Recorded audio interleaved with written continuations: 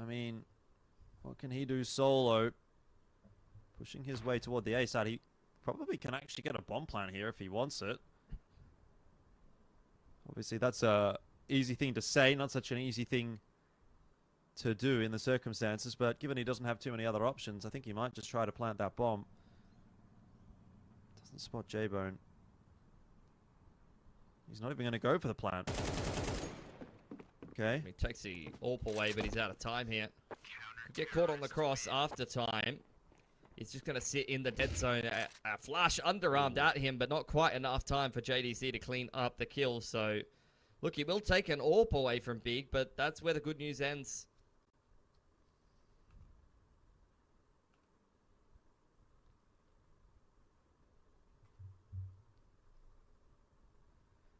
I mean, forced buy in here from Arise, or at least just a hero AK buy. It gives them something to work with, but I'm not really seeing enough on this side to make me believe. Big, it seems like a similar story to yesterday, where that first half, when they're playing on the T side, you know, things kind of go a bit back and forth here and there, but once they get into the second half, they just kind of lock in and close it down, and that's very much how this has gone too. Clouder does make something happen with that AK, but he doesn't get to hold on to it for very long. So the pistols can get done here. Pacing into bathroom. JDC quite low. J-Bone taking a little tickle. Nothing to be too concerned about at this point, and that's why he's confident enough to just continue to re-aggress. Starting to get some movements and some rotations over towards the stage side of the map from Freeze as well. Brings a whole belt of utility over.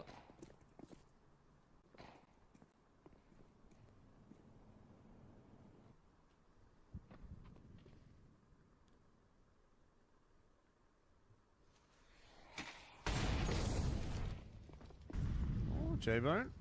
Here's some of those footsteps exiting the A site, so he'll wait patiently for that kill onto Revan.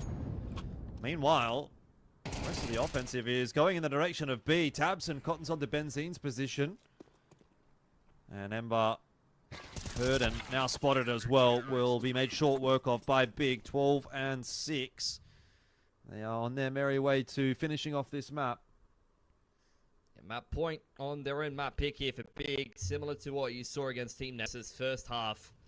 Kept quite tight, kept quite competitive.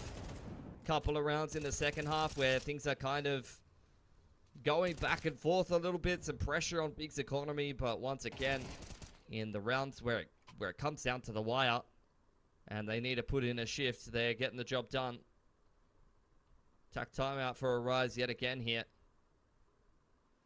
little bit of light on the util going into this round, particularly on the flashes. Only Barbie and Revan have got any flashes here, so J-Bone will have plenty of opportunities to be able to get some picks with the AWP in the early to mid round. If it's a faster execute as well, you're not going to have the layers of the flashes that you potentially need. So it's going to have to be a key flash or two that actually are effective and enable the entries to get the space that they need to convert into those opening kills. Because if that's not the case, then you know, things are very quickly going to go by the wayside for Arise. Smoke to front bathrooms. JDC out well in front of it, so it's not going to be a particularly useful piece of util for Arise. I mean, they're out of util. They burned all their flashes in the early round, and they're already down a player. Might be about to be down a couple as Freeze waits patiently for Benzine's position. And all over the map, some individual aim tools are going the way of Big, which means we're down to just Ember, the last man standing here for Arise in what has ultimately become quite a difficult map. It looked like it would be competitive in that first half, but that was a bait. 13-6, and map 1 is going to go the way of Big. Yeah, pretty convincing stuff. 13-6, being pretty much around the same scoreline that you've had won by Big against all of the APAC representatives in this event, and Big now one map away from being that first seed going straight into the grand final. Doesn't seem like Arise particularly happy with how that game has gone. Have some firm words after taking that L, but they do have some opportunity for some recovery on their map pick. That was Big's map pick, and I don't know how many reps on overpass a lot of these teams in APAC are necessarily getting, so no shame in dropping that one. You kept it nice and competitive in the first half. Let's see what you can put together on your own map pick, though. Yeah, I mean, no strangers to the fact that there is a couple of pretty good aim duels, couple of good moments there for Arise that make you think, okay, if they have a little bit more on the strategic side, I guess then Inferno is going to be a pretty interesting shout. We'll have to wait and see. Inferno, which is Arise's map pick, is the next map in this series, and it will have to be won by Arise if they want to push this one through to a third. Until we get to that third map, or that second map, we are going to take a short break, so don't go too far away. Inferno is coming up next. Fuel your everyday with the new Boost Protein.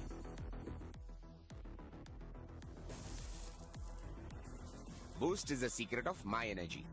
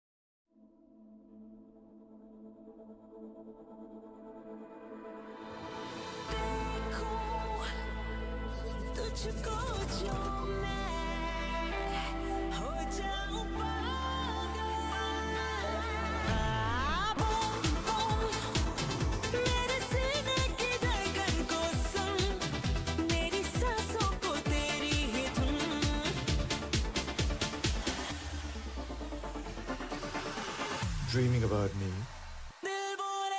Love is to get lost in the look. Unlimit Love B6 Pack 2 starts at 21.9 lakh. Mahindra Electric Origin SUVs.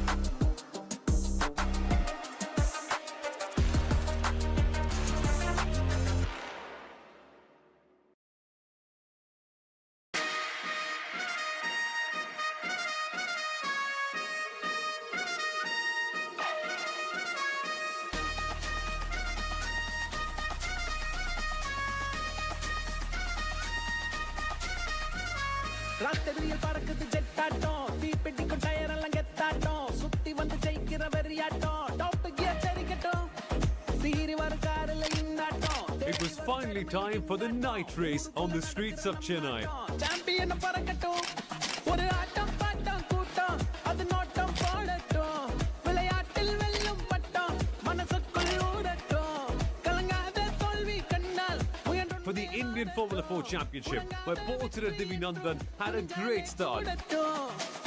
ட்ராக்ல த ஃபயரா பாயட்டும் ஹார்ட்ல த பவரா மாறட்டும் டாக்ல த புகழா ஏறட்டும் top தான் வெல்லும் இரும்புல த செஞ்ச தேரெல்லாம் அணிவகுத்து போகும் ஒரு நேரம் கனவுகளில் வெற்றி என்னாலும் உழைக்கிறப்போ அல்லும். ராத்திரியில் பறக்குது ஜெட்டாட்டம் தீப்பெட்டிக்கும் டயர் எல்லாம் கெத்தாட்டம் சுத்தி வந்து ஜெயிக்கிற வெறியாட்டம் டாப் கியர் சரிக்கட்டும் சீரி வர காரில் இன்னாட்டம் தேடி வரும் பெருமையில் கிங்காட்டம் ஊருக்குள்ள நடக்கிற நம்மாட்டம் சாம்பியன் பறக்கட்டும்.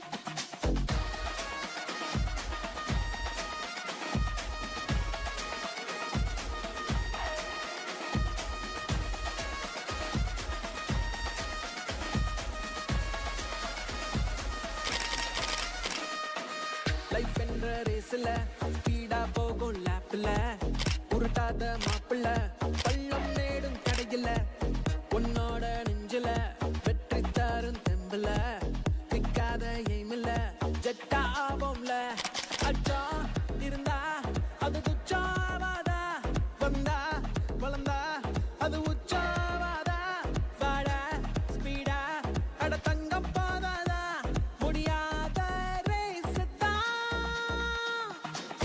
ட்ராக்ல த ஃபயரா பாயட்டும் ஹார்ட்ல த பவரா மாறட்டும் டார்க்ல த புகழா ஏறட்டும் டாப் தான் வெல்லும் இரும்புல த செஞ்ச தேரெல்லாம் அணிவகுத்து போகும் ஒரு நேரம் கனவுகளில் வெற்றி என்னாலும் உழைக்கிறப்போ அள்ளும் ராத்திரியில் பறக்குது கெட்டாட்டம் தீப்பெட்டிக்கும் டயர் எல்லாம் கெத்தாட்டம் சுத்தி வந்து ஜெயிக்கிற வெறியாட்டம் டாப் கியர் தெரிக்கட்டும் சீறி வரும் காரில் இந்தாட்டம் தேடி வரும் பெருமையில் கிங்காட்டம் ஊருக்குள்ள நடக்கிற நம்மாட்டம் champion பறக்கட்டும்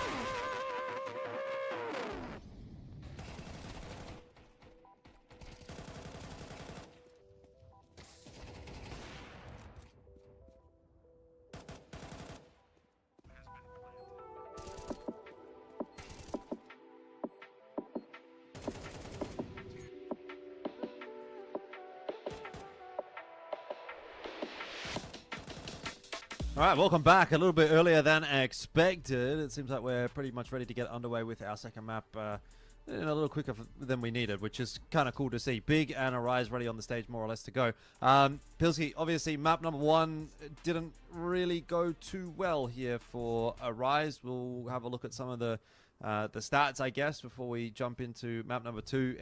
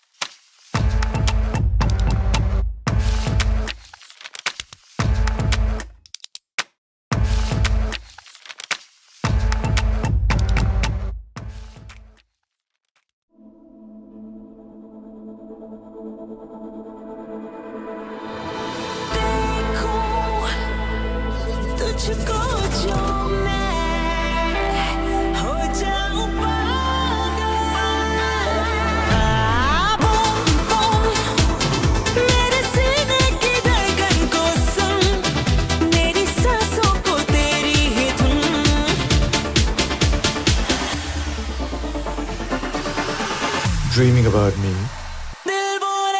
Love is to get lost in the look. Unlimited Love B6 Pack 2 starts at 21.9 lakh. Mahindra Electric Origin SUVs.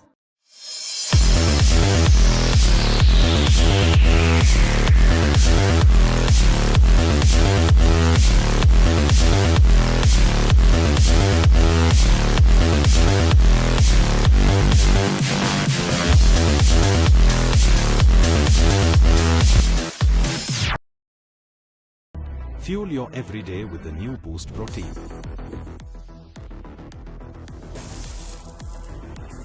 Boost is the secret of my energy.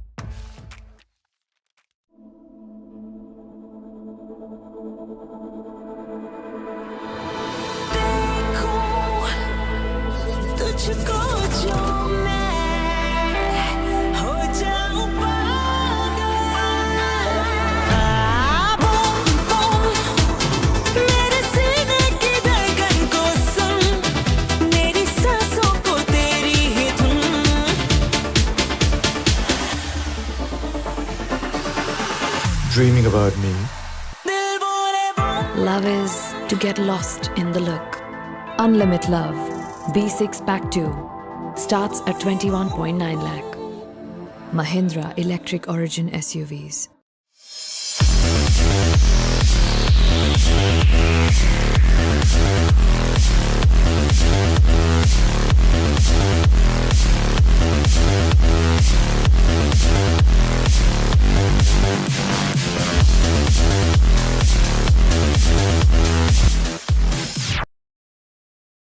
Fuel your everyday with the new Boost Protein.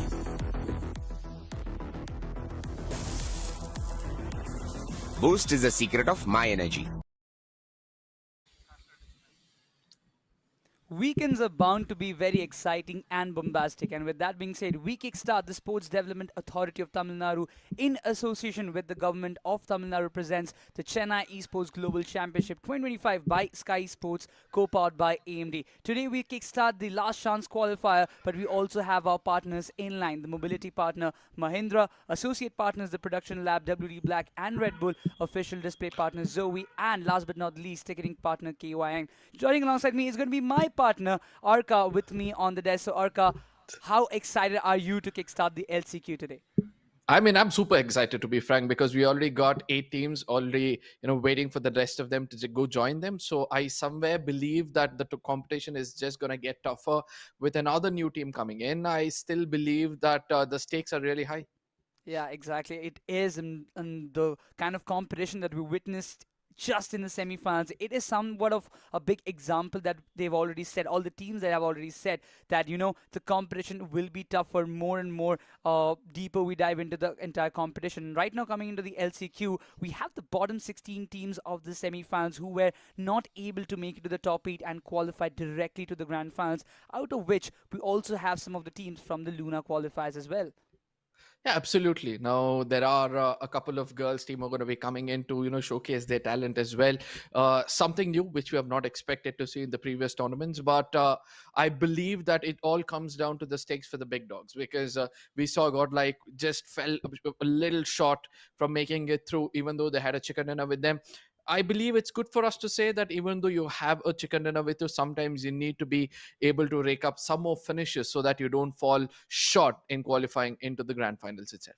Exactly. I mean, chicken dinners, they are really crucial in terms of getting those placement points for yourself. The finishes also play a really crucial part, but also for the teams, those who have tried their level best. I'm talking about the teams, those who were in the second chart of the entire overall rankings. So for them, yes, they fell a little short of the points. That's why they were not in the top 8. But for the teams, those who were in the third chart, the last chart of the semi-finals, for them, this LCQ is just a lifesaver. It's just another lifeline for you to gear up, buckle up, do something extraordinary, and find your place in the grand finals. Because if, in my opinion, Arka, you won't really like to miss the grand finals happening in Chennai. Yeah, absolutely. Now it's a grand LAN. It's backed up by the government. You need to make sure that you leave a mark in a tournament like this. But again, you did speak about the bottom teams of the overall standing. I somewhere feel that, few of those teams were busy experimenting to understand what's happening in this older meta. So I somewhere feel that they're going to be bouncing back harder. And also those teams have already qualified through. Even they'll have to watch out, because this big chunk of money is going to be questioned yet again. Yes, ladies and gentlemen, the total prize pool of this tournament is going to be 50 lakh rupees. And the format is pretty simple. In the semi-finals, we saw 24 teams duking it out. Top 8 entered into the grand finals. Now in the last chance qualifiers, we have another set of 16 teams that are the bottom 16 from the semi-finals who will be playing it out for the top 8 spot yet again. And yeah, the top 8 teams, they will be going to the grand finals, and the top 8 teams of semi-finals and the top 8 teams of LCQ will be fighting it out in the grand finals from November 14 to 16 in the Jawaharlal Nehru Stadium, Chennai, India. And that 3 days of action will be really bombastic to see, which is like a week later right now from today's date. But for now, the point system is really that simple. The first chicken in a team takes away 10 placement points, and accordingly, till the 8th place, you're going to get 1 point of minimum for the placement points. And then from the 9 to 16 place, you won't be rewarded any points if you finish in that place. But with every finish that you take inside the match, you will be rewarded 1 point each. Absolutely. Those teams who might be heading up from the 9 to the 16th position or have a bit of a, luck not favoring them, probably will have to rely on those early finish points, and then and only then they might walk away not empty-handed. But for now, I do believe that several teams I'm able to see are kind of relying on the center gameplay. They would want to attain that chicken dinner, have the maximum amount of points, get serious from the get-go, make sure that they seal their spot in the grand finals as early as possible. Similar to what GDR did in the first semi-finals. They were one of those teams who kind of took it seriously from the get-go. They made sure they hold the top of the table and never let go of it, and they ended up in the first spot itself. Yeah, having more than 100 finishes in their bag was really something that was mind-blowing. But talking about the teams, those who will be participating in the last chance qualifiers, we have Hero Extreme, Godlike, NINZA Esports, FS Versatile, we have Victorious SUMUS. Not exactly we talk about all the teams in the brief, but I want to just highlight some key teams out there, those who were really that good but couldn't just make it to the top 8. Absolutely. In the second page, we have those teams with a lot of expectations, especially Team Tamilas, IQ Team Tamilas, because this is one of those teams. They're playing at the home ground, and it's important for them to understand that qualifying into the grand finals, a lot of support is going to be following their way. And with them comes the big names like Mad Kings, K9, and then you have True Rippers. Let's not forget that AUTOBOTZ is also one other teams which are from the locals. Exactly, and they will be, all the fans will be rooting for them to qualify to the grand finals, and they will be trying to go down to the venue and support them in the venue. But talking about all the maps that we're going to witness today, we start off with ERANGEL, we end with ERANGEL, but in between we have 2 Miramars, 1 more ERANGEL, and the map number 3. The most interesting part of this tournament is going to be the Rondo map. Absolutely, the game changer. We saw recently how Rondo has become a pain for most of these teams out there. But before we speak further, let's look at the teams. Godlike looking phenomenal, having 3 MVPs under the best IGL known so far in the country. We've got Manya, Espower, Admino, Godzi, as well as Jonathan. Then Meta NINZA, one of the other teams we cannot forget, are also raking up a lot of points lately. Oh, exactly. Talking about Victorious SUMUS, Awais and his squad. It's been a long time that we've witnessed a very good performance from them. It's a very promising lineup with the players that they have in the roster, but hopefully in this LCQ, they will rack up some good points to qualify for the grand finals. But moving on to the next slide of teams, INFINIX, True Rippers, K9 Esports, 2 big names. Those have recently showcased what they are capable of against the international teams. Right now, they're struggling to find their spot in the grand finals, but once again, it's LCQ, another lifeline. Maybe we can see some good action from their end as well. Oh yes, another big name with a lot of expectations over their shoulders to be Haiku Soul. The pressure over these lads have been enormous lately, and due to which we were able to see them not unable to perform well. But I do believe that the synergy will be, kind of to its peak today, and I'm hoping to see them play well. Wildfangs is going to be one other team which is looking very promising. Let's not forget Sensei. He's going to have his kind of a dream team yet again. We got Spray God, we got Kana, we got White Tiger, and I do believe that Sensei would leave a mark over here. And also DSG officials, a team who've got another chance to play in the LCQ. I would love to see how they're going to perform. A team from Luna qualifiers, #2, have made it inside that 16 teams category of the last chance qualifiers. Even they have a shot right now for the grand final slot. But talking about even Mad Kings Esports, Clutch God, Shadow, Apollo Pro, they have been really good in the recent past tournaments, but right now, once again, LCQ, it's a different battle, it's a different showcase. But right now, ladies and gentlemen, boys and girls, we kickstart the first match of the last chance qualifiers, and this is going to be the map of ERANGEL. Yeah, the map of ERANGEL, and the flight path looks phenomenal as it starts off from military base, ending somewhere between Stolber and Kameshki. Good enough for all these teams to get to their respective drop locations, but we have been lately seeing that few teams tend to extend themselves a bit more in hunger for those finishes, and those early eliminations is going to be costing them heavily in case they get into a kerfuffle. But for now, the drop locations, I'm waiting to see if there is going to be any kind of a drop clash, Necro.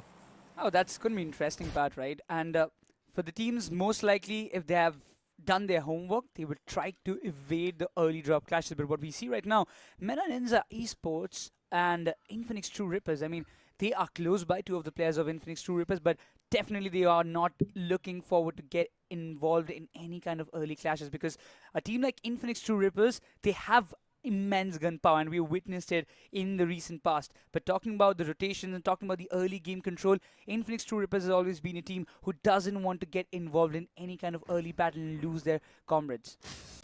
Absolutely. I see an interesting drop location coming in from the side of Godlike this time around. They know Victorious SUMUS is going to be dropping right next to them.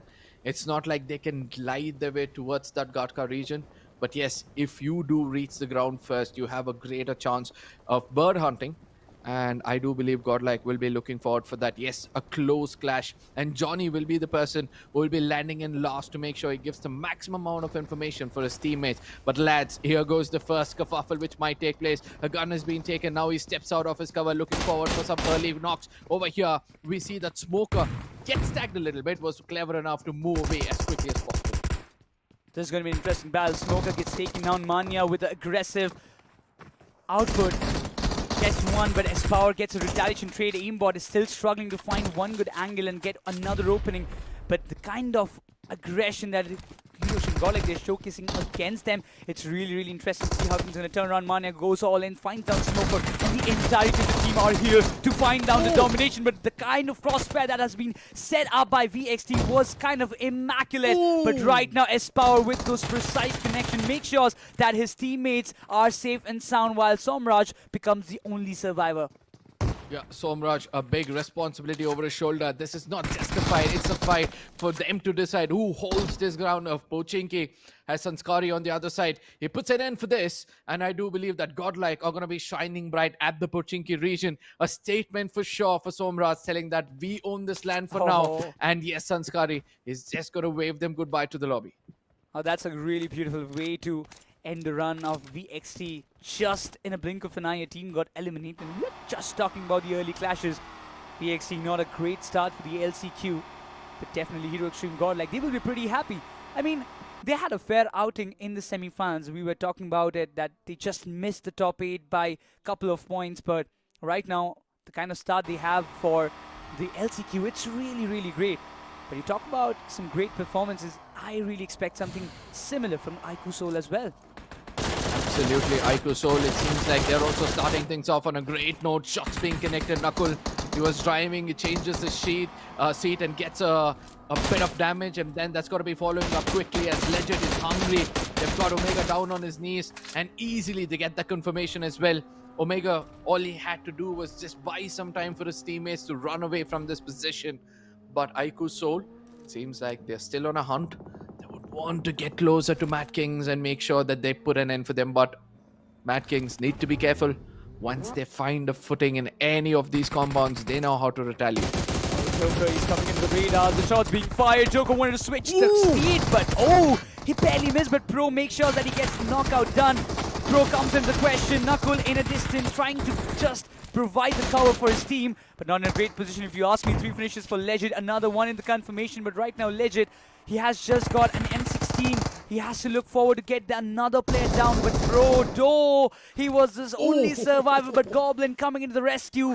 IQ Soul, 5 finishes registered, and not even a single player got eliminated. But maybe I just told a little earlier, I didn't just see that Joker was bleeding out. So that's going to be one loss for IQ Soul, but nothing least taken away. IQ Soul, they have a good start for themselves.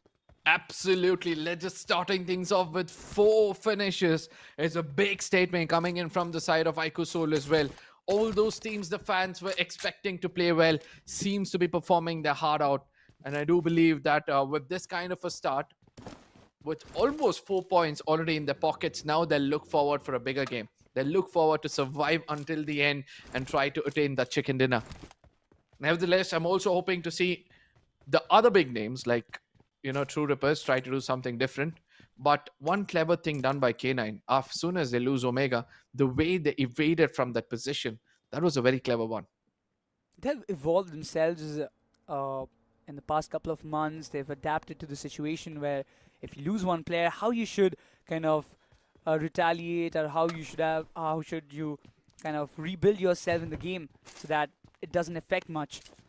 But talking about that, a lot of teams, they are trying to evolve with all the games that they are playing. One of them is definitely going to be Hero Extreme GODLIKE. Missed on a big opportunity in the recent past tournaments, coming down to play the CEGC.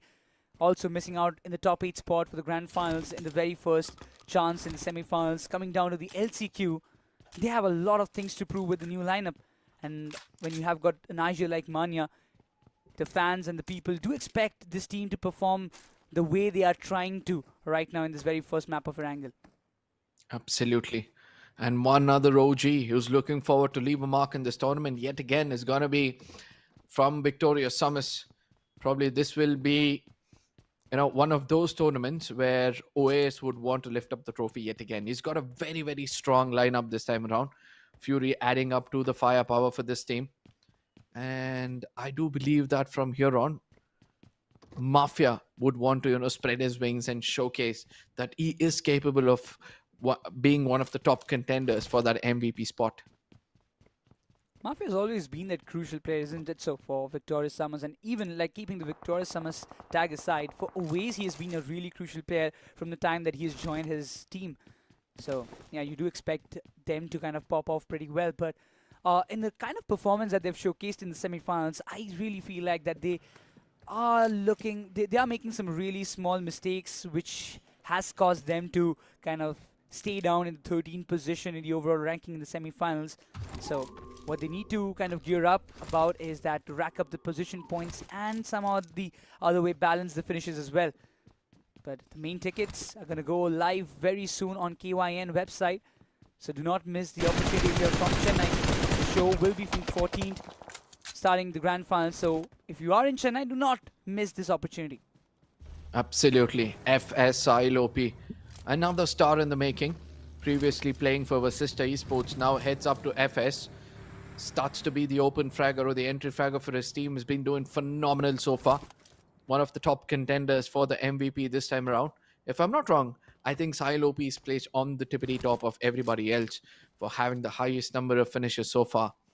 And a perfect team for him, if you ask me, because when you have Roman who can start things off whenever required, tries to give the right kind of backup, I do believe that FS will be one of those contenders for the podium this time around. And FS has got some really good games out there. You talk about Silopi, we were talking about him earlier as well. He was one of the top 5 fraggers in semi-finals, right?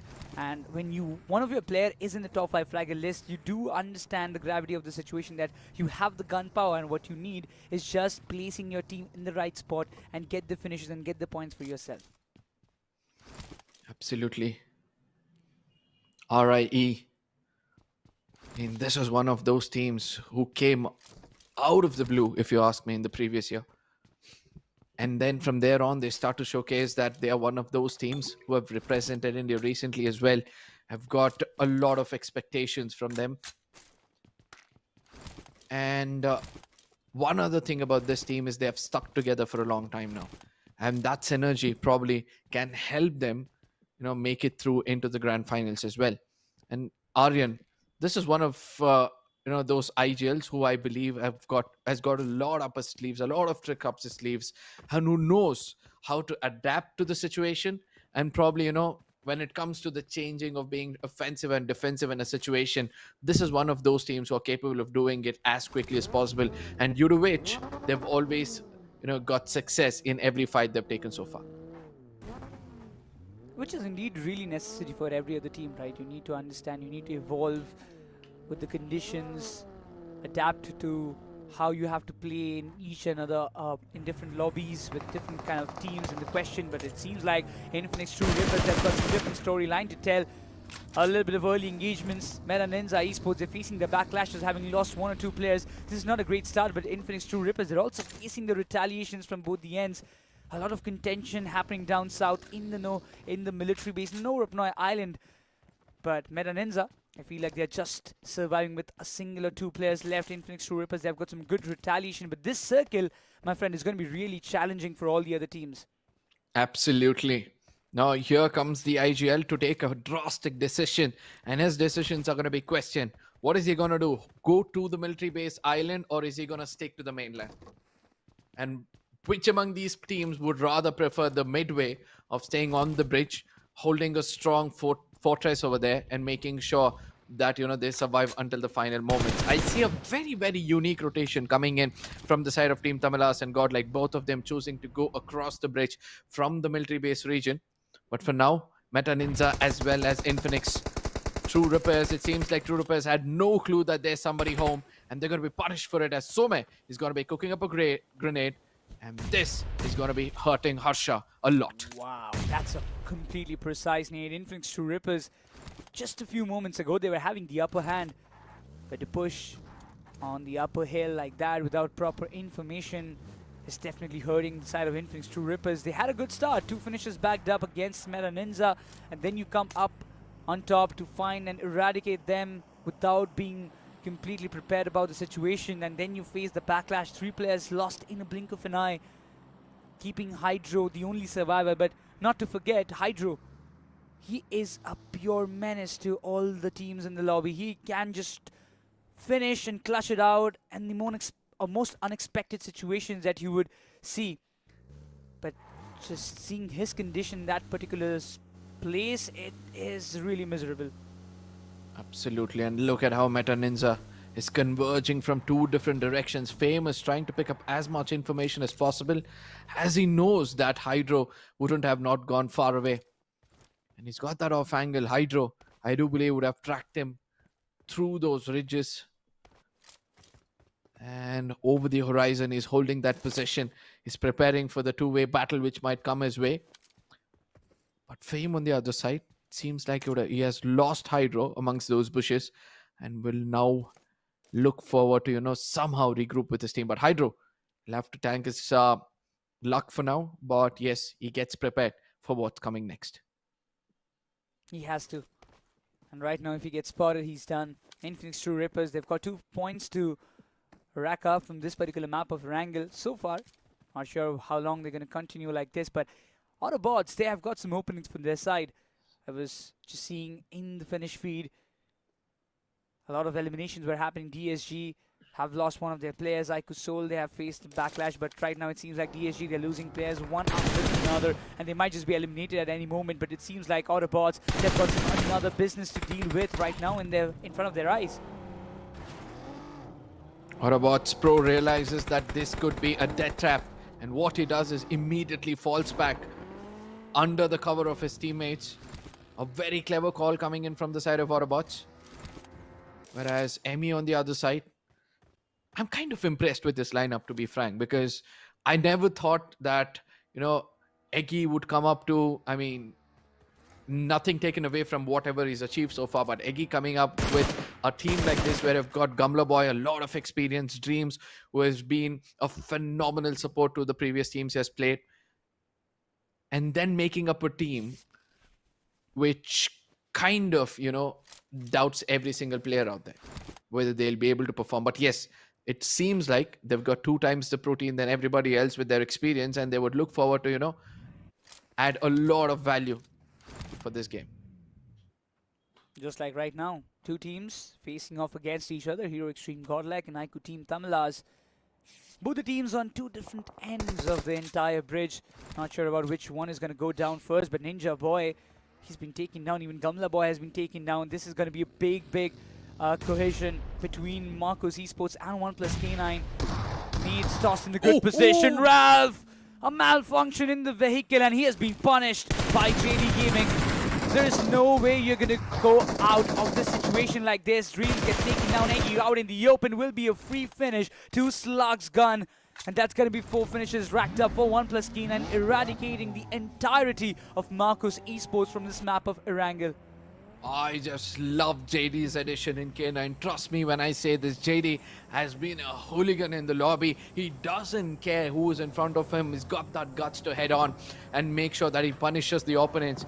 And with K9 already being one of the strongest teams to have a good firepower, Gaming is just going to fit that piece. Whereas on the other side, Godlike is going to be punished for all the small mistakes which they're going to do right now. Manya immediately gets shot at and gets finished off, and that's going to put some fear in the hearts of his assaulters as they fall back, and they would want to come in from a different direction altogether.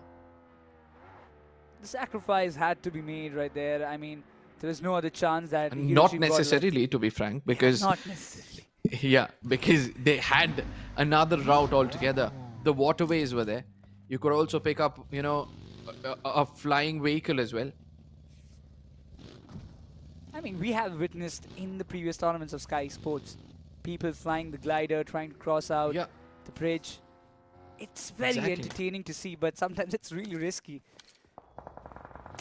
Yeah, but this could also be a clever move from Godlike. It shows like, they've fallen back, and due to which team Tamilas, they're like, you know what, I believe that they've left this vicinity and they're going to fall in back into the circle, and now Godlike can come and backstab them.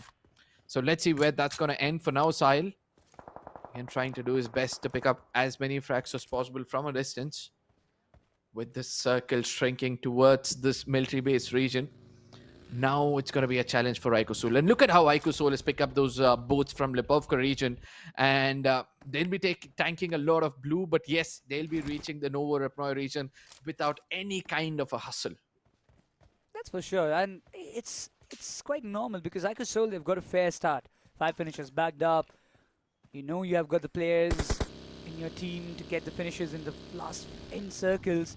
So there's nothing more to take a lot of risks out there. And the certain circles have always put up pressure and challenges for the teams, those who have their drop locations up north.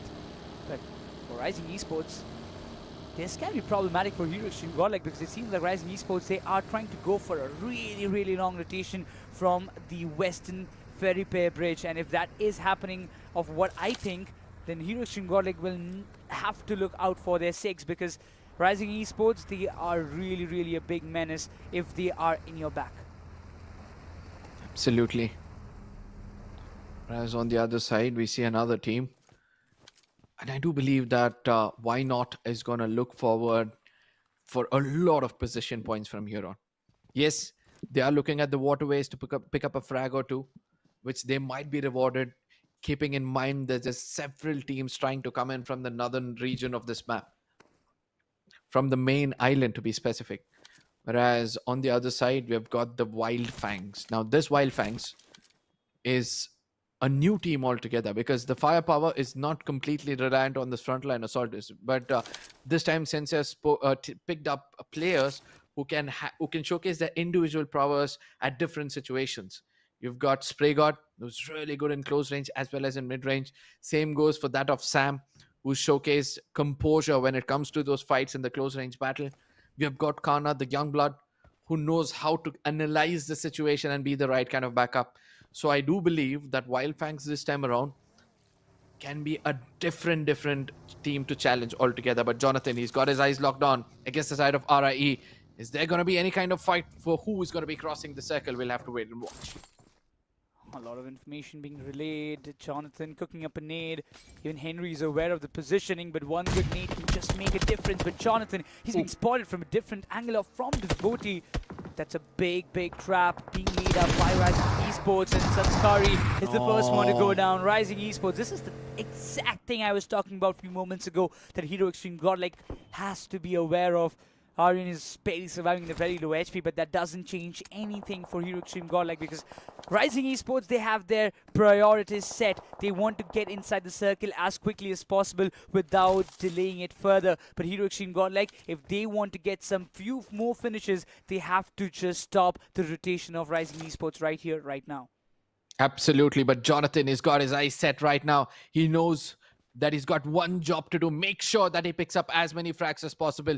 From one side, he's got to be watching his himself bleed out, whereas on the other side, he's going to be expecting S-Power to take that crosshair as he's going to be heading to another heal. S-Power, got his eyes locked on. Information has got to be relayed. A grenade is going to be tossed in. Aryan in deep troubles. Will the grenade lock in? Seems like that's not, but the crosshair will. This time around, Aryan in deep troubles. Yes, the pillars of that bridge is going to help him survive for a brief period of time. But Jonathan, he gets knocked out at the right time, opening ways, opening doors for Team RIE to make it into the circle safely. Good position for Rising Esports. Now they have to rotate quickly because IQSOL, they have been caught off guard. FS Esports, they were waiting patiently. And we were just talking that it won't be a very big hassle for IQSOL to reach the circle and find a good spot. But FS says, nope, that's not happening. One finish registered. And IQSOL, now that's going to be 2-man down. Oh, that's going to be an entire team elimination from them for their side. While FS Esports, they have only got one finish out of the entire mix. While 1+ K9, he will be also cherishing some of the finishes, I believe.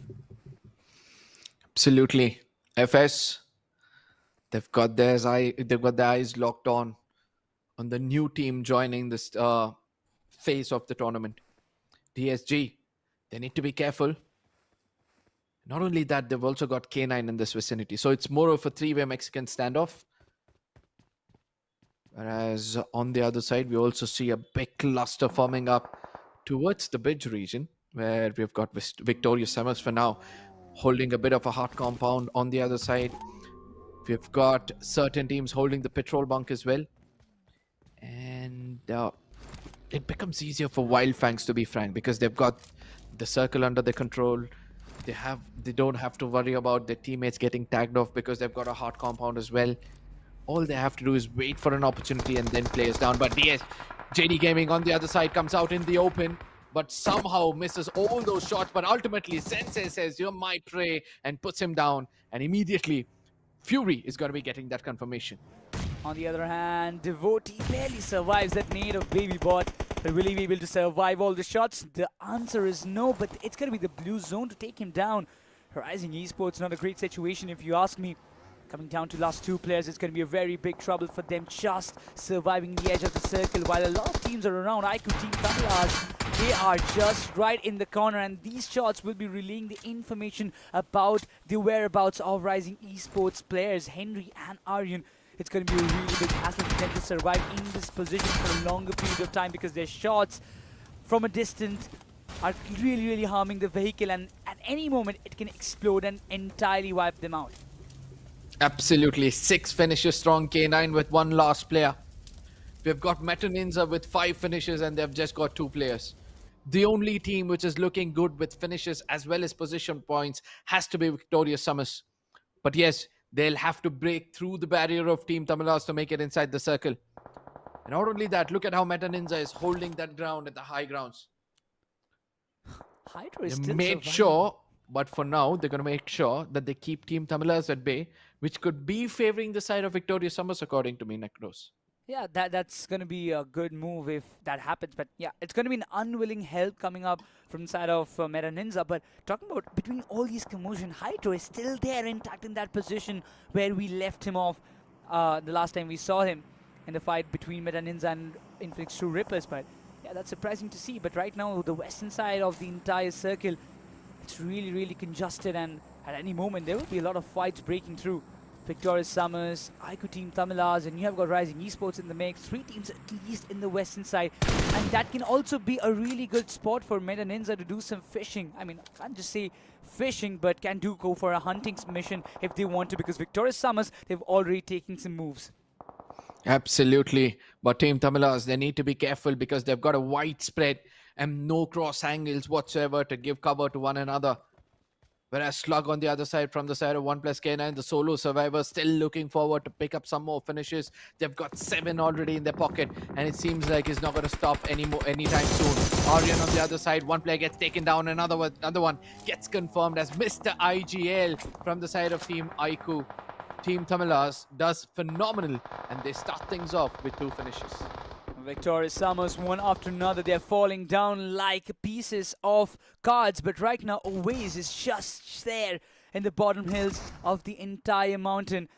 One Blade, Wildfangs, they have the entirety of the control. They were the first one to gain the center control of the entire circle. But right now, they're raining down hellfire on every other team, those are coming in the way. But also Meta Ninja just making sure that One Blade, Wildfangs doesn't get a lot of breathing space around them. IQ Team Tamil is also facing the backlash. Why not Esports? They're trying to make some moves as well. Meta Ninja on the other side. Now they've got a good compound. They've got a good high ground. They can take a great advantage out of it. Dragon on the other side gets tagged off a little bit, but somehow survives to fall back. Whereas on the other side, I'm waiting to see how Victorious Summers can now punish the side of Wildfangs, because we did see OAS had 7 grenades in his hand, and the opponents were very much inside that radius of which he can toss that grenade. But for now, Meta Ninja, they've got 5 finishes. And do you think that they might attain that chicken dinner if they hold this position? There's a big chance, right? They have the grenades, so there's nothing that we can say that they will lack the ammunitions and all those throwables, utilities. They have got everything what they wanted. But right now, they have got FS Esports right in their foothills, which is a really big problem. Yes, Meta Ninja, they do have a chance, but only if they withstand this ground for a tad bit longer and eradicate every other team coming in their way. FS Esports is one of the big, I would say, opposition sides that they have to face or they have to cut off before they move inside the circle. Otherwise, they can be a real pain. Absolutely, but Team Tamilas on the other side, they've started to bring hell over the opponents. as they've got 3 finishes already. They need to be careful of how they're going to take these fights further. Whereas on the other side, FS, they're trying to do their best to hold this position, but I don't think so. It's going to be easier. Beautiful grenade comes in from the other side. It's going to be Sahil looking forward to come in and make sure he picks up frags, but it's Sensei's grenade singing the songs of death for now. As for now, Sam is going to be the solo survivor. He also gets punished. And now Team Tamilas, they need to be careful. They need to have man advantage in case they're looking forward to get this chicken dinner.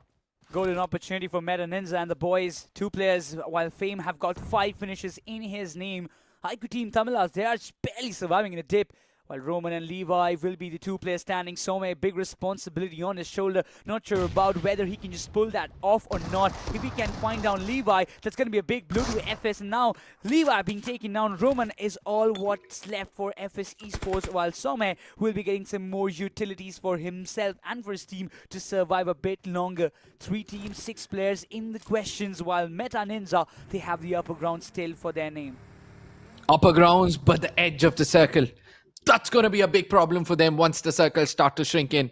And Team Tamilas, one big advantage they've got is they've got a vehicle and a small boulder where they can work things around with. Fame's position is kind of compromised, and Baba says, you know what, I'm going to take that risk. I'm going to put up smokes and make sure that they hold the center of the circle as well. Let's not forget, one lurking snake coming in from the side of FS could change the fate for both of these teams. They could write history over here to decide which among these teams will hold the crown of getting that winner-winner chicken dinner in this first game of ERANGEL. Dragon makes a big mistake, and he's got to be punished for it. 2 more players remaining. Aiku Team Tamila still in the shadows of smoke. A big cover for them so far, while Roman, he will look forward to be dead silent at this moment because he's aware the 2 teams are colliding against each other. So the right moment for him to strike in will be when at least one of them is eliminated. But Roman's position has been compromised. Now this is not going to be good news for FS Esports, but even for Fame, he won't be surviving any longer. And it's all down to Some and his nades. He has got 3 more to go up with, but right now Aiku Team Tamilas, they have the numbers advantage. Absolutely a good hole coming in from the side of Team Tamilas. This could be the first ever winner-winner chicken dinner they could walk away with, because now I can see that Meta Ninja and FS are interested to take down each other as Team Tamilas hold their ground. They know the location of Some. Are they going to toss some grenades? It's going to be the case as Mr. IGL wants to clear off FS Roman from the eastern side. It's going to be Beard Baba who's going to keep Some at bay as much as possible. Another grenade tossed in. Some gets in closer. Whoa. It's going to be exploded and bombarded with that grenade coming in from the side of Dragon. This revival could be a game changer as FS Roman, another great lands on his face, and the winner-winner chicken dinner goes to the home team. Team Tamilas walk away with big smiles on their face. Last chance qualifier starts off pretty well for the home team, Aiku Team Tamilas. This is what they needed. A beautiful start, a beautiful demolition kind of gameplay that they've showcased in the entire lobby. They were silent for a long time. They did some really good rotation. Gatekeep, Hero Extreme, Godlike also made sure that no other team will trespass their boundaries. And that's the kind of gameplay that we know that this team is capable of. Absolutely. And I love the way they took their rotation. You saw patience in the first few games, on the first few circles. They took the blue a little bit, a damage of the blue. They went in for a late rotation. They guarded those bridges. They took one elimination of Manya. And then they, took that big route, the path less traveled, and they come in to hold a position with such a wide split where I thought that Victorious Summers, in case they had pushed in against the side of Team Tamilas, they could have weakened them a little bit. But it seems like now with Mr. IGL coming in to take that spot of IGL, I do believe that Dragon is hands-free and he can, be a very, very, very big menace for the whole lobby, being an assaulter as well. Yeah, exactly, and he's doing so. Yeah, the last moment he was caught off guard, but till that moment, he was looking forward to be that one knight for his team to guard all the enemies and protect his team. Because this is a kind of player, this is a kind of play that you would love to kind of experience or witness in front of your own eyes, and to have a player like Dragon in a team is always a blessing. But talking about the other part, you talk about Fame from Meta Ninja, the way he literally took up the responsibility on his shoulder that, okay, if even two of my teammates are taken down, I will still bear the flag and held it up high and get all the finishes as much as possible. Absolutely. But with this, ladies and gentlemen, I do believe that we're going to be heading into a short break. Make sure that you share it among your friends because an interesting turn of events we can expect on the other side. See you guys soon.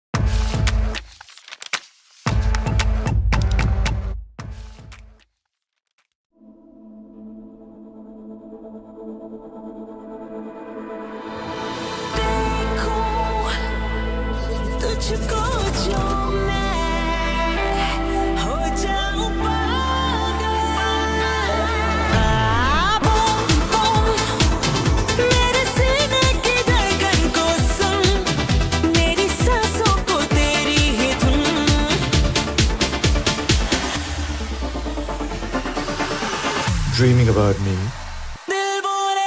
Love is to get lost in the look. A very warm welcome for him. Can we have a big round of applause for him? Ladies and gentlemen, we're all here celebrating, experiencing CEGC 2025 because of him. Can we welcome him onto the stage with a big round of applause? And also we have other senior higher officials from SDAT. A big round of applause for them as well. So wonderful to have you with us. Thank you so much. I speak for everyone here, everyone watching when I say thank you for creating such a beautiful, amazing platform for us. We'd love for you to share your thoughts with us, please. அனைவருக்கும் வணக்கம். A warm welcome to all the teams that have come here from across the world. It's a pleasure to be having you here in Chennai. And let me tell you, it's a very proud moment for the sports body of Tamil Nadu, which we call it as Sports Development Authority of Tamil Nadu, which you see here, logos everywhere here. To be the first sports body in India to be taking up esports in such a big way. It started off as a small dream. We introduced esports as a demo game in the state games that we do every year. We call it State Olympics. Last year it was demo games. This year we introduced it as a competitive game. It got a lot of traction, a lot of attention. And we also received an award for our initiatives. That's when we felt that we need to scale this up in a big way. There's a lot of craze, there's a lot of love and affection and a lot of participation for esports. And as a sports body of Tamil Nadu, we didn't want to be behind, we didn't want to be fall backing. And in fact, we take a lot of pride in saying that Tamil Nadu and Chennai wanted to be the first city and the state in the country to be taking up esports in such a big way. And I'm glad that it is receiving so much of attention online and offline. We are looking forward to more of action in the next few days, particularly tomorrow and on 14th and 16th. I should particularly thank the government of Tamil Nadu, our Honorable Deputy Chief Minister Udayanidhi Stalin sir, for believing in the idea of esports, for encouraging esports, and giving us these funds to ensure that we conduct such a big tournament here in Chennai. I'm sure all the teams that have come from India and abroad are feeling home here. It's a wonderful city to be here, to be in, and then celebrating esports. So, and a big shout out to Skyesports, the entire team led by Shiva, Sriram and their entire team. I know the kind of efforts that go into conducting, such type of events. So a big shout out to them. Special thanks to my team led by my District Revenue Officer and General Manager, Mr. Manikandan and Sujata, as well as Chandru, the key man from our SDAT side. So we are very confident this is just the beginning. And Chennai will be hosting this IP-based tournament many more times in the future. And we are very happy that, we gave a fantastic start this. Thank you very much. Thank you so much. A big round of applause for him. And he's a man of his words. I know this is just the beginning and it's only going to get bigger, better and stronger. I'm going to request you to kindly step down and do the honor of unveiling that coveted trophy.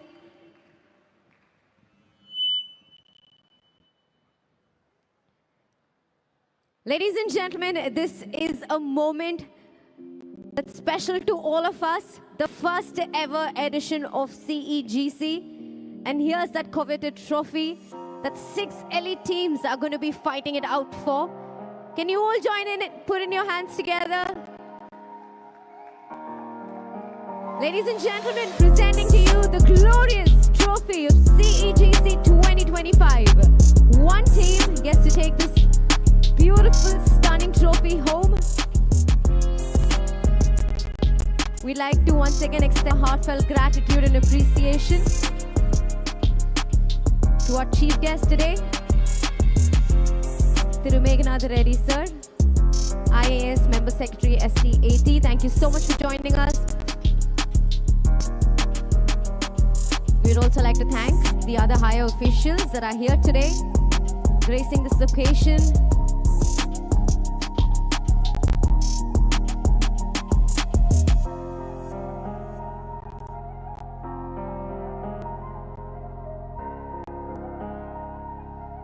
Wonderful. Thank you so much. Thank you so much, gentlemen.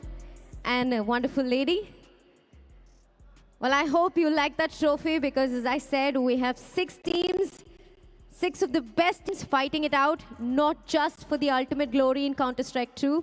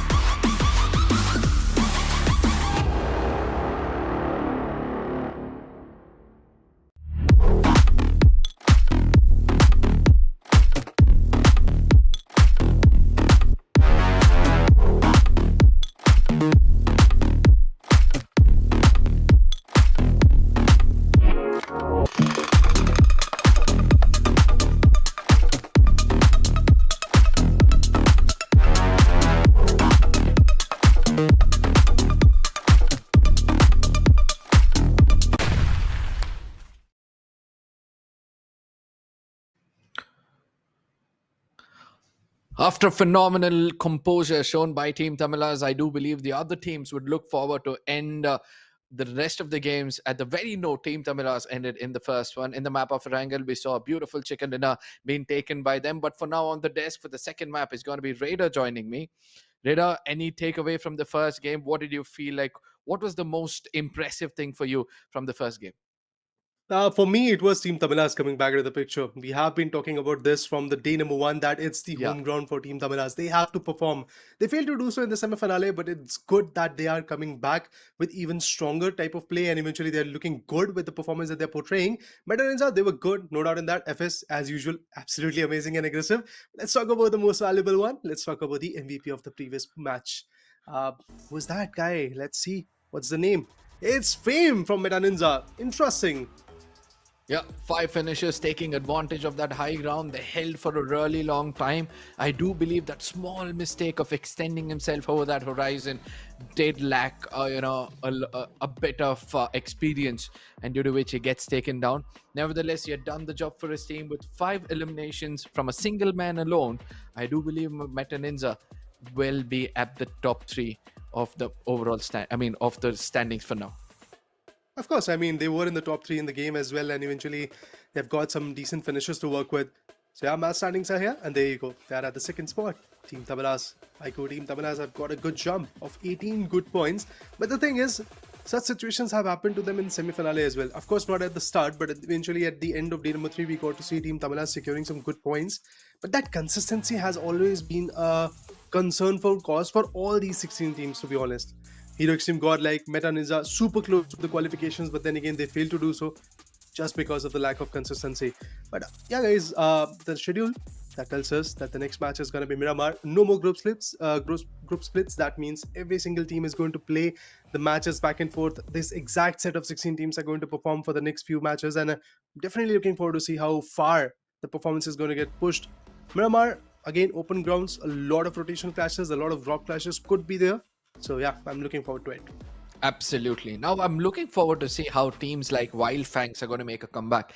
Even though they had a good compound to work with in the map of ERANGEL, it seems like those mid-range sprays did miss out a little bit, and eventually the whole team got wiped off during one rotation. Nevertheless, let's look forward to see how things will turn out for them, as well as the big teams as well, because we saw a good start for the side of Godlike as well as IQ Soul. Yes, we're going to be speaking about the big names for now because they come up with a lot of expectations, right? One big name like Godlike, where they've got the best of the best players in their team in the recent past, and then you have IQ Soul, who have been, kind of trying to work things around to make sure that they come up with the perfect playing four, because the permutation and combination still seems to lack a little bit of synergy. I completely agree with you. I mean, Legend right now being the agile for the team, Nakul is out there trying to go ahead and get some good frags for the team. Apart from that, we have seen a lot of mix and match with the roster because Legend, and then you get to see Thunder playing in some matches. We had Joker in some matches. I believe yesterday we got to see Goblin also coming back in the picture. So there is so much happening in that particular lineup that we cannot really see a complete action-packed performance from their corner. Like finishing line never to be touched from the sides of IQ Soul in all these 16 games that they had in semi-finale. Hopefully today they're going to do better, and actually they started quite well with 5 amazing finishes in their favor. It was looking like a situation from nowhere, that rotation, that entire rotation that they were cutting, it was looking like that they're going to perform in a very good way. But nevertheless, we have the map of Miramar, we have the flight path, and with this, the teams of LCQ, the 16 team, 64 players are gearing up to build up a good fortune for themselves and hopefully qualify from the top 8 in LCQ to the grand finale for the grand stage happening in Jawaharlal Nehru Indoor Stadium. The LAN event, the LAN arena is all set, and the tickets, of course, they are live and can just go ahead and purchase them. But yeah, guys, talking about, I think, Arka, you talked about a point that Wildfangs, they were looking good with the compounds.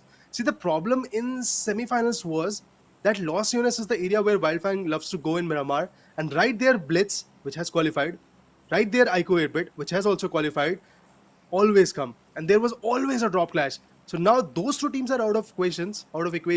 I think Wildfang can really cherish Miramar quite a bit.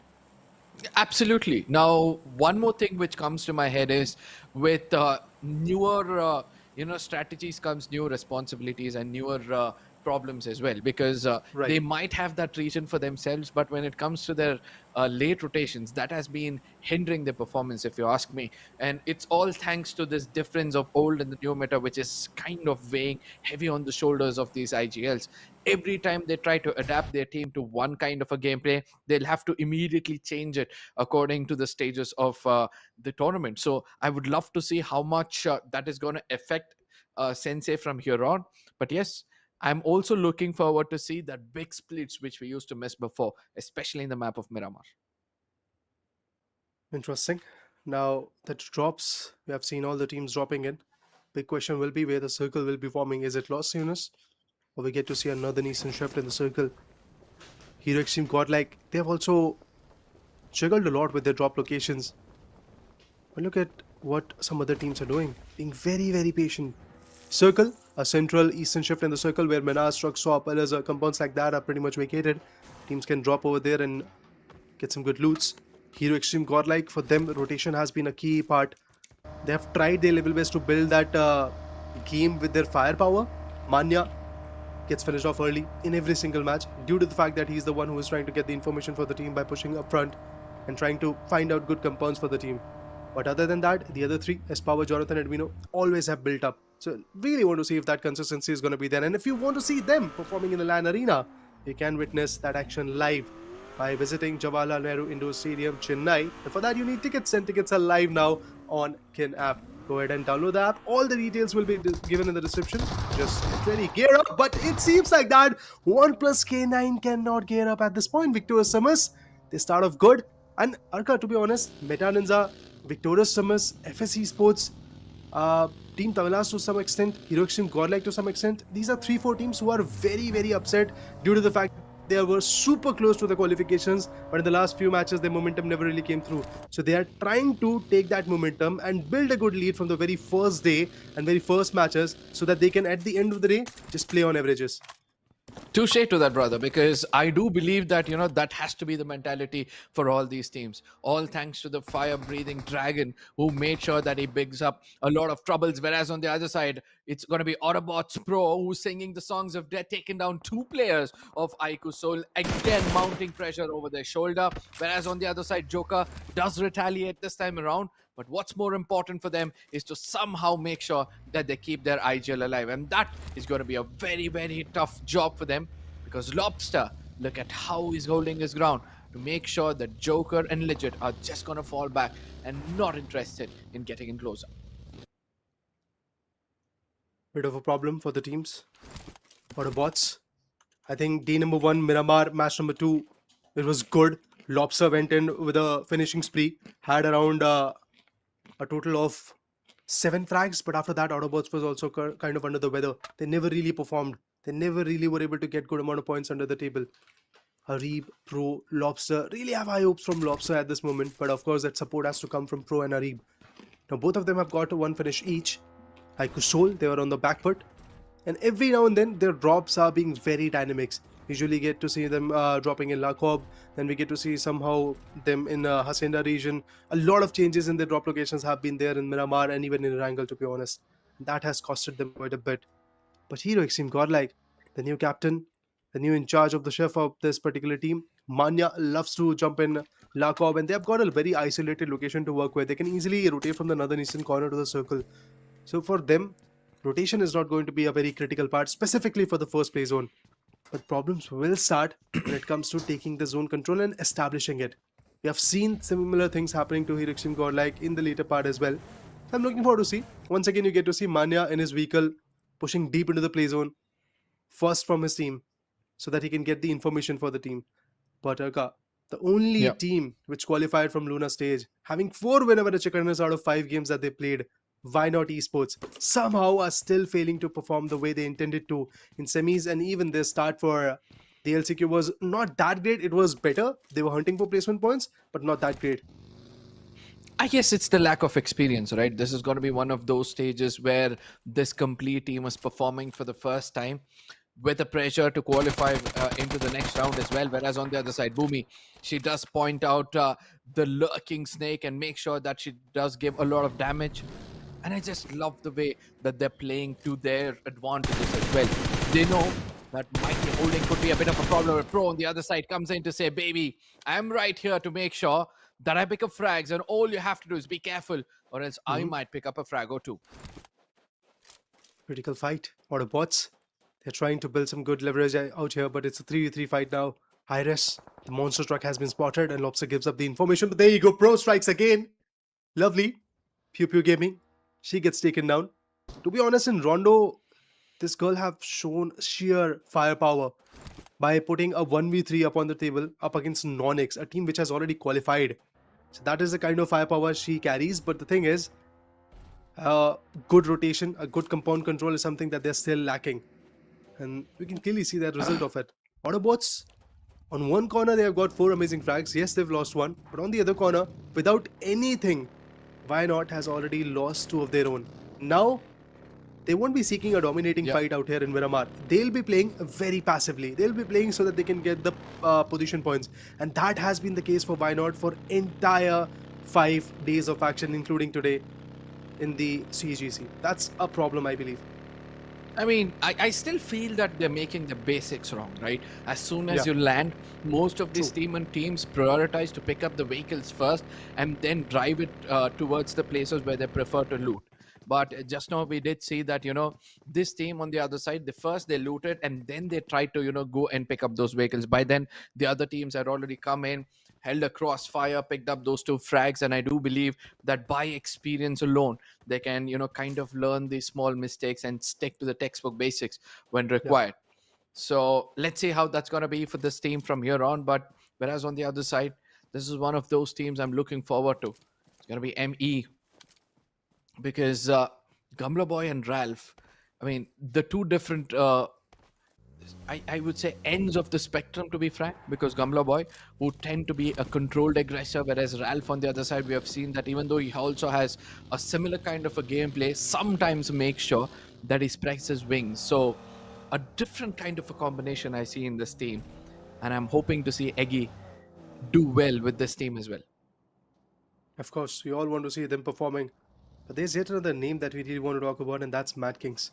Apollo. I still remember yesterday him getting a 1v3 up against his opponents, but eventually that final fight, that final individual, the last man standing, he got the better out of him. But Mad Kings, overall, game where they have been phenomenal is yet to come. Shadow, the IGL, Clutch God is out there, Pro, Apollo. In some matches we have seen Fragger also performing with Mad Kings. But of course, guys, the player transfer window is something that is very, very important for all these teams, and they are trying to just figure out which is the best combination that they can work with, which are the players that they can stick with for the next 6 months, and how much they can impact in terms of teams win or loss. But yeah, Hero Extreme Godlike, this is gonna be interesting. There comes the spray, Iris. She pushed in some shots, but never really made a good connection. Now Edmino already pushing in. Edmino connects. Edmino is going to finish her off, and with that, last player standing from Minot will be not Bhumi, will be Bhumi to be precise. And she is stuck in a compound. She knows that there's nothing really what she can do. Even survival is something that is going to be very, very difficult for her. So let's wait. If Godlike is going to push, it feels like that as power is coming closer. And if that happens, oh yeah, they are backing up. They are backing up their vehicles in this compound. This could be a fight. Bhumi would not love, but she has to take it as she's the last one standing. But Legend on the other corner, shots one down from Mad Kings, is the IGL Shadow, who has been knocked. Absolutely, Bhumi. She's going to be having her heart up her throat, waiting for that moment to strike. She's cooked up a good grenade for now. Tosses it outside to make sure that it gets into an off angle. But the sad part is they come in from the other side. Godlike puts an end for why not? And they pick up the two valuable frags. And this time around, it seems like S-Power is in sync with his teammate Edmino to go in for that front line assaulting. Jonathan Veras on the other side, he's going to be the last resort when it comes to those fights, because he knows to handle situation. We have seen him, that golden hand when given a chance can toss in really good grenade to pick up frag. So I do believe that Manya this time around has found the right kind of combination for this team. But yes, I do remember, Raider, you told me that Manya sometimes will be the first casualty for the team always. But looking at this record, there's no way that the team has performed that well when he's alive, but they've done much more better when he's not. So I have no regrets with that. But yes, Aiku Soul, they're going to be regretting after losing a player for JD. But it's just the role that Manya has adhere to. He's the one who gets the information for the team by pushing up front initially and then eventually getting the compound control. And in such situation, when you are alone, when you are out there building up a flank or maybe a rotation or maybe a possible recon for the team, obviously you tend to get taken down. That is the role. There's no such bad situations for Mane. I believe he is definitely adapting to the role at this point. Struggles will happen. His firepower, we do not doubt on that. He's super amazing. Whenever we have seen him performing, whenever we have seen him in critical spots, he has delivered. But same can't be said for Wildfang. It's always the critical situations for them, and they create by isolating the players. Rising Esports, one good match for them, and we felt that maybe Rising Esports is back in the performing arena. And it feels like that Aryan wants to really continuing on that. But areas like this, where the ridges are going to play a vital part, I think a revival can be a little bit easy. Wildfang needs to get the reset done and get some points on the board, as they are seriously lacking in it. And that has been the case for Wildfang in the semi-finale as well, where they, for the first day, were just adapting to the entire situation, entire lobby. And then eventually, when we got to see them trying to perform, trying to initiate fights, they were just getting isolated and picked up. That should not be repeated. Sensei, he really needs to crack the code at this point. Absolutely. But the best part about this fight is Aryan is being the team who have got the maximum success. Let it be even in the international lobbies. Miramar has been their favorite map, according to the stats. And they're looking forward to perform well in this one. And look at how they've got that split. Cyrax goes in from a different angle altogether. We've got Devoteam in that high ground. All of them have the crossfire to one another. In case they get attacked from, there can be a bit of a support coming in from the other side. Whereas we'll also have to look out for what GODLIKE is going to do with VXT. It's the second time I'm seeing these two bulls locking horns. As Manya, it seems like he's on a hunt. He sees this position of one player, immediately tells his teammates to rush in, make sure that he takes his fight. But VXT on their side, they're busy falling back. That's a good call because it was down the ridge compound and they could have been easily engulfed up against Extreme GODLIKE, and that's a very good call that VXT has decided to back out and eventually push through the play zone. Now that the play zone is already on the move, this is a very good rotation that they're cutting. And Mino connected some dots, but eventually never really was able to get the knock done. And look at Ninja Jot's position. It's a very good thing that VXT has fallen back, because if Extreme GODLIKE decides to track them down, Ninja Jot is the one who is going to be the biggest asset for VXT in this fight. And the current positioning that they've got north of Los Angeles is also pretty amazing. Marcos, you talked about them. You talked about the interesting approach that Gamla Boy and Ralph are taking. Gamla Boy, controlled aggression, Ralph goes guns blazing. And in Meta Ninja, you have certain individuals like that as well. Fame, guns blazing individual, Swami, controlled aggression from his corner. But nobody's really looking forward to initiate the fight right now. They're just waiting for the next play zone to come. Because that circle, that third hardship that comes through in the old zone meta, it will give them the idea of where to push next. Absolutely. But again, most of these teams, they need to be prepared for the pressured situation. It's not just 1 or 2 maps they're going to be playing, right? They're going to be playing a total of 24, if I'm not wrong. Yes. So they need to be composed for a really long time. Trying to find that average in every single game is going to be pretty important for these teams. Let's not forget, in the previous rounds, we did see that the average went up to 8.5 to qualify into the next round. And we can expect something similar in this one as well. So as of now, for those teams playing a little bit aggressive, yes, they've got 5 to 6 points in an average, but probably they'll have to push a little more further to make sure that they qualify through. Even when the CEGC started, we talked about this, that semi-finale, of course, is going to be a tough competition. But then again, trust me, LCQ is going to be even more brutal. Because right now, the question is, who is going to stay in the tournament, who is going to qualify to the grand finale, and who is going to be out of the context. And that's exactly why I believe every single team is going to put 100%. And adding on that fact is, every single team has already played 16 matches. So they kind of know which are those locations, what kind of play zones are coming through, and eventually how you can traverse around the map and all. AUTOBOTZ, such a good rotation from their corner, have gone extremely northern and taken the crossroads. Now pushing towards the beach area. Extreme GODLIKE, I believe they're going to follow the same path. I really want to see 2 teams succeeding at this point. First off is Wild Fangs, and then eventually I have Mad Kings also in my mind, that they also deliver something good. Of course, they have a loss. Shadow, the IGL is done, all thanks to Aiku Soul. But then the other 3 are still remaining, and Shadow can still build in some good rotations, even from the backlines. Absolutely. But Team Tamilas as well as True Rippers, I was expecting this to happen, as both of them love to traverse through those shorelines. Whereas it seems like True Rippers have got a bit of a problem, because 2-3 different angles are 2-3 different teams. RIE, they also come into the fray. They hear the gunshots and they're like, you know what? We might be able to pick up a frag or 2. Let's try to push ourselves. Whereas Team Tamilas on the other side, they're going to be thanking their stars, because a blessing in disguise for them was Team RIE for now. Team Tamilas have always been a little passive when it comes to the zone control. They just get the zone control, they hold their positions, and then eventually in the top 5 they start to pop off. And that's why you get to see not a very big amount of winner chicken dinner points coming through for them. But it has been a consistent scenario for them. They always tend to be there in the top 5. They try to do that. It has not worked out for them in the semi-finale, because there were teams like Cincinnati Kids, there were teams like Non-X and Blitz who tend to do the same stuff, and they were a little bit more successful, I would say, than Team Tamilas. That's exactly why the counter always came through. But right now, 1+K9, they've also juggled a lot with the players that they're playing with. Initially, we got to see some of the players. Now JD is playing.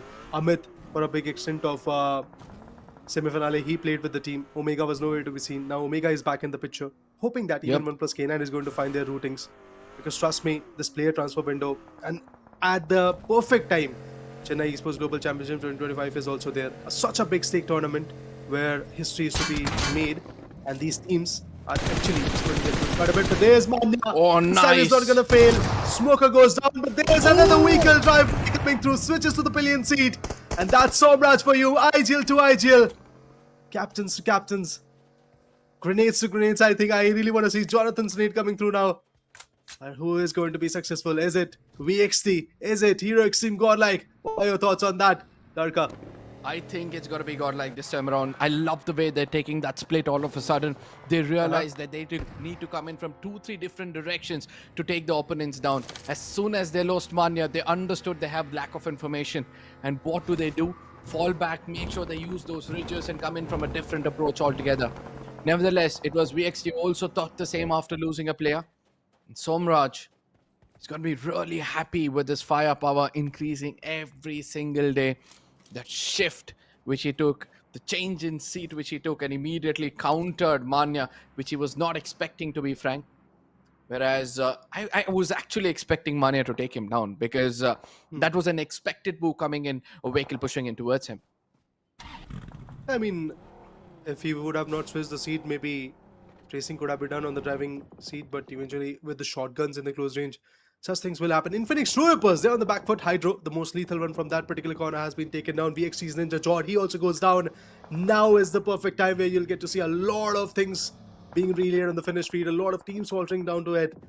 And Versatile now losing Ninja Jord as well, initially by the hands of Hero Extreme God, like Smoker went down, and now Ninja Jord, another lost cause for the team.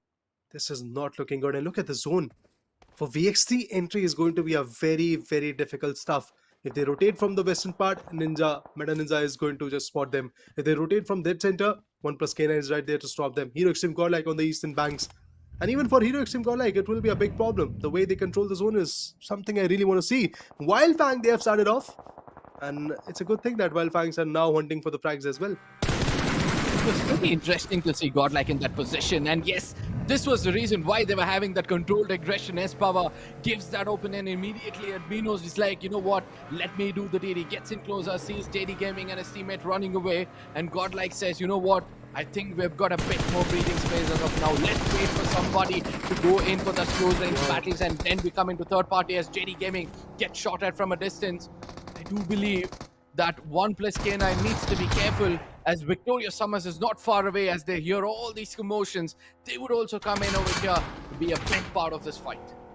It's an open fight. I don't believe that Victoria Summers is going to push in such open regions where stage 4 is that concern. Yeah, they landed some shots and they're like, yeah, we are going to keep our hard covers to ourselves. That's good, but DSG, they are feeling the wrath. Nixie is down. Archie Gaming, that particular player has been also put down. And Archie now up next. There's the third knockout coming through. Vizzy all alone, stuck in a shack on the edge of the play zone. I doubt that they can bring in a revival. And there you go, Wildfang, they're just collecting all the frags. INFINIX Troopers, they are under pressure. Harsh goes, and he has been finished off. Brilliant head start to what Marcos is doing, and they've controlled their manpower, they've controlled their aggression so far, but Spray God is relaying some shots. Connection yet to be made, but still, Wildfang, a successful start for them as well. Absolutely. Look at the finish feed. We've got 5 frags being taken by AUTOBOTZ and Godlike.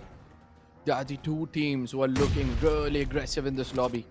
Johnny on the other side, he got that opening, and now he's got to be tossing up a grenade to make sure he gets that confirmation as well. A beautifully tossed grenade, perfectly timed, will be pitching into the face of Fame, putting him down, and immediately Ronnie also gets taken down. This is the opening. Godlike was looking out for the formation from coming in from the side of Godlike. Seems to be phenomenal. Another player trying to run away, and he's going to be in the crosshairs of Admino.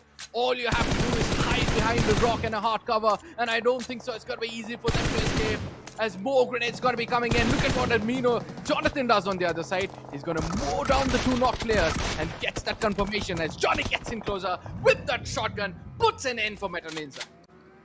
Admino on the other corner is being that guy who is fulfilling the dreams for the team, but of course Jonathan adding on that nade on Ronnie and Bane was amazing. Meta Ninja in shambles.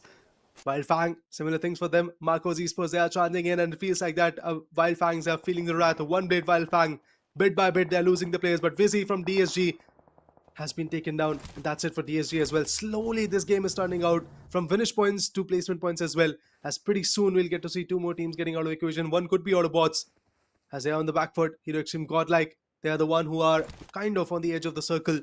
But FS Esports, Sahil, one of the most lethal and the top contender for the MVP list as well, has been taken down. Wildfang, Sensei pushes in, tries to go for the revival for Spray God. Meanwhile, Lovish with that nade. I don't feel that connection will be made. Yeah, the nade was not good enough. The toss was not good enough. But AUTOBOTZ Arib, he connects on Jonathan. Meanwhile, FS, yep, but it seems like that Hero Extreme Godlike, they're counting backwards at this moment as his power. He's the last man standing, falling back to his teammates. Lobster Pro still surviving from the sides of AUTOBOTZ. His power knows that if he goes for the revival, it can be a bit risky, so he is going to cook off some smokes and nades. Arib down the ridge. Pro cooking off a nade of his own. There goes the nade, a bit of a splash damage, I believe, but Esport fails to connect, and that's it. AUTOBOTZ will succeed. Hero Extreme Godlike, they had their fun run with 9 finishes, but unfortunately, that's all they're going to get. Absolutely well played from the side of Godlike. This is the kind of Godlike the fans were looking out for, and eventually Lobster on the other side shows why he's one of those assaulters you can't mess with in those close range. Look at him jiggle around, making sure he picks up one or the other frags. Got 2 in his pocket already and 2 knocks in front of him. Now he's gonna lead some backup. Somraj cooking up a grenade, could be a big mistake. Comes in closer, Ari picks up that knock as well. AUTOBOTZ reading the opponents well, making sure that they step in outside of that grenade splash radius and then picking up the close range battles. Pro also gets taken down. Now it all comes down to Ari. They've got 3 to 4 eliminations, but the confirmations need to come through as well. AUTOBOTZ fought on multiple corners, initially with Godlike, then eventually with Victorious SUMUS, and now with VXT.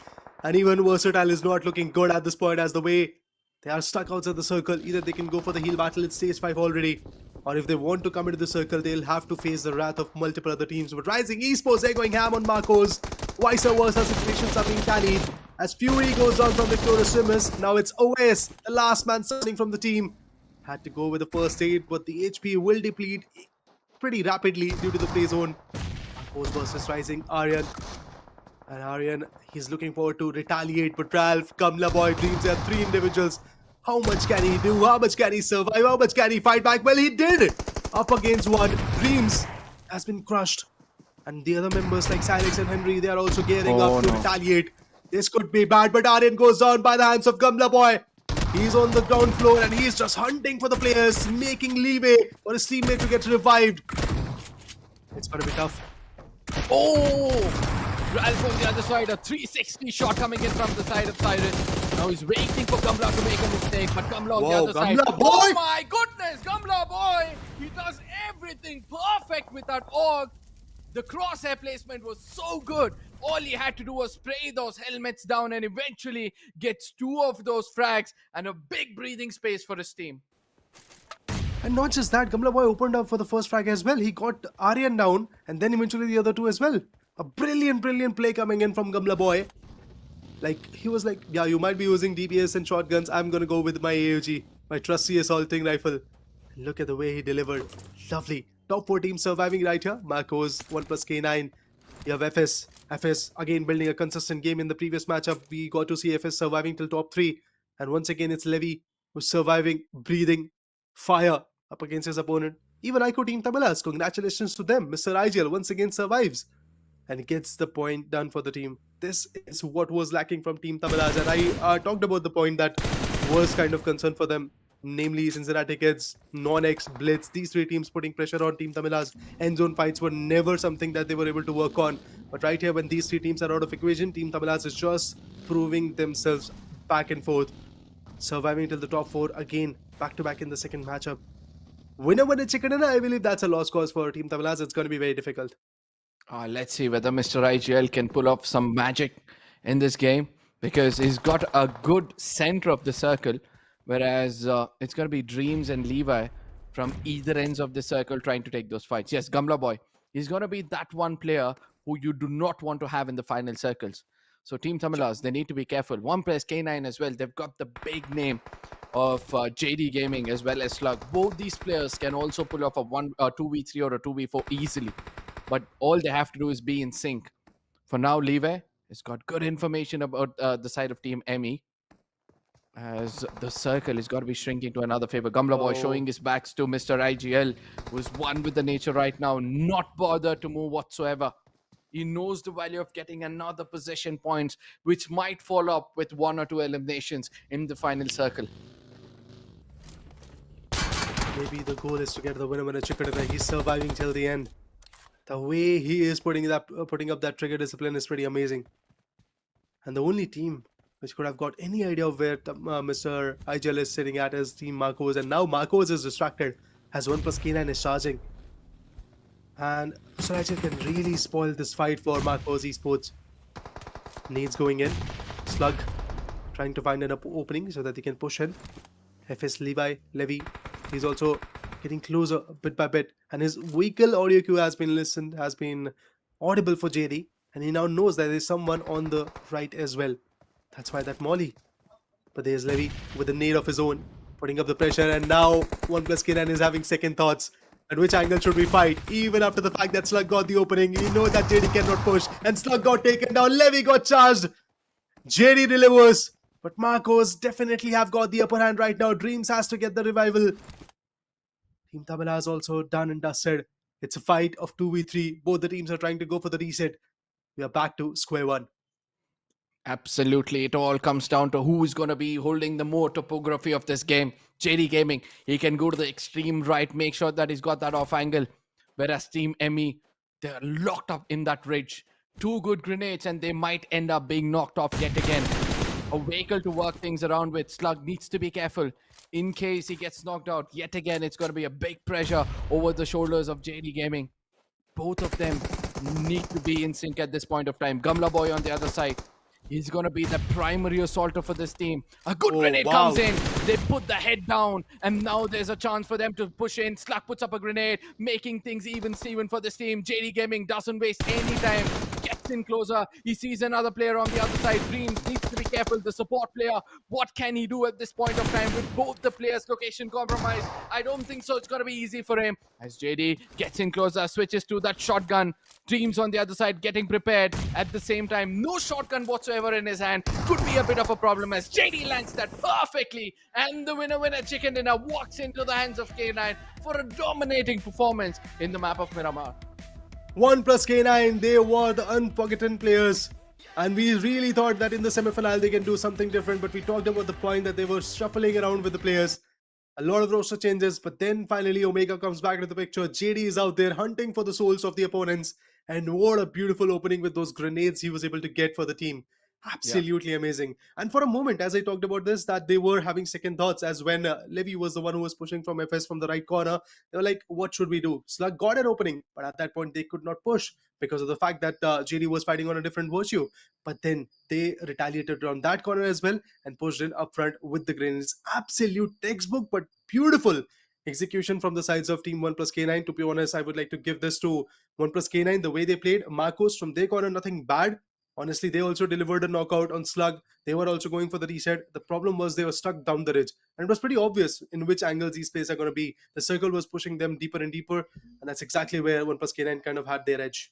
You know, I somewhere feel that Marcus on the other side, all they could have done is try to, read the finish feed more better.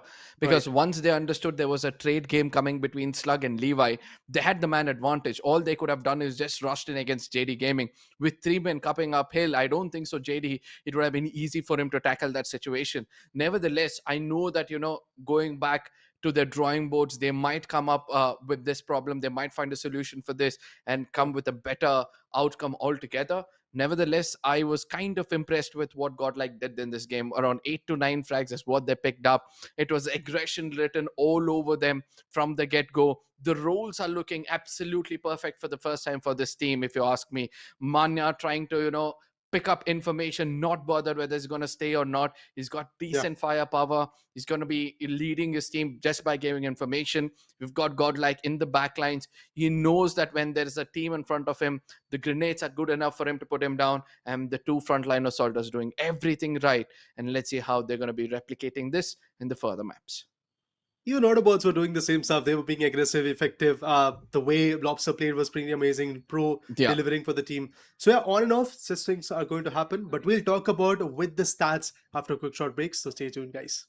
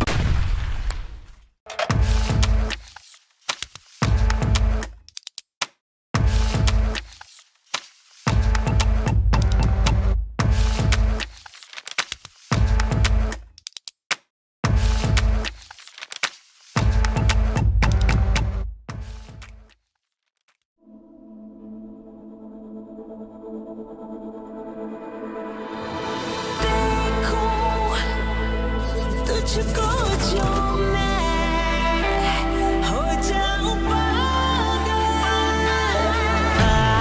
Boom boom मेरे सीने की धड़कन को सुन मेरी सांसों को तेरी ही धुन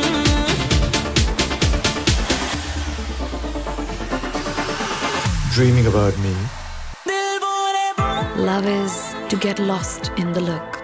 Unlimited Love B6 Pack 2 starts at 21.9 lakh. Mahindra Electric Origin SUVs.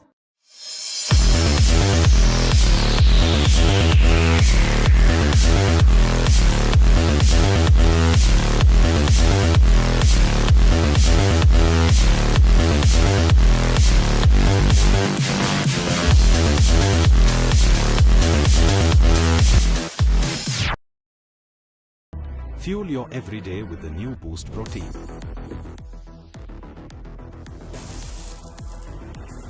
Boost is the secret of my energy. Damn, like damn, in the ends I'm feeling like bam. Throwing bands and it's making them dance. Like, do you know who I am? Stick with me, I got a plan. Try to get my van. Laptop, try to get my. Get low for me, baby, no hands. Goddamn, like damn. Try to get my van. Laptop, try to get my. Get low for me, baby, no hands. Goddamn, like damn. In the ends I'm feeling like bam. Throwing bands and it's making them dance. Like, do you know who I am? Stick with me, I got a plan. I got a plan. Stick with me, I got a plan. Like, do you know who I am? Throwing bands and it's making them dance. Like damn. Stick with me, I got a plan. Like damn. Throwing bands and it's making them. Like damn. Stick with me, I got a plan. Like damn. Throwing bands and it's making them dance. Stick with me, I got a plan. Throwing bands and it's making them. Stick with me, I got a plan. Like damn. Throwing bands and it's making them. Damn, try to get my van. Laptop, try to get my. Get low for me, baby, no hands. Goddamn, like damn. In the ends, I'm feeling like bam. Throwing bands and it's making them dance. Like, do you know who I am? Stick with me, I got a plan. Damn, try to get my van. Laptop, try to get my. Get low for me, baby, no hands. Goddamn, like damn. In the ends, I'm feeling like bam. Throwing bands and it's making them dance. Like, do you know who I am? Stick with me, I got a plan. Throwing bands and it's making them. Like damn, stick with me, I got a. Like damn, throwing bands and it's making them. Like damn, stick with me, I got a. Like damn, throwing bands and it's making them dance. Stick with me, I got a plan. Throwing bands and it's making them. Stick with me, I got a plan.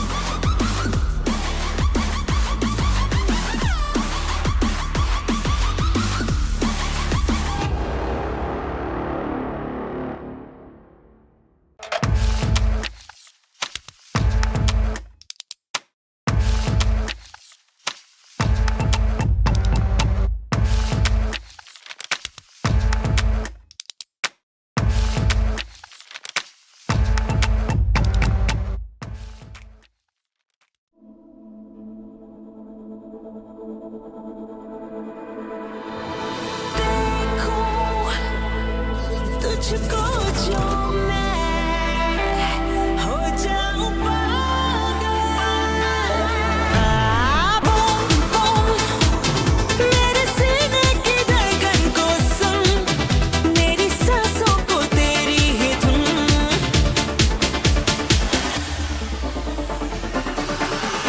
Dreaming about me. love is to get lost in the look. Unlimited Love B6 Pack 2 starts at 21.9 lakh. Mahindra Electric Origin SUVs.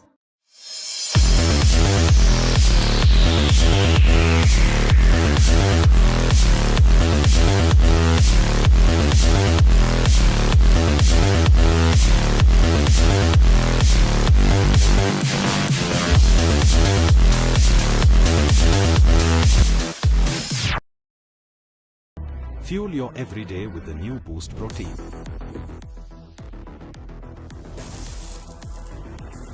Boost is the secret of my energy.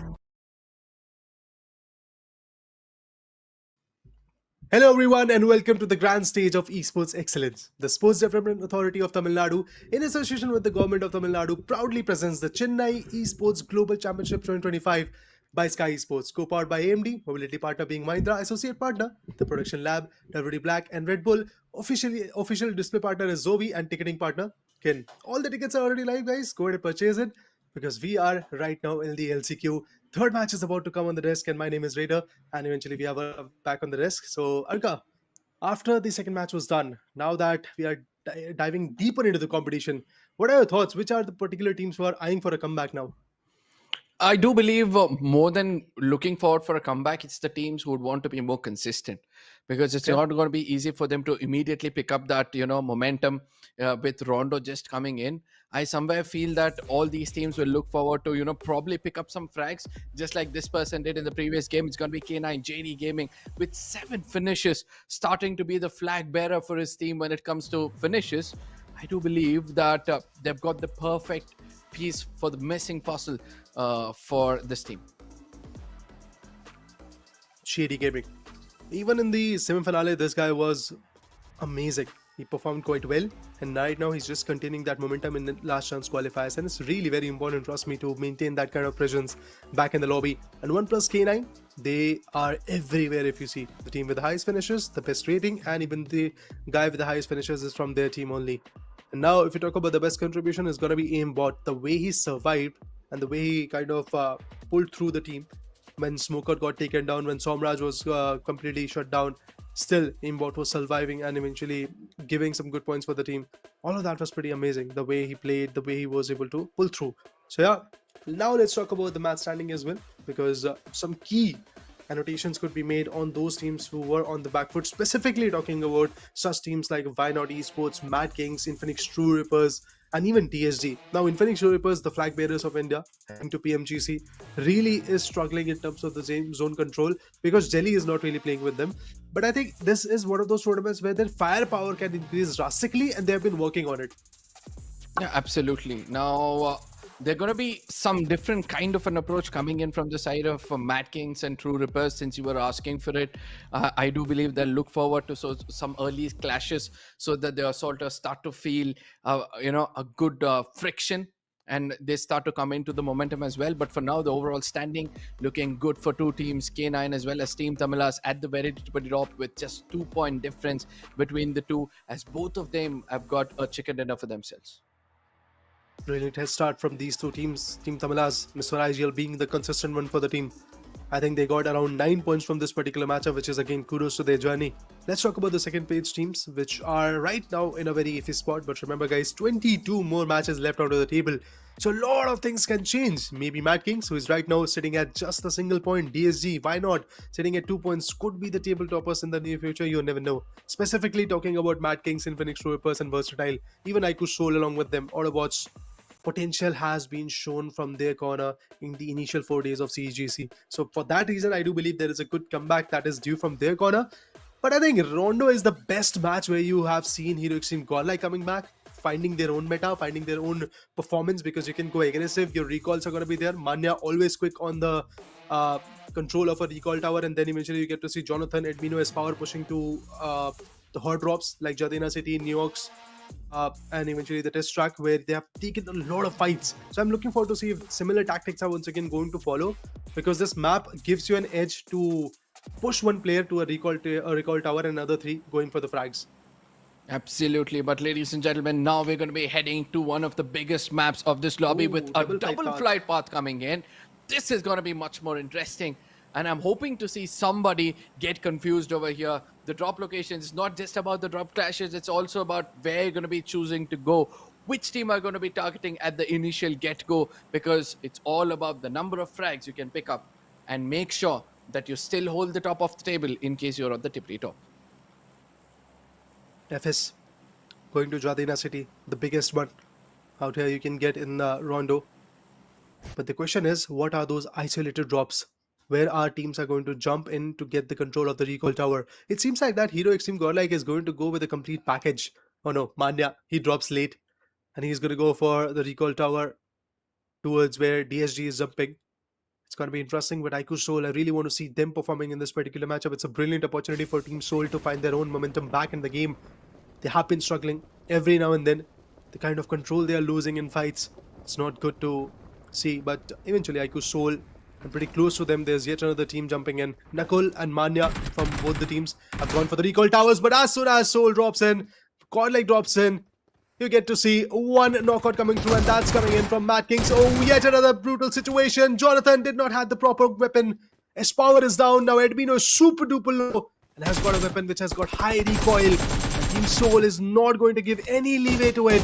Legend goes down. Mad Kings, the utmost atrocious team out here. Apollo, I talked about him that he is capable enough to do a 1v2, 1v3s. And once again, Mad Kings Apollo gets 3 frags. Legit seeking for a revival. This could be it. This could be Joker falling down. Let's see if that's the case. The backup has been delivered. Revival has been completed. Shotguns are being pelted. Joker becomes the last man out here, and yet another brutal fight by Mad Kings. Not sparing anyone. Up against Godlike, Apollo got a 1v3. Up against Team Soul, Clutch God is that guy who gets a 1v3. What is happening? The big giants headbutting each other. And out of nowhere, you get to see Mad Kings fulfilling the dreams, fulfilling the wishes, getting the frags for the team. But instantly, Manya recalls his teammates. Sanskari, his power, Jonathan, all of them are back in picture. And I believe for Nakul, it's going to be difficult, because the angle that he decided to choose to go for a recall tower, that's exactly where a lot of other teams also went down. And now, Rising Esports versus 1+K9. That's another fight that is brewing up. So much has happened in the last 2 minutes of the game being started. It is just soothing to watch, but there's a grenade. CEGC had no clue where the player is. Oh my god. It was a sitting duck up against that particular nade. Aryan, Henry, Devotee. Now they have to figure out what they're going to do. Aryan is out there in Wild West. Going for the recall for the teammates. He has to wait a little longer as Henry is going berserk. Devotee goes down. Slug super duper low. This could be Henry's fight. Is Henry going to do a 1v3 of his own? That's what the main question out here is. He did. He did a 1v3. Look at that.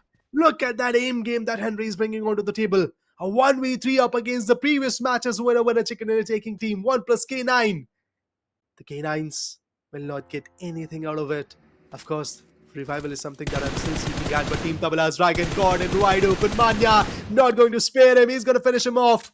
Guys, you can watch all this action on LAN as well, where the top 8 teams from LCQ and top 8 teams from the semis qualified. Tickets are live and they are available on Ken. Download the app, purchase the tickets. I've got my own. My co-casters have got their own. So guys, you can go ahead and purchase the tickets as well. The free tickets, the paid tickets, every single type of tickets is available. Go ahead and get yours so that you can be a part of this history being made. Absolutely. For now, Godlike, not the kind of start they were looking at. I believe that they chose the wrong compound, to be frank. They were not expecting a third party to be coming in. Even though Admino is very low on HP, tried to do something different, but this time around, Godlike, it seems like the troubles are slowly building up much more since Skari gets taken down.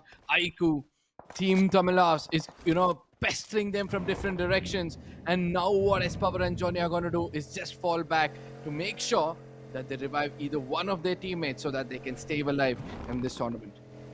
See, Sanskari, that means Admino is already revived once. You get only one recall. So unfortunately, the guy who came in to recall, or should I say revive Pandya, is not going to be the part of it. And to be honest, for Hero Extreme Godlike, nothing really has worked out. 1v3 by Apollo on Godlike, and then eventually 1v3 by Clutch God from same team, from Mad Kings on Team Soul. Mad Kings is just flying with high expectations at this moment, but there you go, INS! Initially whipped a bit, but Ralph gets taken down. In the previous matchup, Marcos came close enough to get a winner with a Chikadera. But out here, Baby Bot has been taken down. Gambler Boy, controlled aggression will not work at this point. You have to strategize your approach.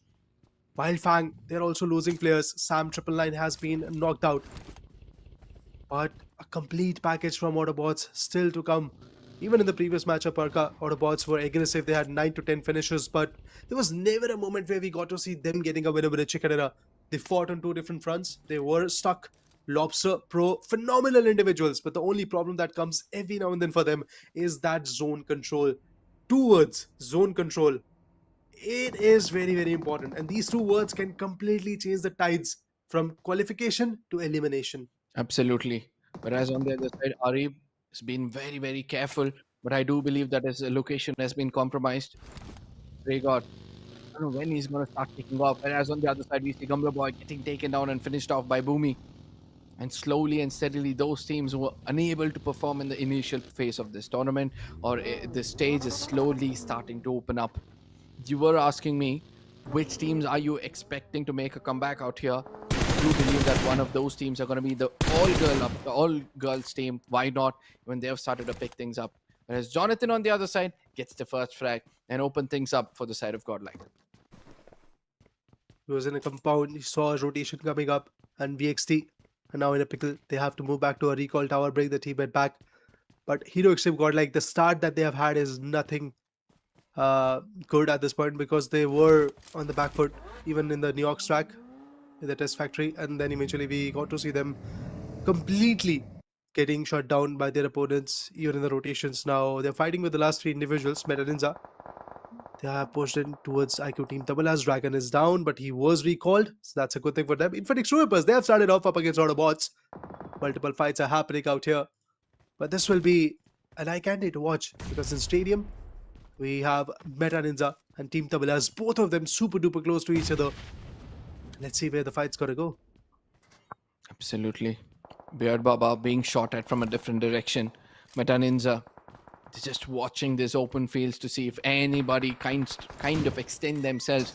They're just gonna cut off their limb. But for now, Rico, one of those individuals I'm looking forward to see perform well in this tournament, because this young blood from the side of Team Tamilas, previously playing in Meta Ninja, has not showcased his true talent. You know, I've heard around that this man has done a lot of 1v1s with the MVPs of this lobby, and he's been, I don't know, phenomenal in his performance. He's been taking them down completely, and look at that Dragon. He leads the fight from the front to show that yes, this is how you take down a player. Ronnie on the other side needs to be careful. He's cooking up a grenade. Dragon in a bit of trouble, and Beard Baba from the other side is also trying to do his best, but Fame, it's all about the location. Once they get to know the pinpoint location of each other, then the grenades are just going to bombard and knock each other down. I believe it's going to be tough for Meta Ninja to do anything, because Team Tamilas, they already had this compound, they had the stadium region, they had the better idea of where the players could be pushing in from, and now Ronnie is down to 50% HP, even 45% HP would be accurate, I guess. Now Ronnie, last man standing, getting lashed out from multiple corners, but Dragon goes down, Ronnie delivers! He's going to finish him off, there you go, but from the outer areas of this particular map, he is going to get sprayed down. It's INFINIX Troopers, that's why I said none of the teams are going to be successful in keeping this entire fight to themselves, but there you go, Dragon's down. The only one who's out is Dragon. Mr. Rigel already in the vehicle, going towards the recall tower so that he can bring his teammate Dragon back in the action, and recall tower stays active till the 4th play zone, so that's a good approach. But what is DSG doing? Not just DSG, but even, I believe I have to say, why not? Both of these lineups are just going ham on each other. Yep, absolutely. Iris down, Bhumi down. I think backwards counting had started for even Team Minor Esports. FS, look at them coming over here and pick up a frag for themselves. Roman steals one from a distance, whereas Omega on the other side did stop in his track just to see whether he'll be able to pick up 1 or 2 as Rico gets to the nearest recall tower. It's going to be Dragon who's going to be flying back into this game. Whereas Godlike on the other side, they'll have to play with just 3 players. For now, Godlike for the first time are looking a little bit weakened in the get-go of this map. And that's going to be a bit of a problem if you ask me. Because it was all about the manpower, that perfect synergy supporting one another. And same goes for the side of K9.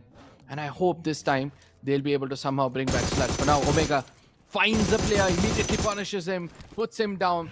Probably the confirmation might not come right now, but it's going to follow up anytime soon. Brilliant. 2 good frags. Home plus K9, they're building up on the momentum that they had in the previous matchup. The problem will be FS Esports. The problem will be Victorious SUMUS, who are down the ridge but on the other side of the river, from where the shots can be landed quite easily. And this type of extremely northern circle has not yet come in the entire CEGC spree of rondos. And this circle is going to provoke a lot of teams to fight back, specifically the southern ones. Why not stuck outside the circle? NINZA stuck outside the circle in Jowton City. Then you have Marco's, big rotation for them. Team Seoul, they need to buckle up out here. They have been struggling quite a bit in terms of getting the points. Goblin and the other individuals right there in the center. Big question is, are they surviving with all 4? Because of late we have seen Nakul getting taken down. So if the revival is already complete, that would be great. But guys, another great thing is that the tickets are live right now of Chennai Esports Global Championship 2025. The CS action is already happening in Jawaharlal Nehru Indoor Stadium, Chennai. It has started from today itself. You can check out the BGMI action from 14th November. So get your tickets right now. Meta NINZA team deep troubles. IGL gets taken down and finished off. I hope they've got a recall this time around. And Raider, are you observing one thing? All these teams who are heading on to a fight are not only losing players before the recall, but also after the recall. We've got FS, Godlike, K9 and Ikusol all handicapped at this moment with just 3 players. Whereas the rest of the teams, especially Mad Kings in this game, I do believe that Mad Kings are, one of the most dangerous team when it comes to Rondo. Of course, because they go all guns blazing. They drop in an area known as New York's Factory, which is right there in the center. And they get the entire control. Apollo, a 1v3 by him on Hero Extreme GODLIKE, such a big giant team who actually secured 9 frags in the previous match. Yep. He 1v3'd them. And then his teammate Clutch God, he came in to do a 1v3 up against Ikusol in the exact location. That's how brutal Mad Kings can be every now and then. But they just need to find their momentum. Now that Joker and Knuckle, both of them are down. Hero Extreme GODLIKE could be the next one losing players, and it's his power already super duper low. Manya, he's on the edge and there's a grenade being cooked. Let's see if he can toss it accurately. If Manya goes down, that will be it. And yeah, Manya has been taken down. Jonathan has to pull off something magical, but no! It's gonna be Legend to pull off a 1v3. We have talked about this. Mad Kings getting 1v3. Soul not being in the meta. Soul not being able to fulfill their dreams. But look at how brutal Legend was. Despite of the fact that he's filling the shoes of an IGL, filling something good for the team, he did a 1v3 up against Hero Extreme GODLIKE. I don't know what is happening to GODLIKE, but the way Legend played was phenomenal. Absolutely, a leader is a person who leads from the front, and that's what Legend has done in this game.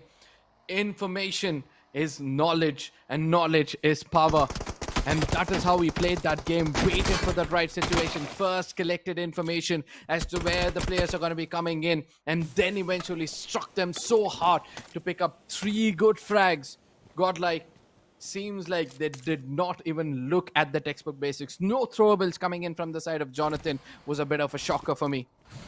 Whereas Manya on the other side, he knows that from that very window, S-Power was shot at, but still he dared to get into a compound from where he's going to be pretty much vulnerable.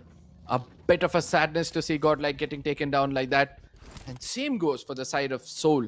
They're tasting their own medicine, because it's going to be TT who put one player down, and TT needs to be careful because they're going to be welcoming Aryan with open arms. We have been talking about what Mad Kings can do, and look at what happened to Mad Kings. They're done. All of a sudden, Wildfang came in and they just absolutely destroyed them. And now Aryan wants to do the same to Rico and his entire team of Team Tamilas. Recalls are going to get shot down in, I believe, next 2 minutes. This is happening. Every single angle that you can see, it's flooded with fights, but Henry caught in wide open area. He had no vehicle. He should have waited for Devotee to come. Oh, Dragon. Unfortunately, that's a demise. Aryan, lovely nade from his corner. Bit of a chunk damage. But Rico will get that reset. He has patched himself with the first aid. Aryan cooking off another one. Cyrix also coming a little bit close. Devotee is already there on the northwestern edge of the circle. Oh no, it's going to be difficult to do anything amazing, but Dragon goes down. Lovely nade. 1+ K9 on the other corner will shut down Team DSG bit by bit. There's the frag that they needed. Dragon, one of the most lethal from their corner, from the corner of IQ Team Tamilas is done, which gives Rising Esports a leeway to rise, to fight back. Another nade, another brilliant one. No! Riku survives somehow. He was tanking up a bit of a damage, but he still survives. Completely boosted. That is what's going to happen to you. Gives you a bit of a lifeline yet again. But Devotee, how much can he fight out here? It's not going to be long as Beard Baba comes in to sing the songs of death. What a beautiful jumping shot coming in from his side. But the best part is, it's going to be True Ripper. So come in here for a third party. Harsh gets one player down. Damages a bit on Aryan. Probably could open gates for the side of Team Tamilas to get away from this position. And that's what they're trying to do for now. Kyolamau, Harsh and Hydro waiting for an opportunity to strike, and Mr. IGL is going to be the last man to get away from this position. They need to be careful because AUTOBOTZ, they have a vague idea of how to take down Team Tamilas as they're running out in the open. He can trace them down. FS Esports picking up a bunch from 1+ K9. Pretty interesting, and now it's stage 4 already. Recall towers will be getting dismantled pretty soon. It will be deactivated. That means no second chances. And all the joy that you can have in Rondo, I think Marcos is having everything of it. 7 good frags without losing a single player. Team Tamilas 9 good frags without losing a major chunk of their players. They have lost one. But the big question is, are they going to go for the recall? Baba, he's going to get the 10th frag for the team as well. And it's Marcos versus Team Tamilas. Wow, 2 of the biggest contenders in terms of the finishes in the lobby. Both of them are fighting. Rico, unfortunately, will be a lost cause. And then Beard Baba, Mr. IGL. Rest is history, I think. That's exactly what we have to say as Mr. IGL also goes on. You talked about AUTOBOTZ being very lethal. And look at that spray coming in. Mr. IGL had no clue that a small ridge, a small break being pushed. And that's exactly where AUTOBOTZ is going to strike on them. And now what Mr. IGL did in the previous match, Beard Baba has to do the same. He has to survive. Absolutely. 8 frags coming in from the side of ME, 5 going in for FS. Meta NINZA have got 4, VXT has got 4, Team Tamilas have got 10. A big game for all these teams. All they have to do is kind of compensate for all the losses they have done in the previous 2 games. And that is what makes Rondo so much more interesting. You've got a second chance to make things right. For now, Team Tamilas, the last ray of hope for this team is going to be Beard Baba. Very much in the open. Could be a big problem if he gets, detected. But for now, Kamla Boy, is he going to revive his teammates? No, that's not going to be the case. A beautiful Molotov being tossed in. All he's going to do is watch his teammate get decimated. And so does Kamla Boy, as it's going to be Hydro from a distance, ending things for the side of Meta. Top 10 teams surviving. It was Marcos, Kamla Boy. Recently got taken down by INFINIX Rippers, and that gives INFINIX Rippers an edge. And they are now trying to push on Meta NINZA. It's not going to be an easy push for sure. Victorious SUMUS Fury. To be honest, in semi-finale, he has been fantastic. But as the LCQ started, we still have to see what Fury can put onto the table. Shadow and Fame's angle is very important for the last 2 players. Ronnie and Some were out there on the lower ridge.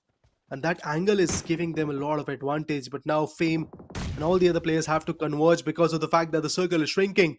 Grenades going in, the damage is coming through, but there's one, Kyolamau. He gets taken down by Some. Brilliant nade, and even Harsh has been taken down. It's all about the last man standing. One last story for INFINIX Rippers, I believe, in this particular match. One good shot and that will be it. Smokes dissipate, and so is INFINIX Rippers fading away in smoke. On the backlines, it was AUTOBOTZ. On the front line, it was Meta NINZA, but Meta NINZA secured a big victory out here with just 4 frags. INFINIX Rippers will be unfortunate, not surviving anymore. Whereas on the other side, it's VXT versus FS, and it seems like VST were able to have a sigh of relief with Aimbot taking that final finish. Whereas on the other side, Kana gets that confirmation. Is on the other side, he's going to just watch his teammates get decimated, but Victorious SUMUS, what a time for them to strike, and they strike so hard that they send another team back into the lobby. 5 finishes, Venom with 4 finishes, OS gets taken down, and a lot of pressure on this time around on Victorious SUMUS. That's Beard Baba, last man standing, just striking at the right moment.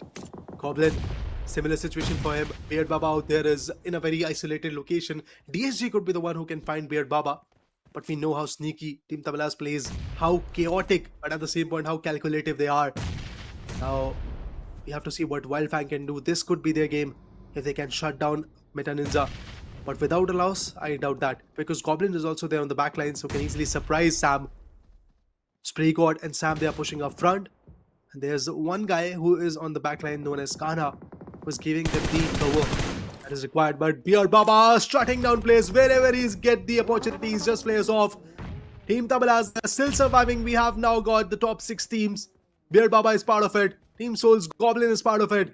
Wildfang, Meta Ninja, they are fighting for the brutal victory.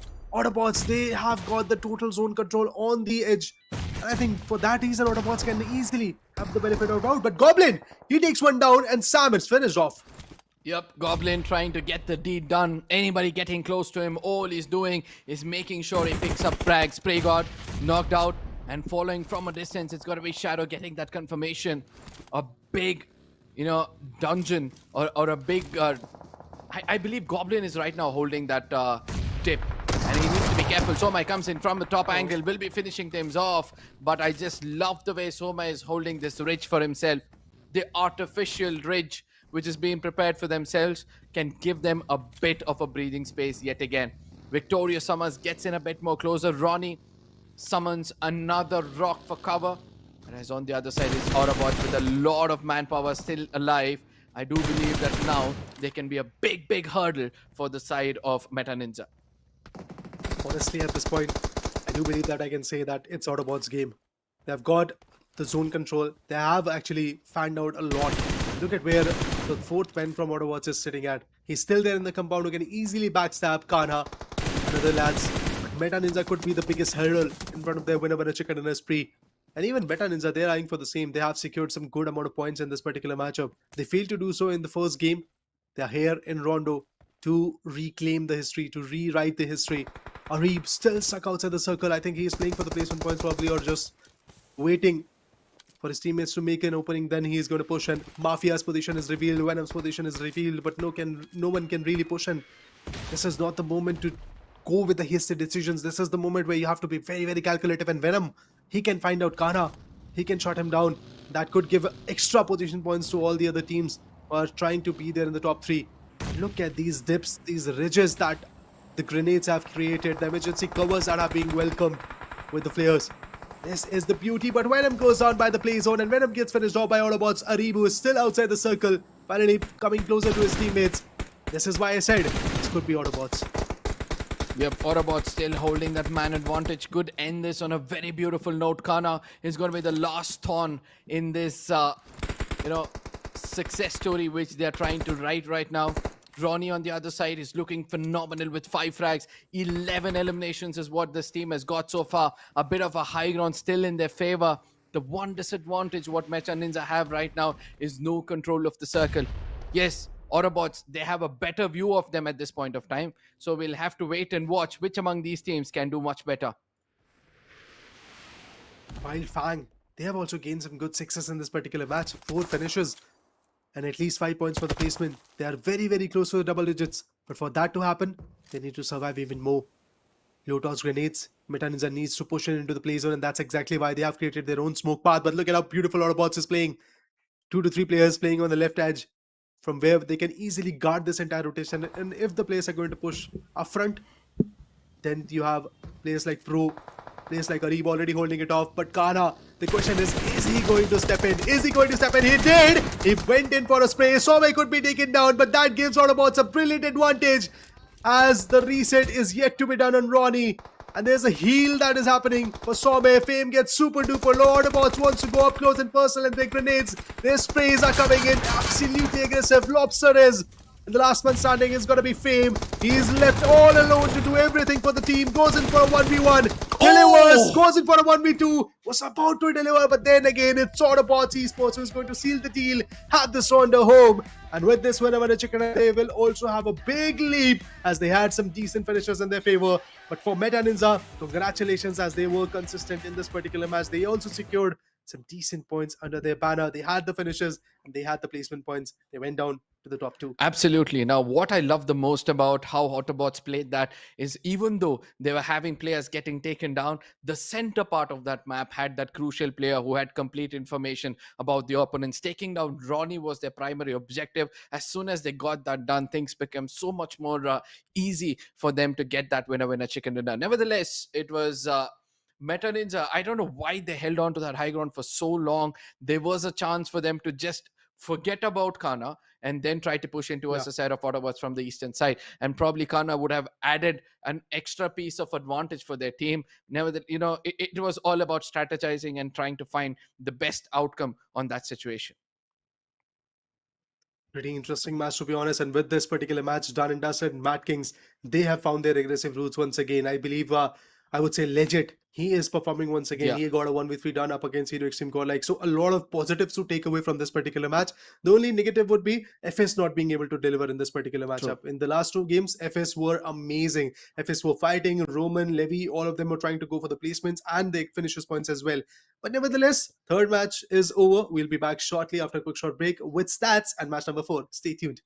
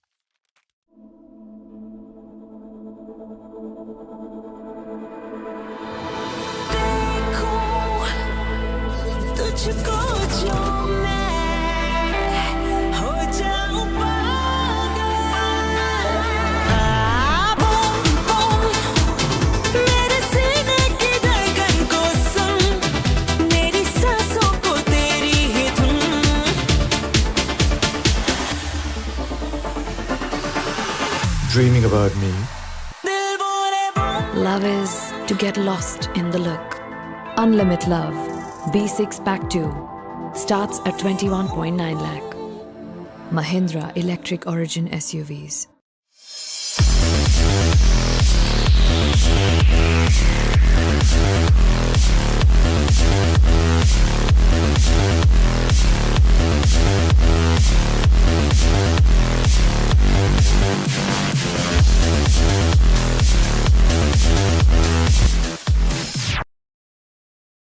Fuel your everyday with the new Boost Protein.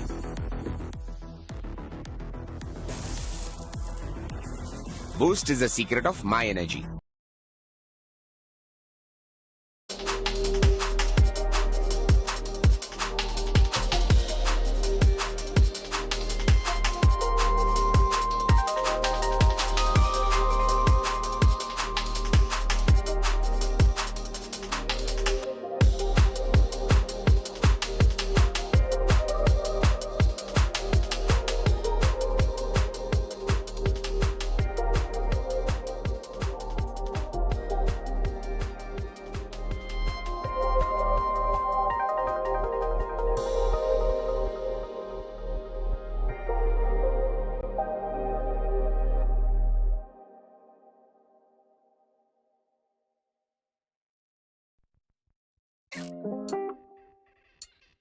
You love you a real one. Pull up on the shift done. Roll out, let me feel some. I just wanna feel some. Fall through, let me feel some. Weak spot for them brown eyes. And them low lights glowing on you. What you want, I'm outside. Spin the block on the downtime. Hold me down, don't fold on me. I'm him to the gravestone. Shirt say 6, I'm a ghost son. God.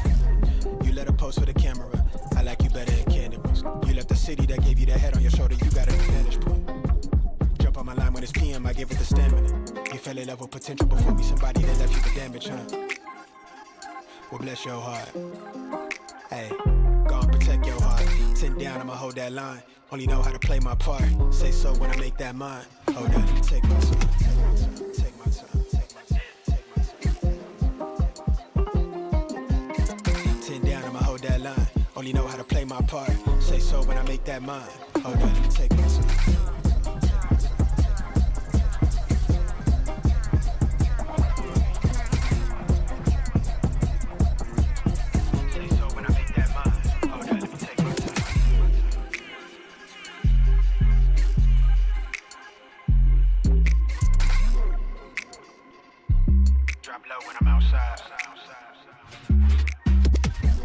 Life will turn out how you make it. Bet I make it feel amazing. Pressing up against that body, turn you to somebody to me, let me face it. Pretty soul, I make a face.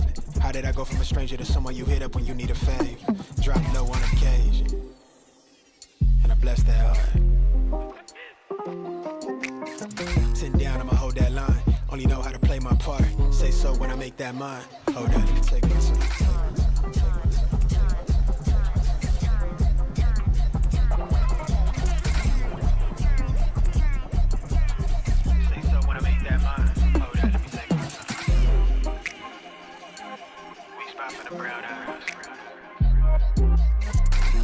I'ma hold that line. Only know how to play my part. Say so when I make that mine. Hold up, let me take my time.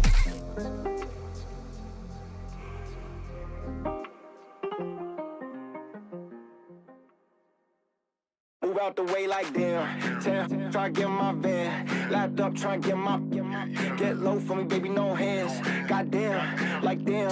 In the ends, I'm feeling like bam. Throwing bands and it's making them dance. Like, do you know who I am? Stick with me, I got a plan. Try to get my van. Lapped up, try to get my. Get low for me, baby, no hands. Goddamn, like damn. Try to get my van. Lapped up, try to get my.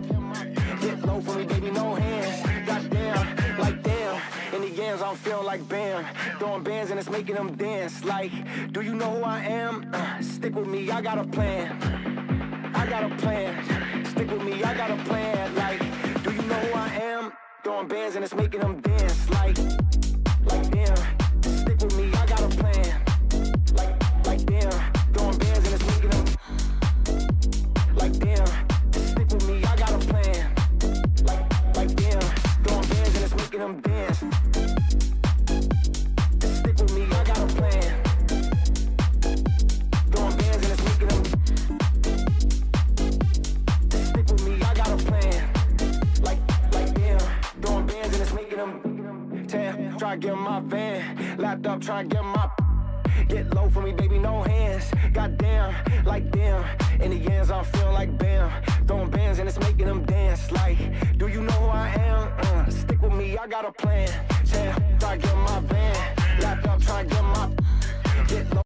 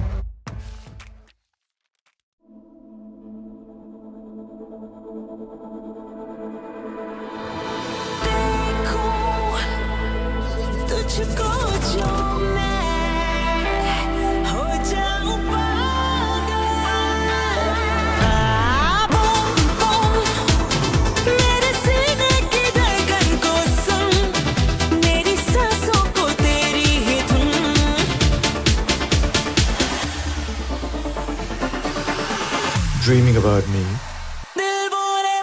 Love is to get lost in the look. Unlimit Love B6 Pack 2 starts at 21.9 lakh. Mahindra Electric Origin SUVs. Ladies and gentlemen, welcome back to CEGC 2025 LCQ Day 1, and so far we witnessed some incredible amount of matches. 3 matches gone. Right now we again come back to the classic map of ERANGEL. But before hopping on, Arka, you were there in the previous match of Rondo. It was something that what we call a demolition game, because where like left, right and center, nades coming in and all the teams almost grabbing a lot of finishes for their side. I believe it was a really game-changing map for almost all the teams. Yeah, absolutely. Those teams who kind of suffered in the first 2 games, they had a redemption arc, especially in the map of Rondo. Those who could capitalize on it obviously will be standing much better in the overall standing. But there was one individual who outshined the rest of them in the lobby as the MVP on our screens anytime soon.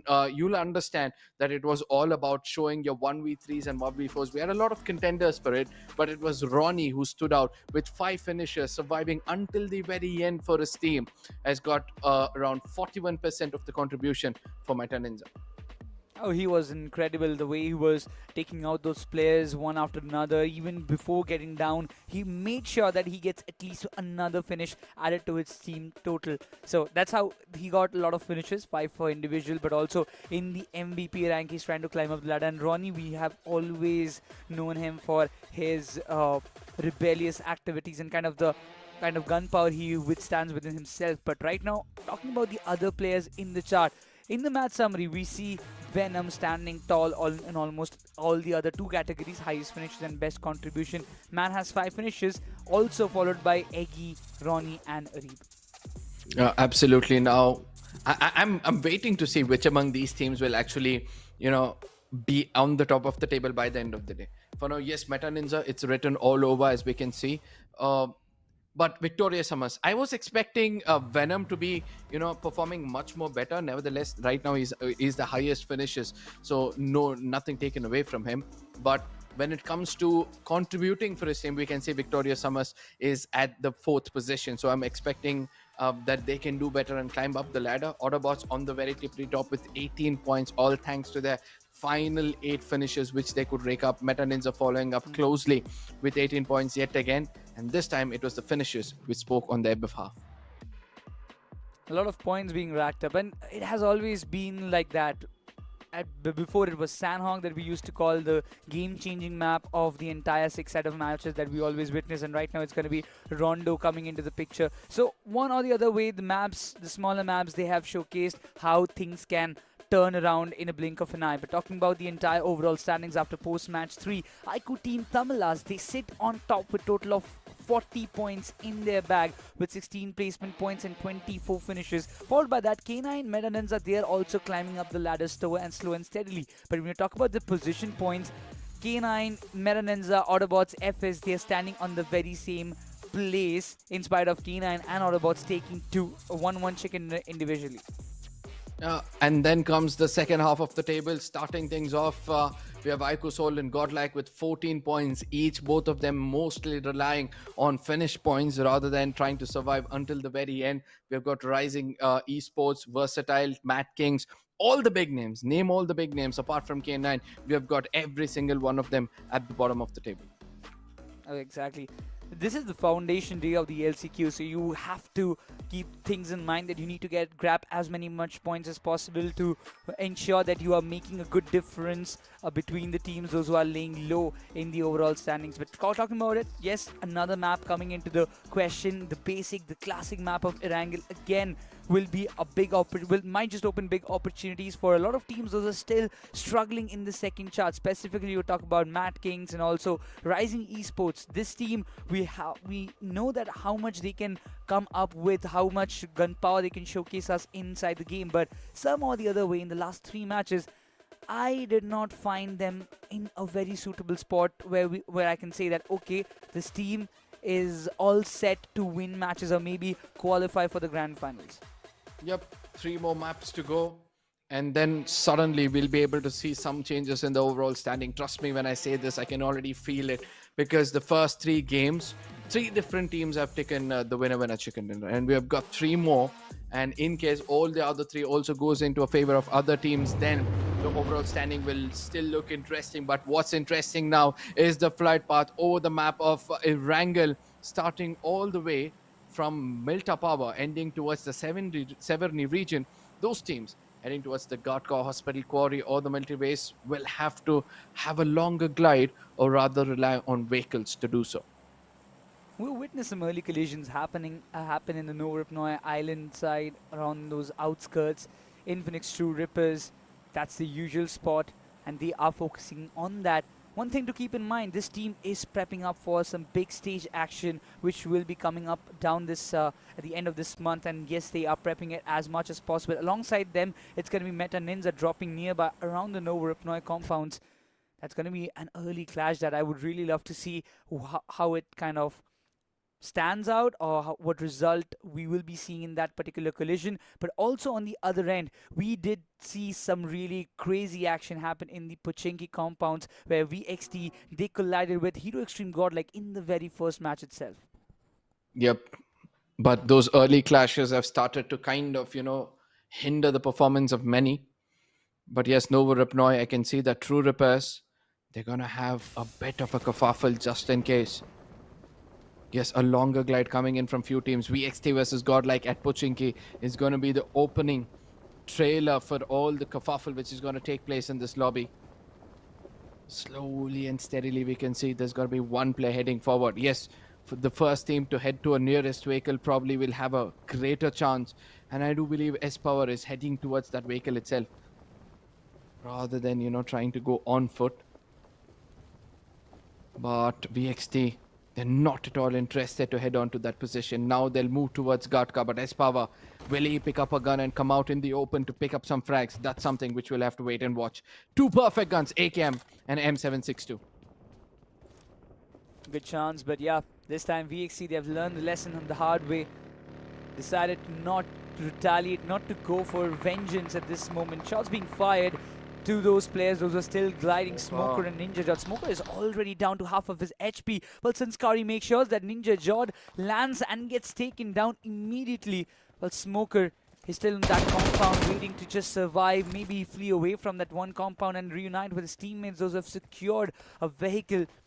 So it's going to be a tough task, because his power, he's a monster. He won't let him slip away. And Hero Extreme Godlike, after what result they conceded in the last map of Rondo, they won't just let finishes or points slip away like that. Absolutely. Manya on the other side puts down Smoker, gets the confirmation immediately, making VXT a lot weaker than they expected to be. Mbot, location compromised.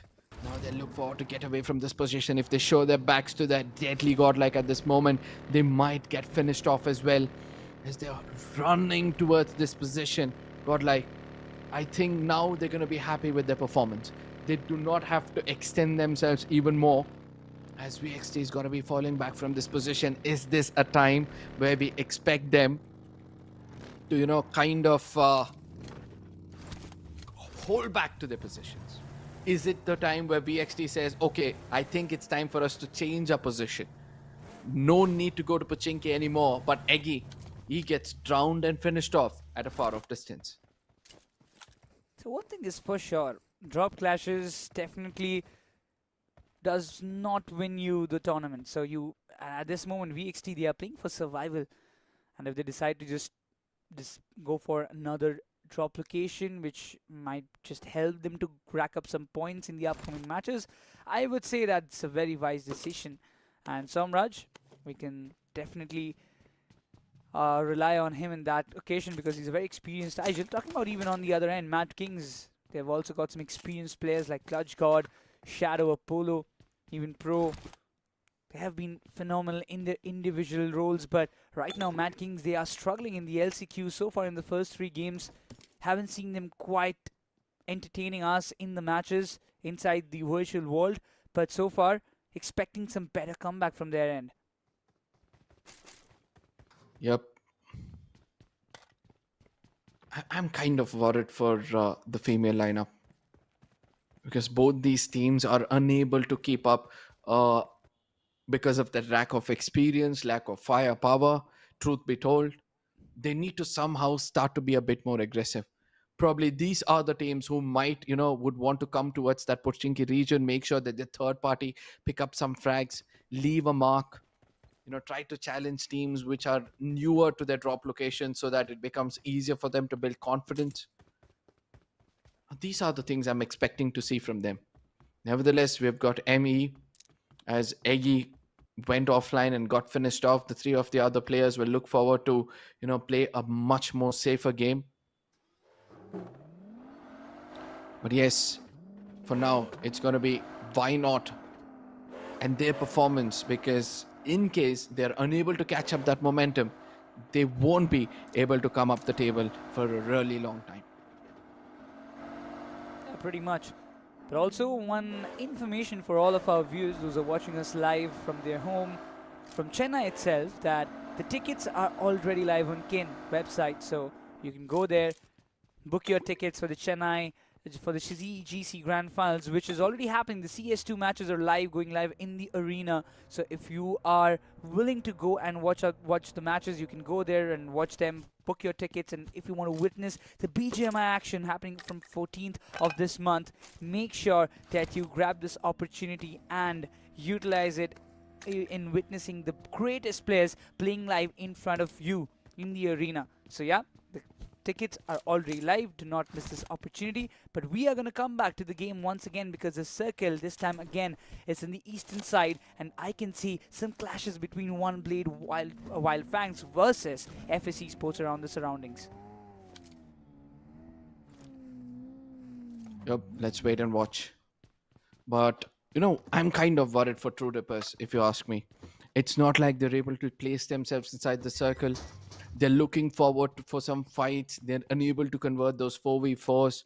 Harsh and Kyo were looking so strong previously. Hydro, let's not forget, was one of the MVP contenders for the international tournament they recently represented India with. And since Hydro is unable to catch up to his fullest potential, I believe that True Rippers are kind of lagging behind when it comes to putting up points on the table.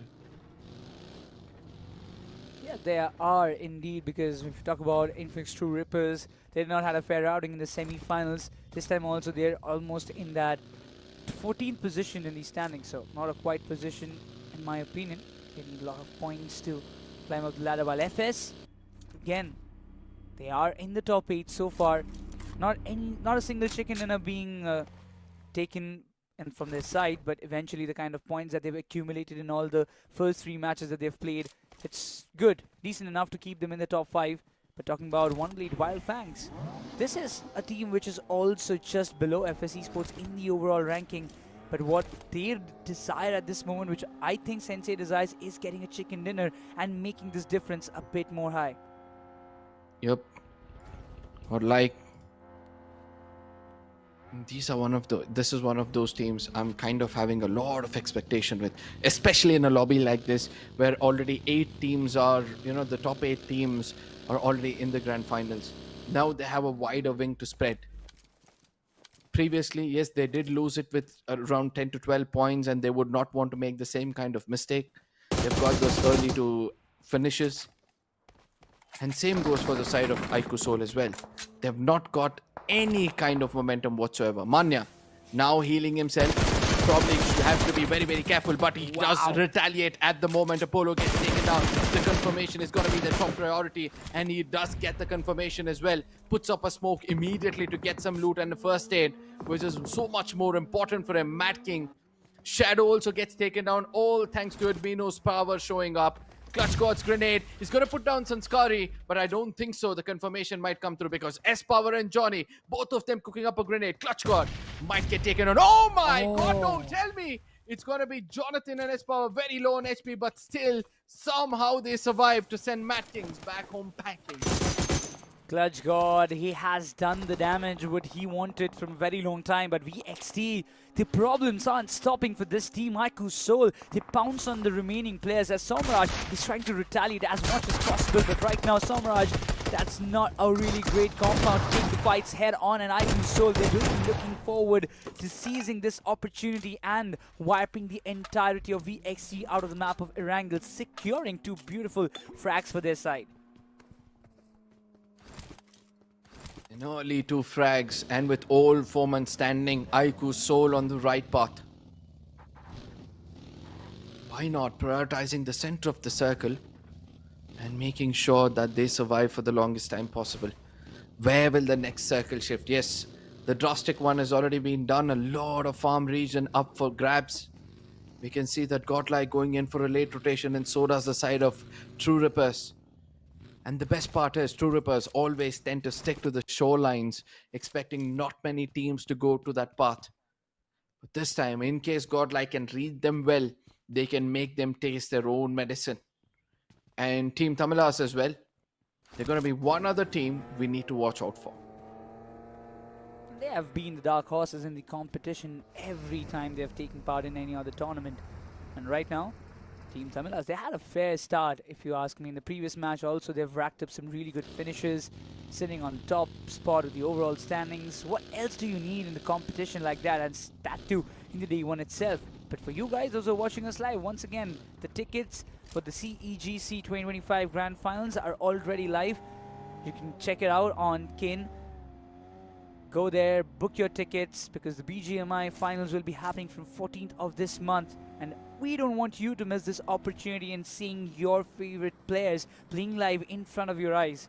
And just by seeing the favorite players, we've also got beautiful 2 teams coming up on a head-to-head fight. Most probably they're not going to collide because the distance is way too much. 1+K9 and Victorious SUMUS on 2 different ends. Around the prison region is where we witness all these teams right now, hoping that the final circle is going to be placing them in a better position to pick up finishes.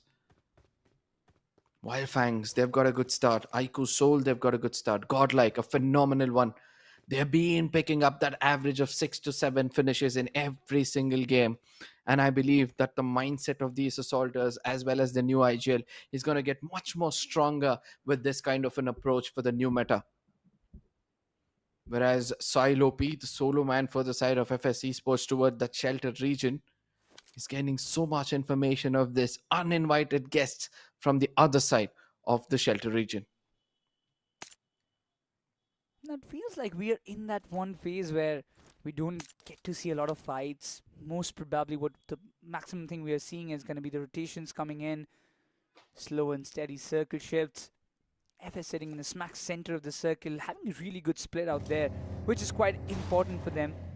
FS, when you have players like Sahel, Roman, a team which has showcased their skill in front of the entire world, right now placing themselves in a situation where they need to prove themselves to be in the Grand Finals.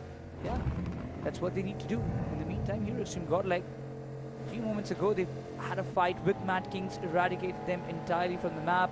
6 finishes racked up, having lost Sanskari. It's going to be a big dent to their side in this entire map of ERANGEL, but they're also keeping the rotations up, not steadily waiting in one point, trying to gatekeep one or the other teams, keeping it very basic, going through the textbook strategies, which is really simple and solid for them.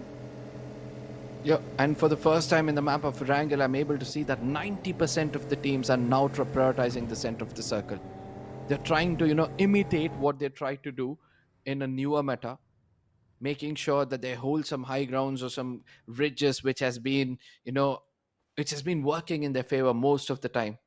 And in situations like these is where IGLs and like Mania shine out bright, because for them, those early eliminations has become that new average they're able to pick up, where the rest of the IGS are falling short, because when you have the center of the circle and you avoided all those early fights, you either walk away with the big game or you walk away empty-handed, just like how we saw Mad Kings and VXT walk away with nothing in their hands. Could have heard them. 0-pointer games are always very, very harmful for your entire overall standings, if you ask me, because you never know that even for 1 or 2 points, you might just not qualify for the Grand Finals. It has happened before, so it can happen again. And for teams like Mad Kings and VXT, they need to prove a lot to their fans, to the audience, to themselves because I believe these are the lineups that has some really promising players which can showcase a lot of beautiful stuffs and entertain us in the grand finals itself. Tattoo in the arena.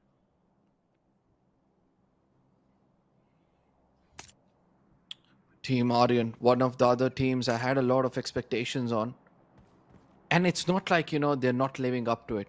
There are some glimpses of excellence being shown by them, especially when trying to hold those splits in the map of Miramar as well as in the map of Rondo. Probably they're waiting for their time to shine. And we have seen them once they go berserk. They go so wild that they pick up so many frags and eventually qualify into the top 8. So probably they're calculating, as Orion is well known for a strategic approach to every single game they tries to come in with. Whereas Aiku Soul on the other side, another good rotation coming in their favor. Legit replacing Nakul as an IGL for this phase of the tournament, I believe could be a bit of a changer, because Nakul for the first time will now have a hands-free approach for some assaulting powers. Yeah, the Batman coming into the business, that's what you want. That's what the Soul fans want. And yeah, Legit, he has been an experienced IGL when he was in Medal Esports, have led his team in some dire situations and have got some good results. So yeah, I'm really confident about this. And talking about the other teams, there are a lot of shots being fired on Hero Extreme. GODLIKE left, right and center. 6 minutes backed up with AUTOBOTZ in too much open grounds. Might just be a big problem for them, because Hero Extreme GODLIKE, if they find any opportunity of getting at least one player down, they're going to take it. But Arib and Lobster trying to at least hunt down one of the players. Jonathan was in a very low HP. The shots were fired and Jonathan will be put down. This was the biggest nightmare for Hero Extreme GODLIKE, having lost Sanskari in the mix. Now even Jonathan getting taken down will hurt them a lot. Absolutely, but the revival can come through, and it's also going to be how Jonathan is going to be revived on. Will S-Power come in to make sure that, he retaliates against somebody trying to pick up those frags, or is it going to be another story altogether? Ralph, picks up that finish and immediately is going to be heading back. S-Power could have changed his seat, tried to tag him off a little bit, but it all comes down to Manya's call about survival. They've got 6 early flags already, and they know in case they survive in the final circles, probably they can add on another 3-4 points, including finish as well as possession points. Yeah, the Hero Extreme GODLIKE, they have 0 placement points so far, which is a tad bit problematic if you ask me. But right now, it's okay. Taking 2 steps back is always a great decision in the game of BGMI, because if you want to make a bigger jump, that has to be one of the crucial moves when you are not in the right position. While JD Gaming, he needs a quick revival, and Omega comes in the rescue. While there are a lot of enemies around, 1+K9, they have to be really cautious about every step that they're taking from here on. Yep. Meta Ninja, another team where we saw that Some and Ronnie have got a bit of experience playing together in Aiku Soul previously, have now come in together to be the the frontline assaulters for Shadow, one of the most successful IGL in a calendar year. In the game of BGMI, we've got the 2 official trophies. The unthinkable was done by this lad, and now he's got 2 phenomenal players in front of him, and it all comes down to how well they're going to synergize with one another. Whereas I can see that the newer teams in this lobby, who fought their way to make it into this playing 16, are now kind of suffering with lack of confidence. This is going to be problematic. But look at this fielding being set up. TSG, they waited patiently for the right time, but now the shot's being fired. Now the position is going to be revealed. Skyesports, what's going to be the next move? That's a bigger question. In the meantime, the circle is going to shrink, and it's going to be a center shift. Marco's Esports, they will be pretty happy alongside Aiku Team Tamilas. A good opportunity, good space for themselves to play along, while FS Levi has been taken down and out. Big blow to the side of FS Esports, if you ask me. Yup, and the circle still playing mind games. The only team to the very center will have a greater chance to pick up this winner chicken dinner. On the other side, Team Tamilas slowly trying to show their true colors. So does the side of True Rippers, slowly picking up some frags. Whereas slowly, I'm able to see that K9 are going to be the sufferers, as it's going to be a close range. Maticure comes in closer. He sees JD Gaming, does do a lot of damage. JD very low on HP, and he's not going to survive for longer as K9 gets eliminated. 3 LD frags. It's Hydro doing a 1v3 in this situation. That's a big blow. 1 plus K9 being eliminated. They will be getting down without a single point being secured. And right now, Rising Esports, they're in some similar situations because Aiku's Soul, they come from the backyard. Cyrex won't be prepared for it. The shot's being fired, barely survives, but instant retaliation from Devotee saves the day. That's a big blow, Aiku's Soul. Now this is going to be a big fight, which I am suspecting because Goblin will be coming to the rescue. Legend, he doesn't want to go down in that way. Goblin, he knows about the whereabouts. Joker giving the assist from afar. This is Aiku's Soul trying to retaliate as much as possible against Rising Esports. Yep, Henry got a divided attention at this point of time, and Goblin, a very, very clever move, and look at how he's going to be rotating, making sure that he walks into the cross lines or crosshairs of Joker for a perfect cover fire. Whereas Henry on the other side is going to be so disappointed that his team's hard work is just going to walk away with nothing whatsoever. That was a great chance to secure at least 2 more finishes. Yep. I have to give credits to Joker, the way he handled the situation, the way he provided the cover fight. This is what you need from your teammates when you are not in a really great spot and you are completely confined in one position. But right now, TSG, what is the next move that they are planning? Because if you ask me, they are being completely surrounded by one from one side. It's going to be FS, another Rising Esports. On the top, it's Aiku Team Tamilas. That's going to be a hell of a position to be in. Yep, Beard Baba now can steal some frags. There is his shots coming in. Hushi is going to be the next one in his crosshair, but Beard Baba needs to be careful. The crossfire set up by the side of Team Orion is just phenomenal as Rico. He's just far away from this position, just looking at who can walk into his crosshairs. And guess what? It's going to be Henry still picking up frags after frags as Nexi, the last player standing, will now have to rely on only getting position points. And I don't think so. It's going to be an easy case. Zyrax, 4 eliminations. Now he's going to be back on his feet anytime soon. Blue Zone playing a really vital part in pushing all the players inside the playing area. But Aiku Team Tamila is not in a really good position if you ask me. One player knocked out, needs a quick revival, but also they're confined in one position. Yep, one player outside playing in a split, trying to provide the backup, trying to evade all the damages coming up from their end. But Dragon is the man in the business. If he gets taken down, Aiku Team Tamila's front line might just get collapsed, while Manya, he tries to come inside the circle while instantly he gets punished. Absolutely. Spray God now still alive, has not got any kind of frag whatsoever. Look at his crosshair, and this is why I love this man. 3 to 4 shots, and he makes sure that the opponent's complete Western helmet gets decapitated. I'm so sorry, I'm just blown away from this man at this point of time. But for now, coming back, it's going to be Sensei from the other side, giving a right kind of support. As it's going to be a very vulnerable spot from here on for the side of Wildfangs. Oh, Mafiak, the next pretty good shots out there, and that's going to be Autobots in a mix. Ralphie surviving out there in the open, and now the vehicle explosion will do the job, and as victorious SUMUS will be walking away with 5 beautiful eliminations. This is a part of the game. This is the part of the time that we are seeing all those fights happening left, right, and center as the circle has shifted down south.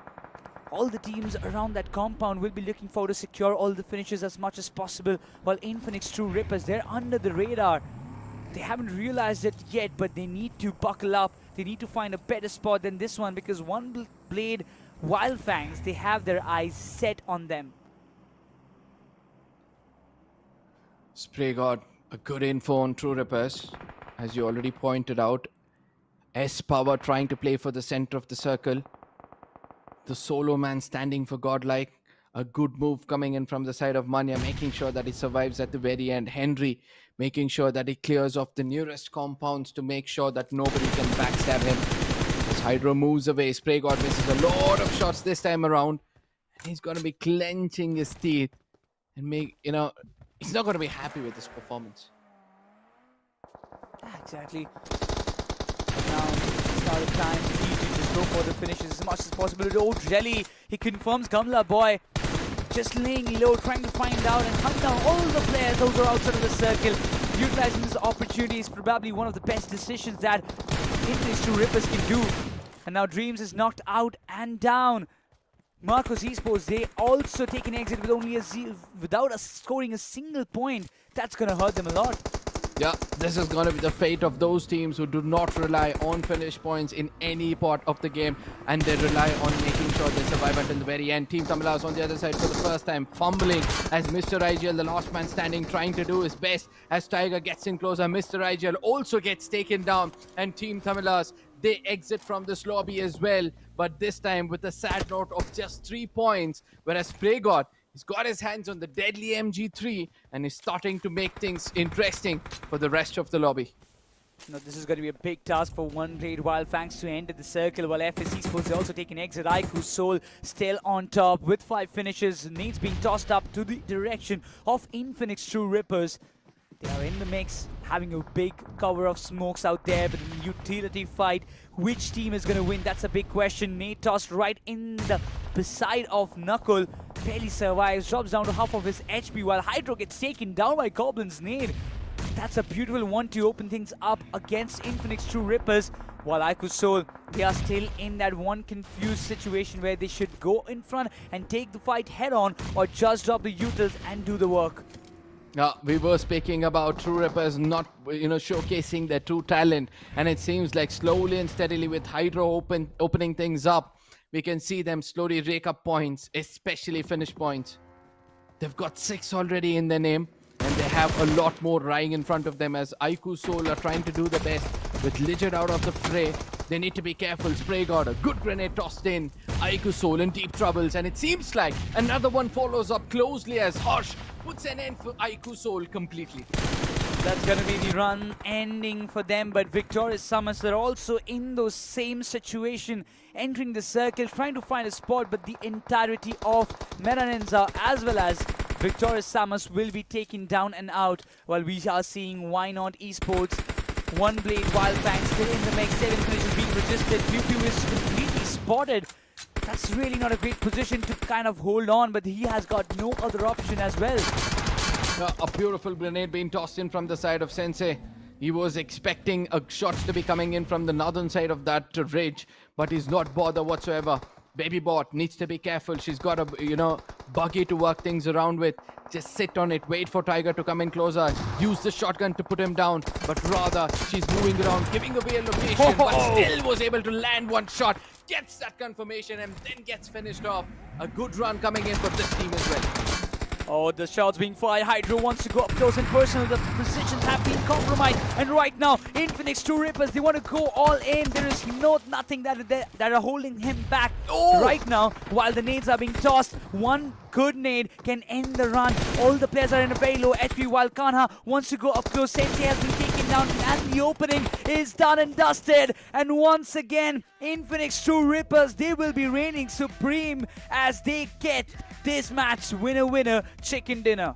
Oh, this aggressive True Rippers is what I was missing throughout this lobby, and finally after 4 games we're able to slowly see them showcase their true colors. And what's more important is that we saw Hydro yet again opening things up. Even though Kyo Lemao did not have any kind of frags in this game, he was the perfect support for his team. Every single time his team needed him, he was there for the cover fire. He was there to throw up some grenades. Jelly on the other side, he was taking that audacity every now and then to lay in the open to pick up frags as well. So I do believe getting that perfect corner of the circle paved way for them to get that winner chicken dinner, and they've done a beautiful job so far. No doubt about it. The way they played, it was immaculate. And the way the entire rotation was planned. Talk about the rotations, the placements inside the circle, the position holding. This is how you have to prepare yourself when you have your goal set for the bigger picture. And right now, I believe everybody who has doubted Jelly, he has proven everybody wrong. And right now, again, if he qualifies for this grand finals, he will be more than happy to have a really, really good set out before he steps up in the international stage. Yep, a good ending is what Jelly would want throughout this year. He's been qualifying for several lands, but unable to showcase, his true self. A trophy would be an added feather to his crown, which is just growing larger by the day. And this is a story of true rippers. And on the other side, we're able to see that slowly, why not, is able to catch up to the momentum of this lobby. They were able to pick up frags, and even at that 1v1 against White Tiger, they were also able to do well. We're going to be breaking down more of such fights and trying to explain situations of the teams in the overall standing and more right across on the other side of the break. But before that, make sure you share it among your friends. See you guys on the other side.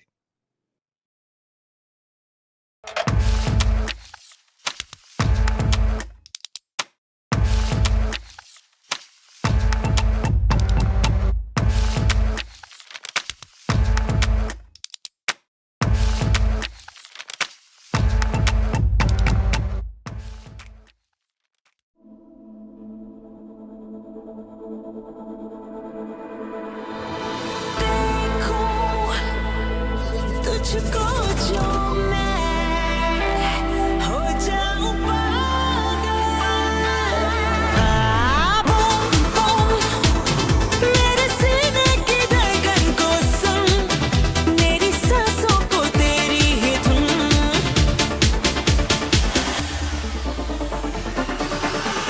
Dreaming about me. Love is to get lost in the look. Unlimited Love B6 Pack 2 starts at 21.9 lakh. Mahindra Electric Origin SUVs.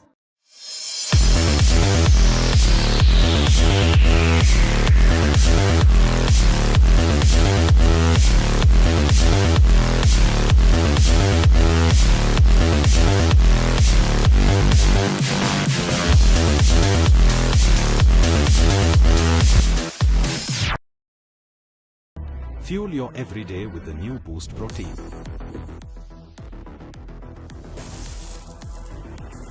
Boost is the secret of my energy.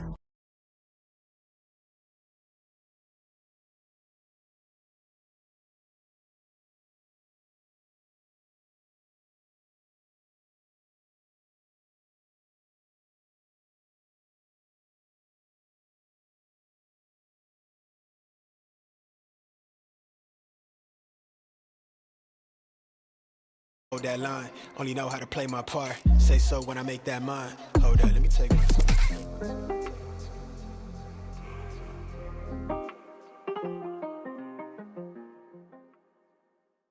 Move out the way like damn.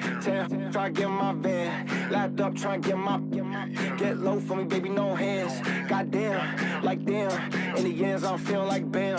Throwing bands and it's making them dance. Like, do you know who I am? Stick with me, I got a plan. Try to get my van. Lapped up, try to get low for me, baby, no hands. Goddamn, like damn.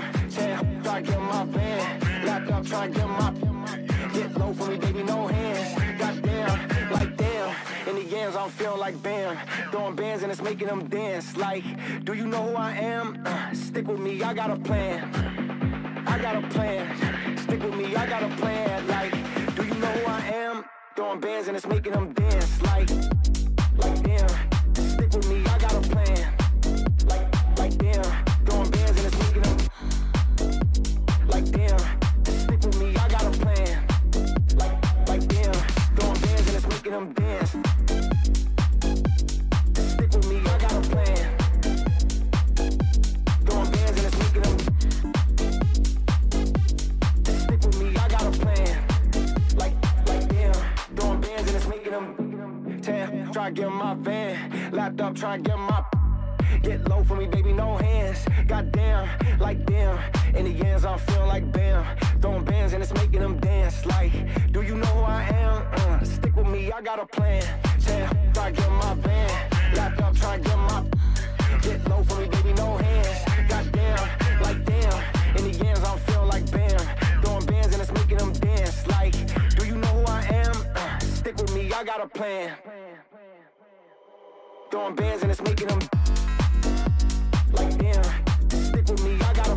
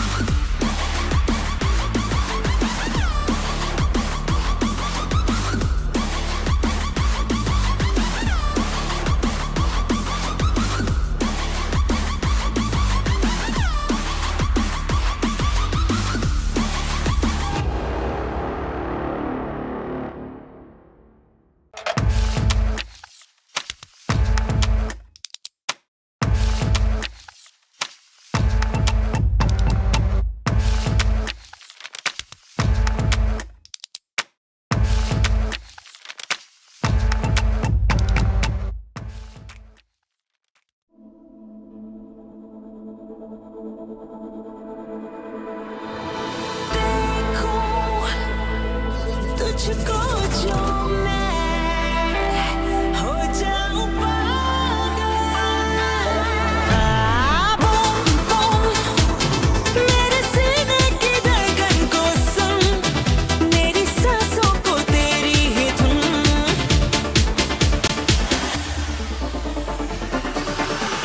Dreaming about me. Love is to get lost in the look. Unlimited Love B6 Pack 2 starts at 21.9 lakh. Mahindra Electric Origin SUVs.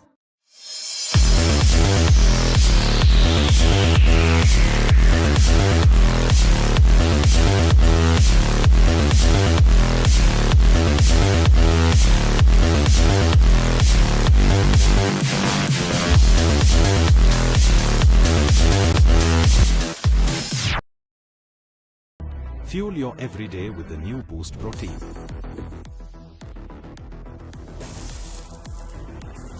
Boost is the secret of my energy. One after every other match, it's happening in such a dramatic way, and it is every other match has a dramatic end. And with this last ERANGEL, INFINIX True Rippers racking up the chicken dinner, I don't think there is any better ending to it. But also joining me on the desk is going to be my mate Raider back with me. So I mean, it has been a long time that we've casted together.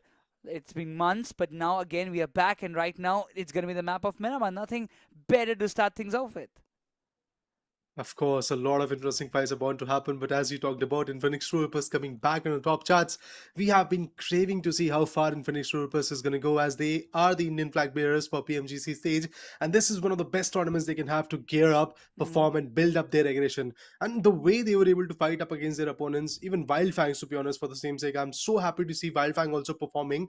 I have talked about this with Arka as well, and eventually my counterparts, Draco and Lucifer in the initial stages, that the thing is, in Miramar, in ERANGEL, Wildfang always has a clash in between them in semi-finale. They always had.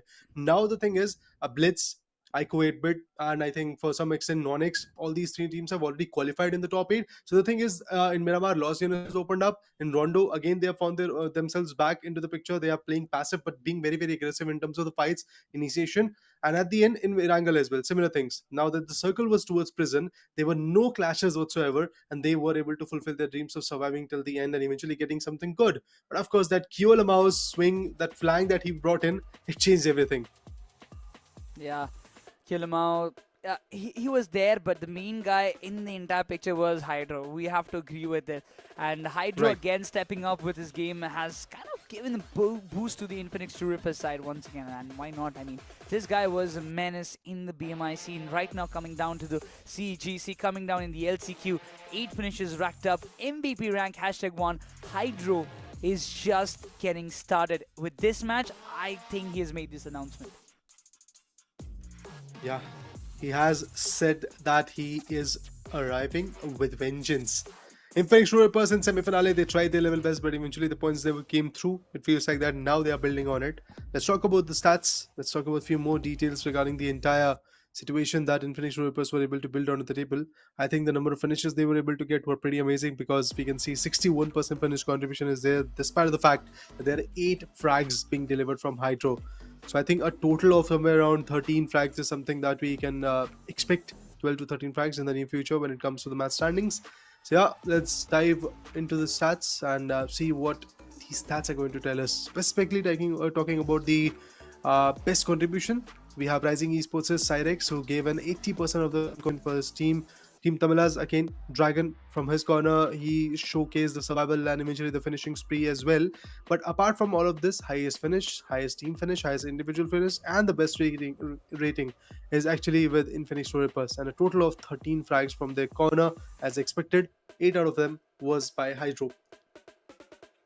He did an exceptional job, isn't it? So the way he stepped up with the finishes gave a boost. INFINIX True Rippers, they were kind of bound to win this match at one point. But over the course of time, yes, with the contribution, Cyrex coming from Rising Esports alongside ICO Team Tamila's Dragon coming into the picture, they have done some good job. But talking about the other teams, One Blade, Wildfangs have secured 14 points alongside Victorious SUMUS with 12 in their bag.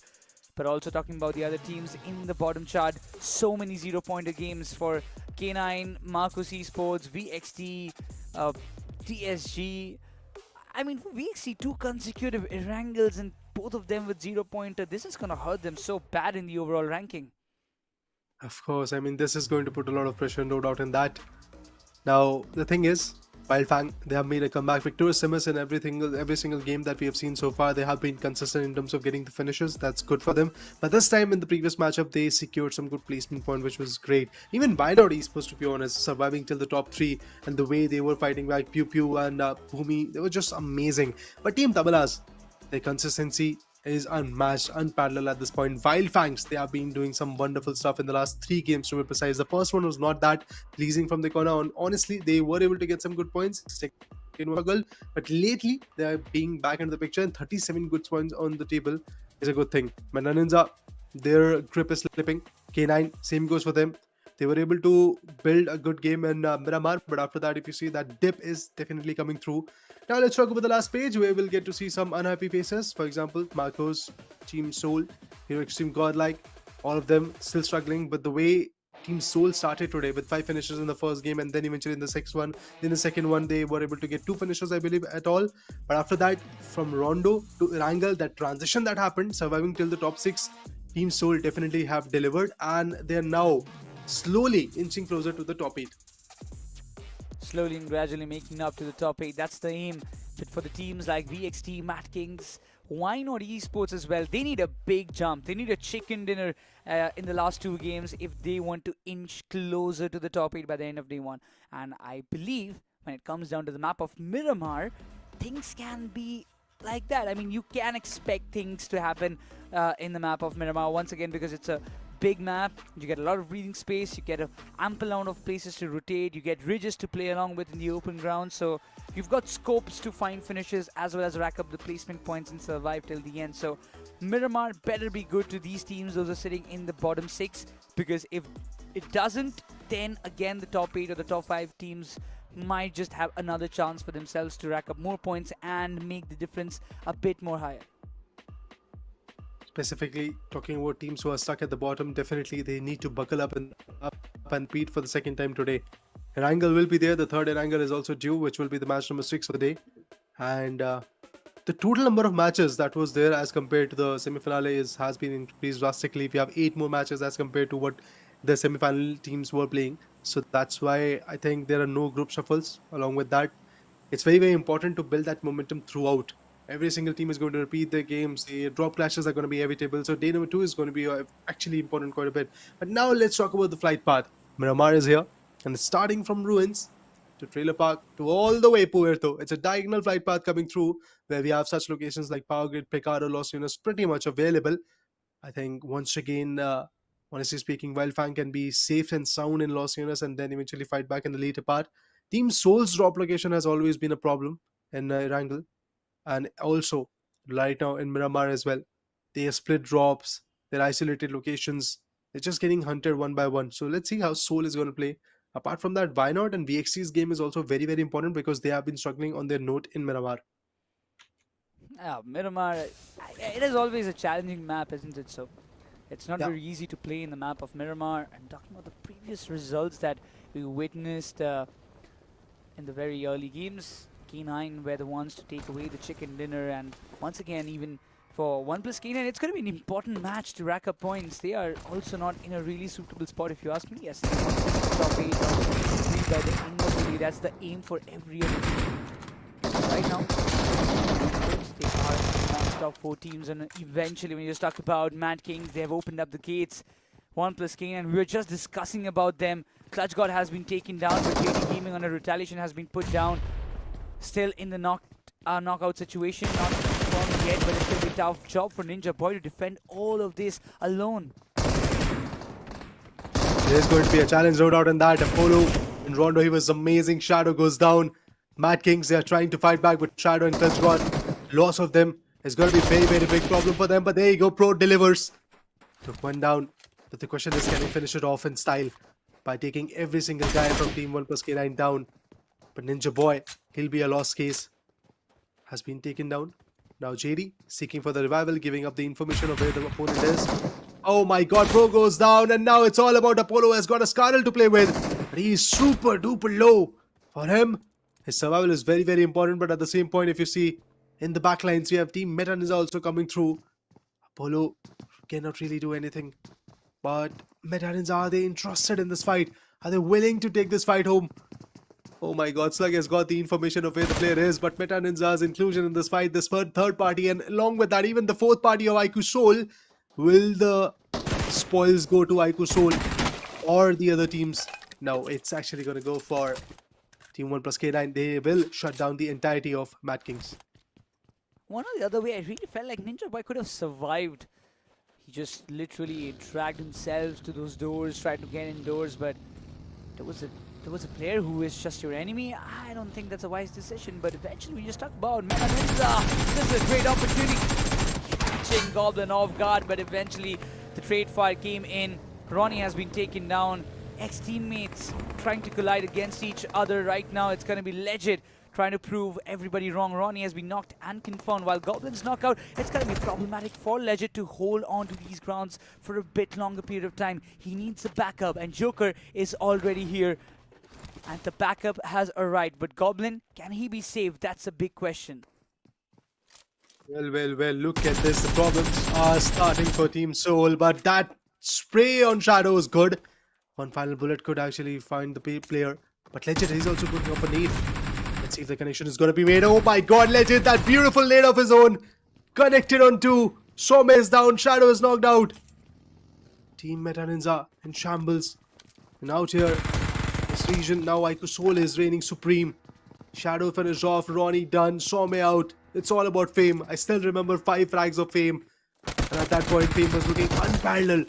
But right now, the way Team Soul has completely surrounded these lads. It's a 1v4. It's a 1v4 by Legit. In the map of Rondo, we got to see a 1v3 of Legit by Legit. A 1v3 by Legit on Team Godlike. And now it's Meta NINZA. Definitely, Team Soul is eyeing for the qualification for the Grands. Got the assist of his teammates, and yeah, that's definitely the way IQ Soul's Legit performed really well in that particular fight, while Victorious Summons, they've got some business to deal with against Rising Esports. They're definitely quite aware of the surroundings they are in. There's not a great position. Truck stop has always been really congested. And if they do have an idea that, okay, Victorious Summons, they are nearby, Devotee and his team, they have to be really cautious about every step that they're taking. Once again, not just because they need points, but also for their own survival. Rising Esports haven't had a really fair outing for themselves so far in the entire day one. Can't really say that this match was really good for them, but right now, seeing them against Victorious Summers, this is still a 50-50 situation if they want to take up a head-on fight.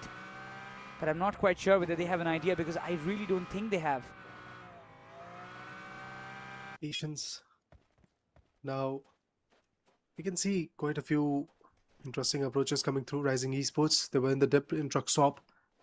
Victorious Summers, they came in close, but nobody really initiated the particular fight, because even Victorious Summers, they are actually in a very tricky spot. They are trying to get the points. They are in the top 8 right now, but not a lot of fights have been converted for them. Placement points definitely is a game that Victorious Summers will like to play. Even for Wildfang, I would say is the same. Team Tamilas, Wildfang, both of them are playing super slow for now, where Sensei and White Tiger already on the move. You get to see Spray God and Khana holding off on the back ends. But honestly, White Tiger, his form is yet to be found in this CEGC tournament, because lately he's been struggling to put down finishers on the board, and that's one of the biggest problems for Sensei. Because zone control is not going to pay the price. You have to be consistent with your frags as well. Rising Esports gave in a lot of damage on Omega. He's super low, but he's still surviving, and that gives an opportunity for Rising Esports to slam, take the compound control, and probably shut down Omega. Omega is super low, goes on for another nade, and on that note, if you see, the cavalry is yet to arrive. Slug is here. Where's the last man standing? Not a great spot. Omega, no healings. That paid the price. He gets taken down. Rising Esports, they're just gonna use this situation. The IGL is down. There's nothing more that they can do about it. Ninja Boy was taken down just beforehand as well. It's a 2v4 situation. Rising Esports against 1 plus K9. Shady Gaming still in the backyards. definitely a missing beast out there. But JD Gaming just fulfilling the shoes, the needs of beast in the question. But JD Gaming puts up one, might just get the second, but no, that's a double swing. And 1+ K9 will end their run in the 14th position of this game. A team who took the chicken dinner in the previous map of Miramar gets decimated way too earlier on. Still a 4-pointer game for K9. They might just be a little happy. I won't say really happy, but at least not really sad, because it's not a 0-pointer game for them. But still, this kind of early elimination in the map of Miramar, K9 definitely didn't expect this. The struggle is clear. I mean, Victorious Summers, K9, FS to some extent, all these teams are trying to be consistent. Some are trying to be aggressive with the finishes, like INFINIX Troopers is one of them. While on the other side of spectrum, you get to see Wildfang being a little passive, but I've seen their counterparts, their former teammates, Remnant X Spark performing here on Church, and eventually they got a big winner and a chicken dinner out of it. Actually, there was not a winner and a chicken dinner, but eventually up against Welt, they survived till the top 2 with some good finishes. Around 12 to 13 finishes was there for them. That was one of the moments where we got to see Remnant X Spark outshining entire lobby, and then they started to put some points on the board and qualify for the CEGC LAN. They have actually got themselves into top 8, so that's a brilliant situation for the Wolfpack. I really want to see what Wildfang can do on the board. Honestly, a phenomenal team, but then again, that situation is never really being matched. The consistency is never really coming through. But from today's standpoint, as soon as the last chance qualifier started, a lot of teams have found their own grounds. 1+ K9 is one of them. I would say Team Tamilas is one of them. Really happy that they are chiming in. Apart from that, even Wildfang, why not? In some matches, they have been wonderful. But look at this play zone. Team Soul has got an easy access to water treatment area. But pretty soon, Victorious Summers will be on the move, and the question will be, are they going to go Hacienda or water treatment? Whatever happens, Team Soul have to clear the backlines, as right now, Team Soul is eyeing for a complete push towards the Hacienda compounds, where Hero Extreme Godlike is also pushing it, and Marcos already has got their compounds worked up. FS, they have taken the hill area. It will be tough for Team Soul, for Godlike, for any other team to enter the region. But this is a good thing. In the southern western parts, you get to see another chaos. A lot of teams are willing to fight. Yeah, the southwestern quadrant seems really congested. We're talking about the central part, as you mentioned, IQ Soul, Hero Extreme Godlike, a lot of teams in the mix. Not quite sure about whether they want to take and engage the fights here on, because, see, even if they kind of start things off, there's a really big question mark, because both the teams, like Hero Extreme Godlike, IQ Soul, they're in a dire need of points. And both the teams will look forward to finish the day number 1 in the top 8 position. Not quite sure about who is going to be there, but right now even IQ Team Tamilas, who are also known as the Kings of Miramar. When this lineup was in AUTOBOTZ, they were also really good in the map of Miramar. When the previous lineup of Team Tamilas was there, they were always known to perform better in the map of Miramar. Banner is still the same, but whether the role is going to be same, that's a big question, because INFINIX True Rippers, they are just looking like an unstoppable force. Everything that is coming in their way, they're literally being perished.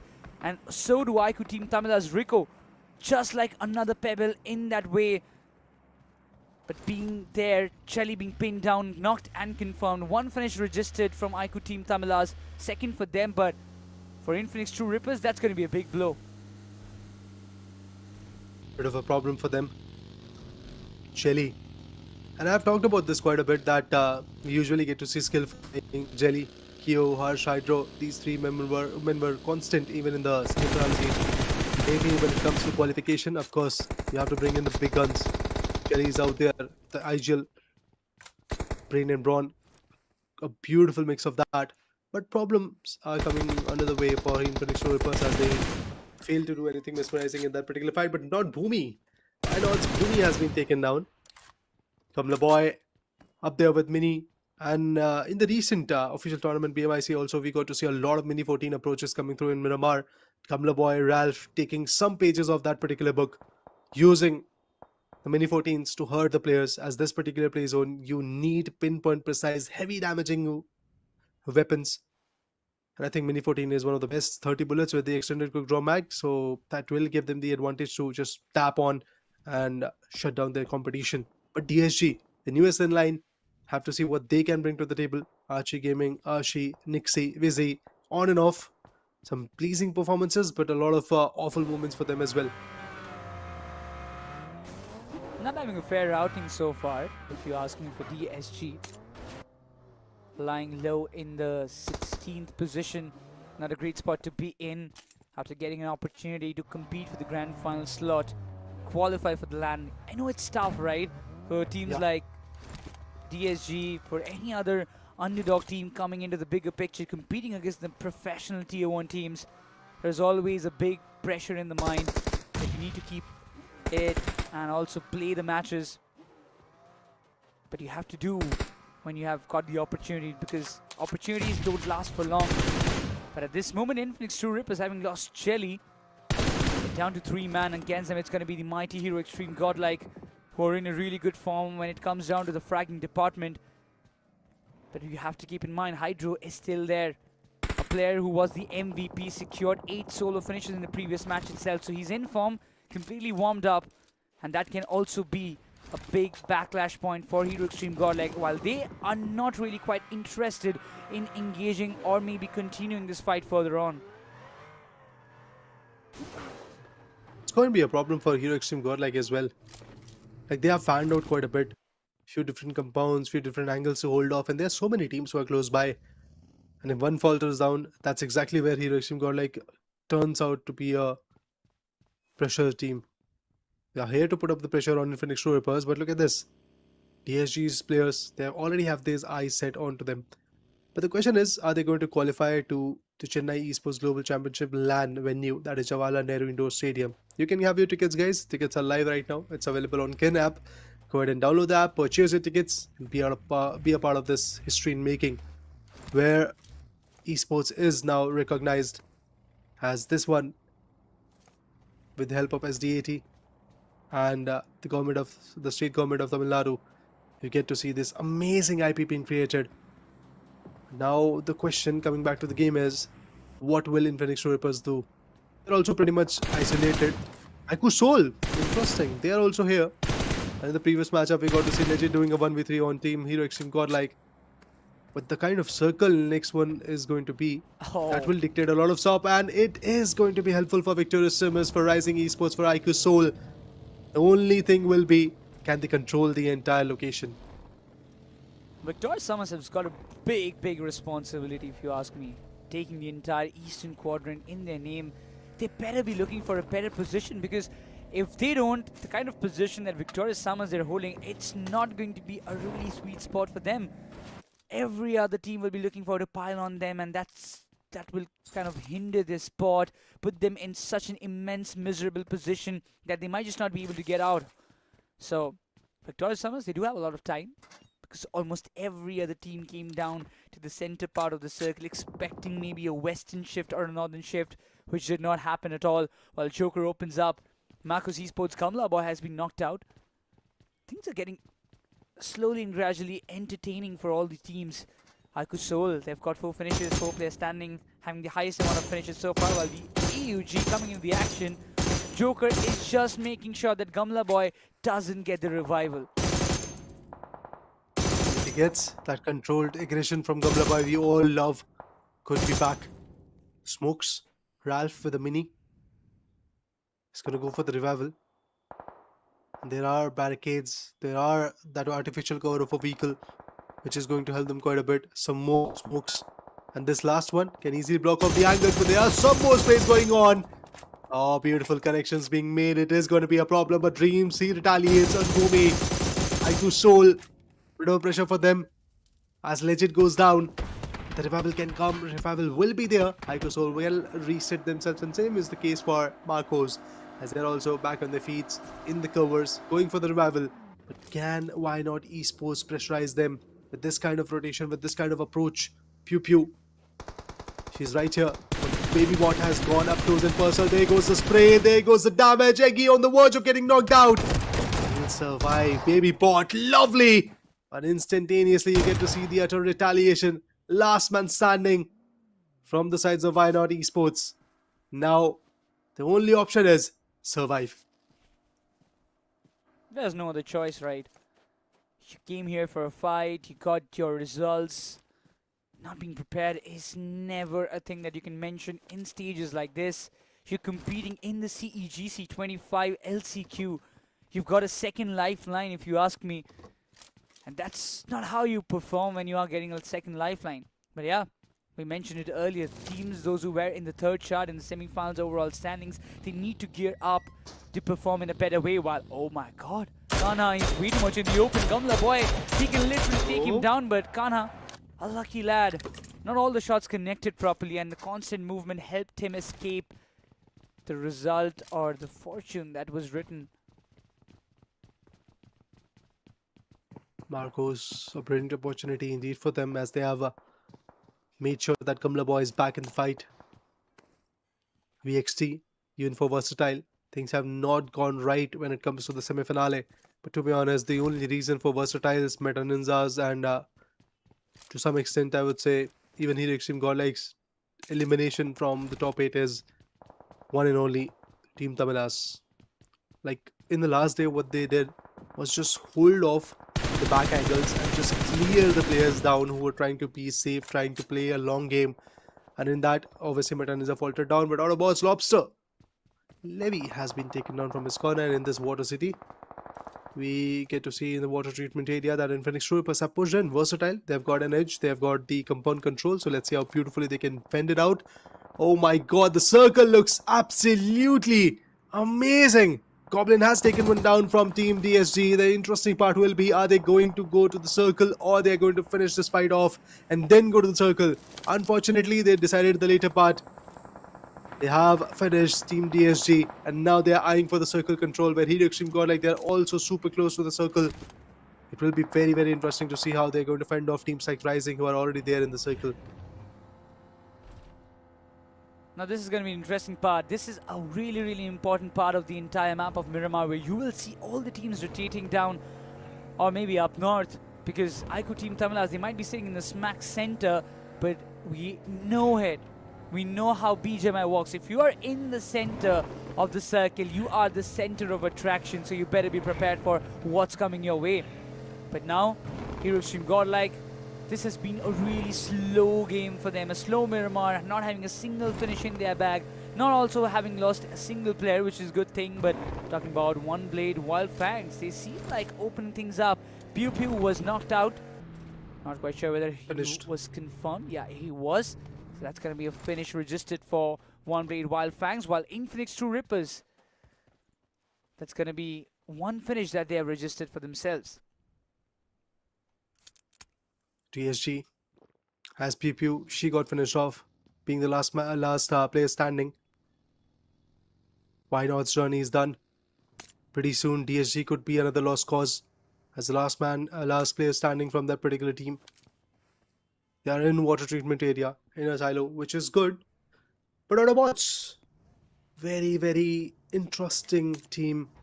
In some matches, initially in Miramar, they have shown their sheer power, specifically in semi-finale. AUTOBOTZ Lobster with 7 good frags in the day number 1 of semis, match number 2.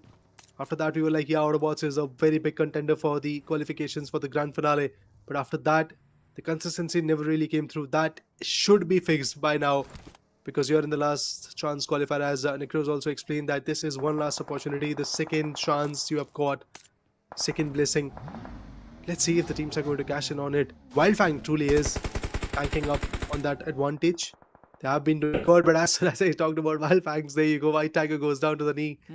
Archie still surviving out there in water treatment, and that kind of explains my caster curse, I guess. Yeah, that's why even, you know what, we should just let things go the way they are. And we just sometimes should keep our mouth shut when we are trying to predict something. But yeah, for now, Lovish is like taking some take on Spray God.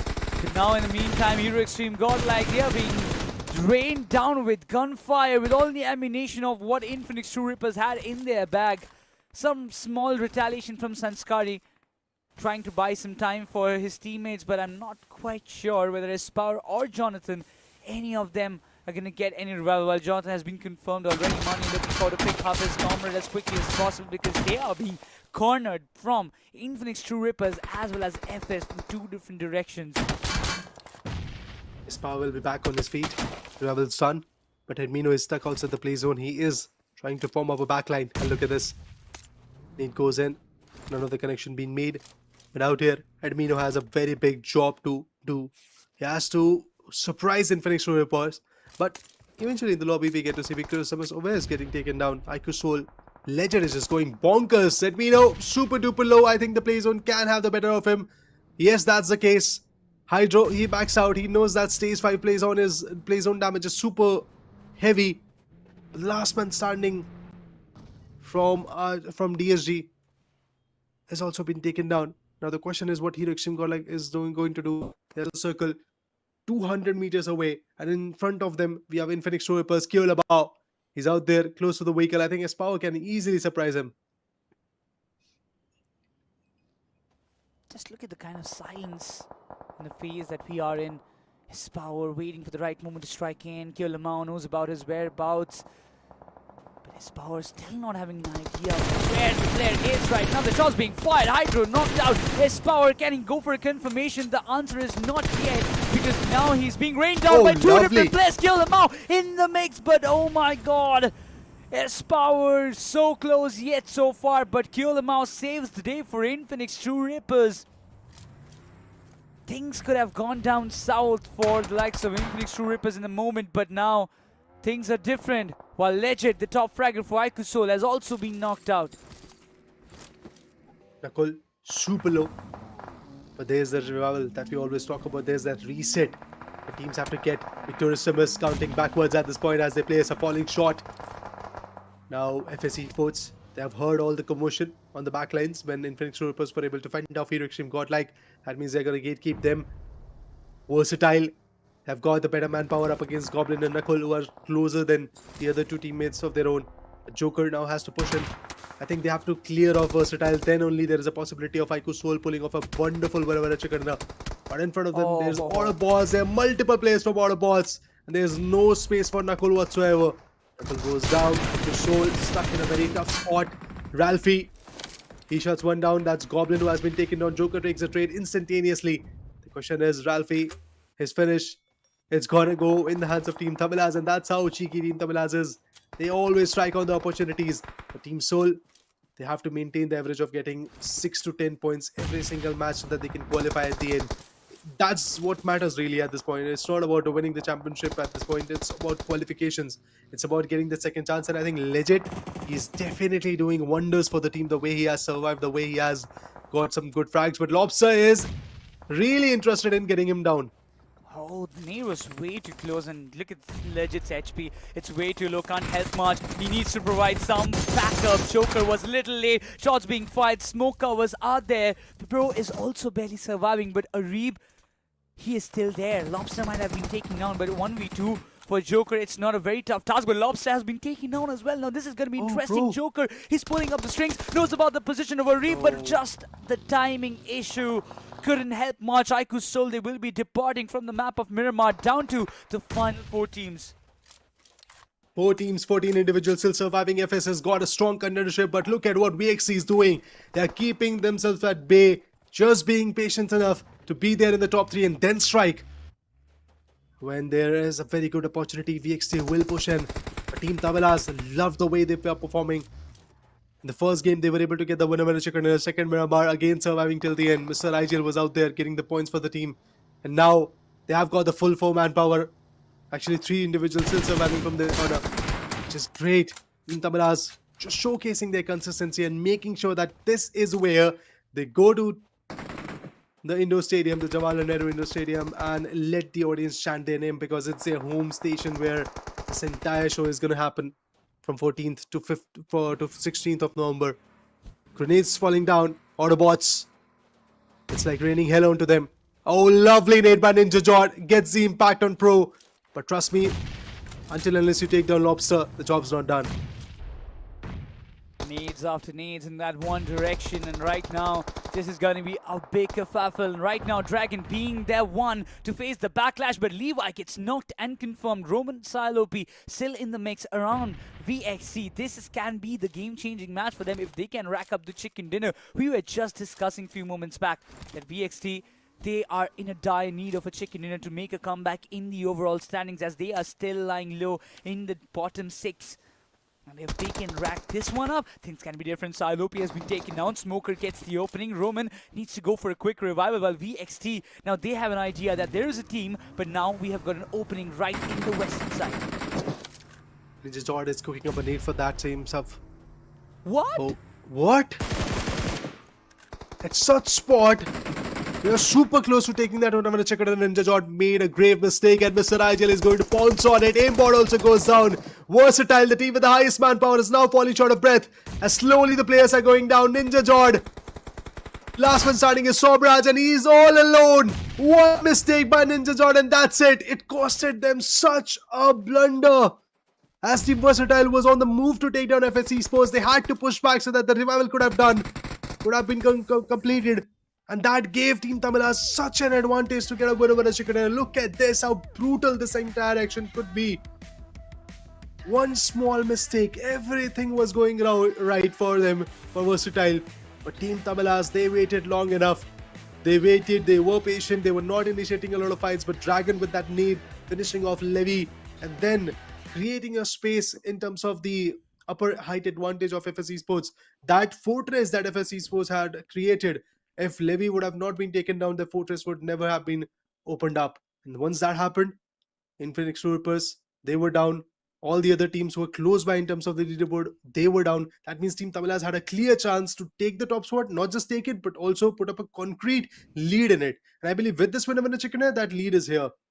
Oh yeah, there's no doubt about it. The way they played, it was just a chicken dinner, just being served in front of the players of IQ Team Tamilas. Nothing. I don't have any other words for this one, because if you look in the positionings, VXT, they had a really good position to kind of get this chicken dinner. They had the man advantage. They had the players, 4 players intact, while IQ Team Tamilas and FS, they were not completely 4-man standing. So that was an advantageous situation.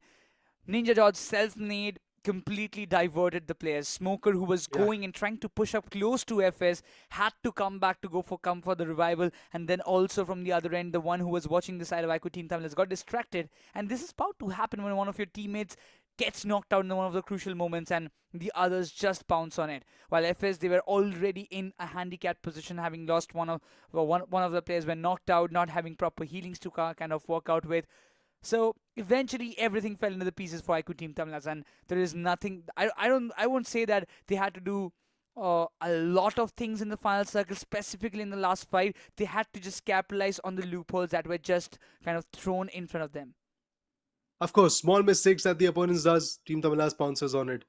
In every single match, if you talk about Rondo, there was Weird Baba surviving till the end. Mr. IGL in some matches have actually taken that job of surviving till the end, getting some finishes for the team and fulfilling the dreams of now being that team who is representing Chennai itself in the LAN event. Now we'll take a short break, guys. After that, we'll be back with this last match of day number 1 in LCQ, along with some stats. Stay tuned.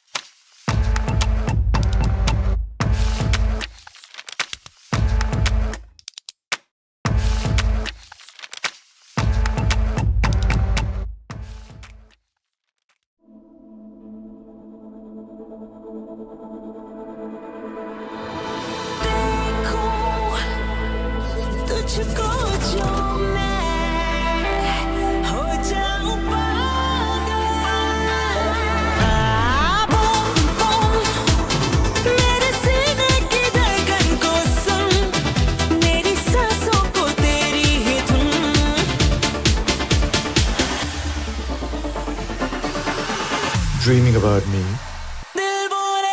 Love is to get lost in the look. Unlimited Love B6 Pack 2 starts at 21.9 lakh. Mahindra Electric Origin SUVs.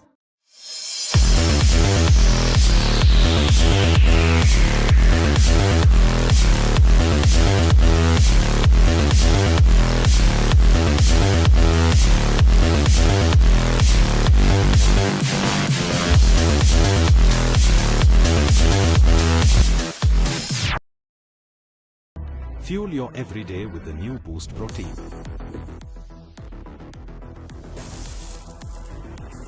Boost is the secret of my energy.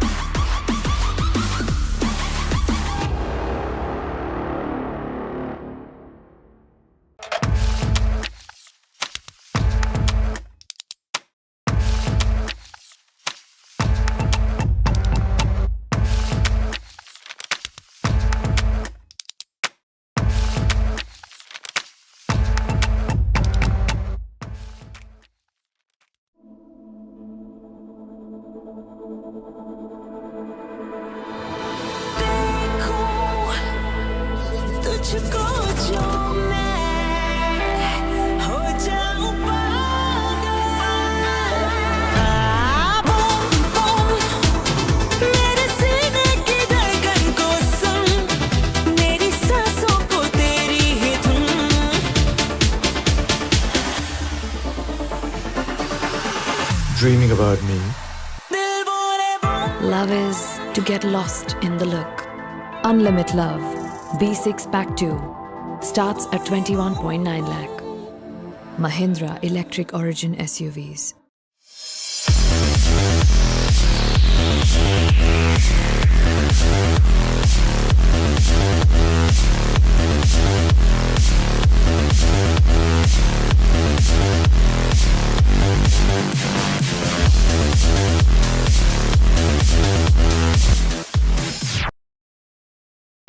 Fuel your everyday with the new Boost Protein.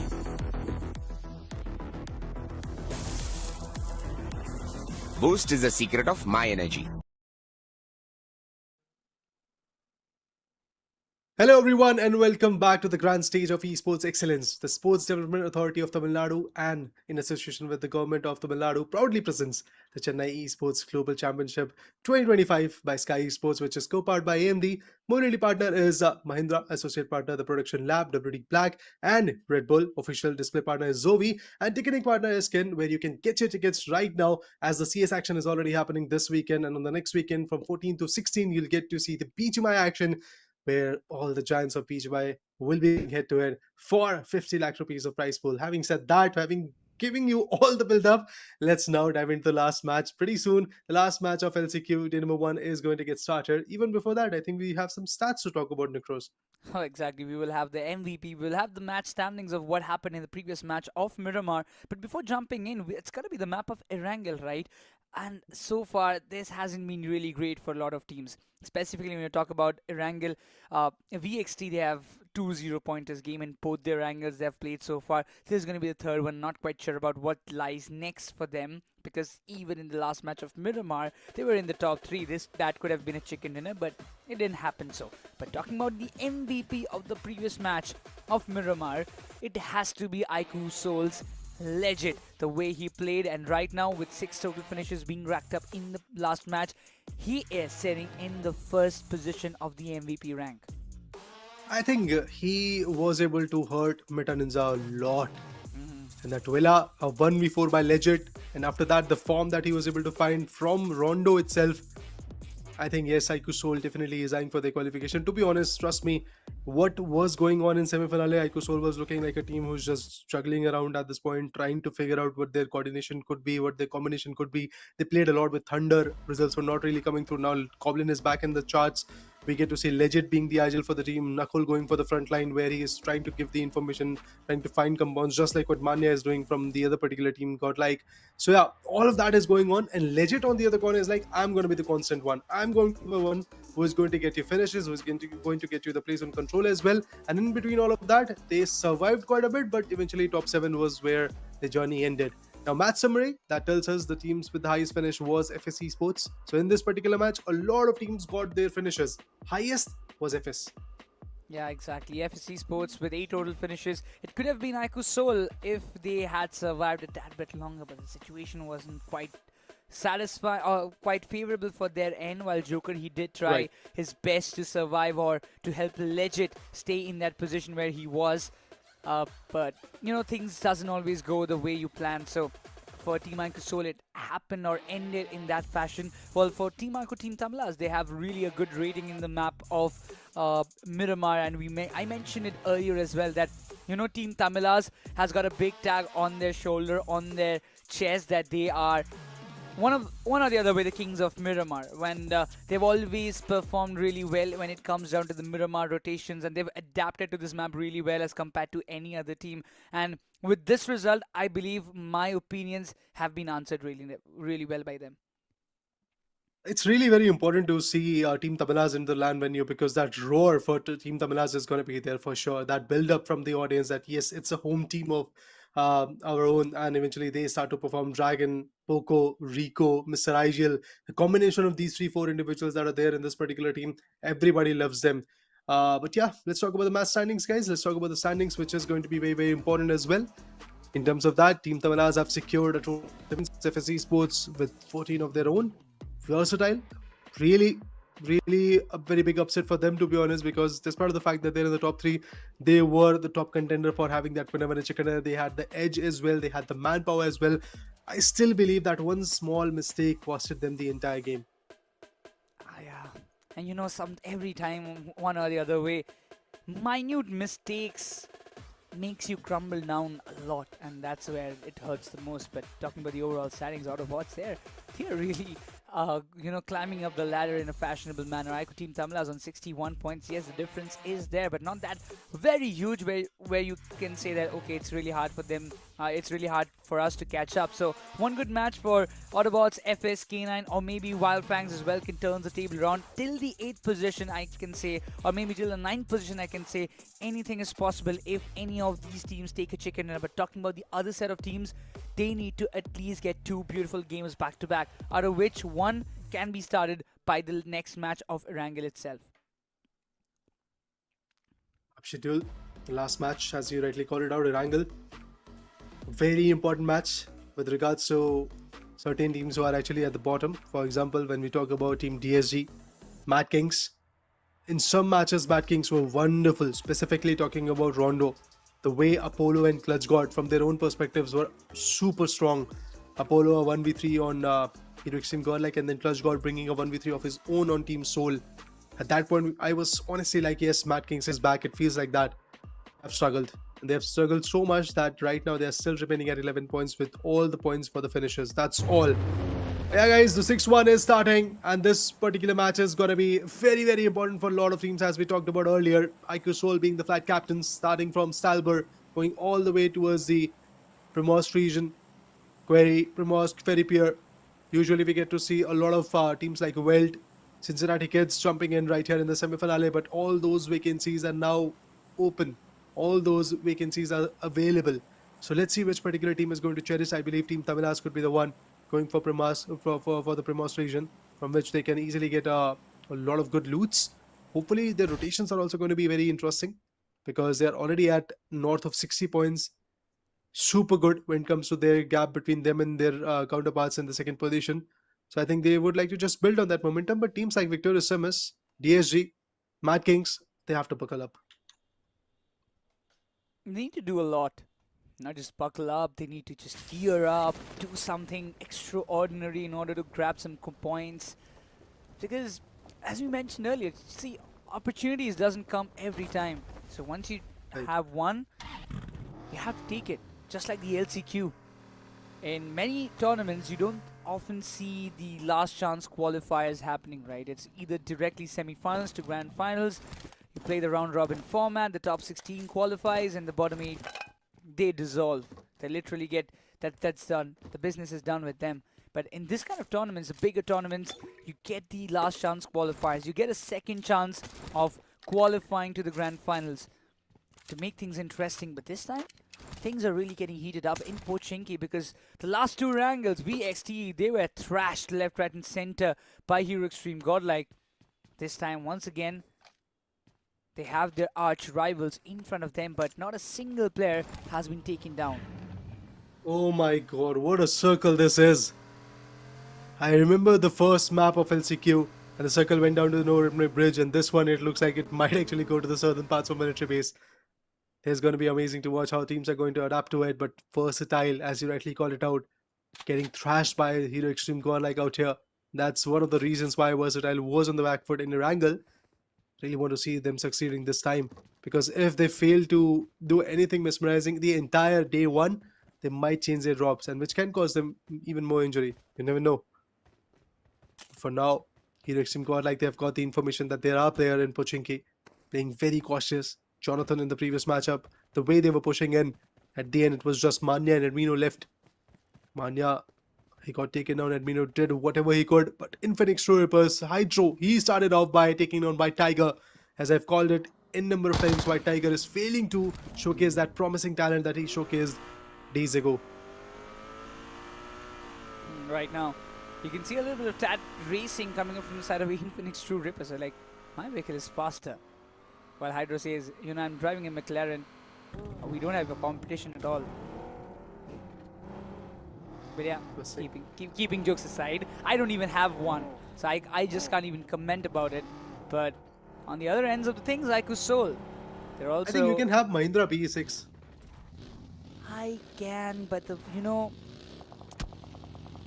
I just need some lakhs in my account for getting that. You are really interested. 1 or 2. You know, Raider, there's always a thing called gifting. So. Oh, you are telling me that. Yes. Okay. Thank you. My birthday is coming pretty soon, and I'll be very happy if you can gift me one. Maybe I can try in game, but not in real life. But Wow. either way, jumping onto the game, because we have our fair shares of banters, and you know I love Raider for these kind of things. Whenever we are on the desk, we try to bring up some funny topics, some lame funny topics, but it doesn't go all the way where we want it to be. Yeah, lame being you, funny being me. Lovely. Let's go, guys. Let's dive into the action once again. And Team Soul, in the previous matchup, 8 amazing finishes, being in the top 8. Got some good placement points for the team. Overall, if you see, Team Soul is right there on the 9th spot. I still believe they can pull this through. And ending the last match is going to be very, very important for every single team in a good way.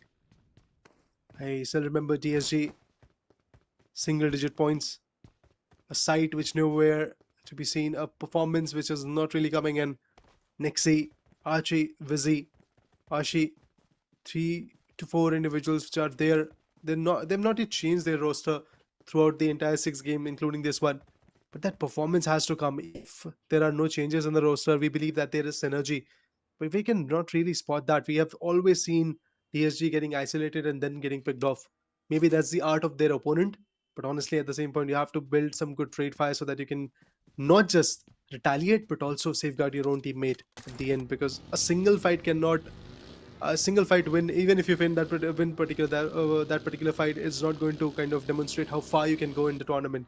You have to get the entire map, and for that to happen, you have to maintain your manpower, which is cause for concern for teams like Mad Kings, teams like DSG, and I would like to include one more name in it, and that is why not Esports. Yeah. So far, there have been ups and downs for so many teams, while you know what, all the other teams, the set of 8 teams those have qualified, they will be watching the games of all these teams playing the LCQ, so they do have the breathing time, they have the space to do the homework before they jump into the Grand Finals, play in the LAN. I mean, look at so many teams those who have qualified and they have done their homework, specifically talking about IQ, Rev and X-Park not having a really great outing before the CEGC. Changed the roster, got some new players. Punk being one of the greatest addition had kind of helped them in such a drastic way. Yeah. And you know, this is the transfer window season still happening till 15th of November. We are seeing so many changes. Same pattern in the roster of Vasista have helped them so much. But right now, FS Levi seems to be interested in picking up the players of Why Not. Vixen has retaliated in a better way, but Levi's position is just too good. He was on the top, using the topographic advantage, but right now, the girl squad is here to rescue their teammates. BabyBot, that fall damage was there, and then eventually BabyBot chimed in. Sahil, he could be the next one. Getting shredded by the bullets. Sahil is cooking off a nade, and so is Bhumi. Who's going to connect? That's a big question. There goes the nade. But it's BabyBot from Sahil. There was a nade from Sahil which caught BabyBot. Now this G-Wagon has to go back on the bridge. Hopefully survive. Oh no, she has stopped to go for the revival. And there's Lavish with the hovercraft. No fear in his heart. He knows that he can come out and just shut down the entire team. And that's exactly what happened. He came out, received a bit of a damage, gave in his own shot, and that was it. Bhumi got taken down. They had their own losses. Levi, Roman, both of them are down and dusted. But still, I talked about this. Why not being isolated? But this time they were just getting gatekept by FS. But what about this, Nicholas? Rising was so... Brutal damage. Joker being taken down. The backup has been denied. But Knuckles says the Batman is here. The Joker might just go down, but the Batman always stands tall. And he will reign supreme once again as 2 of the players knocked out once again in a blink of an eye. And Cyrex going and looking forward to take down Joker. But before that, the Batman is still there to save the day. Cyrex, the shots were done. They were dunked on him. But I don't think Joker is going to survive for a longer period of time. While Henry is still in the foothills. Cyrex being the one-man army trying to fight it out all against Aiku's soul. He has a big job to complete. The cavalry arrives. Legit is right here. Nakul is going to go for the revival on probably Goblin. But eventually, Legit, oh no, he is also here. Legit has been spotted. Legit super low. Henry from the bottom. He gets some good connections. This is the breaking point for Team Soul. Where is Goblin? I think he's also knocked out. What was that? Losing players bit by bit like this is going to be a cause for concern. But Nakul, he's the last man standing from the team. He's going to finish off Cyrex. The question is, what is Henry going to do? Grenades being used. Joker is giving all the information that is desired for this fight.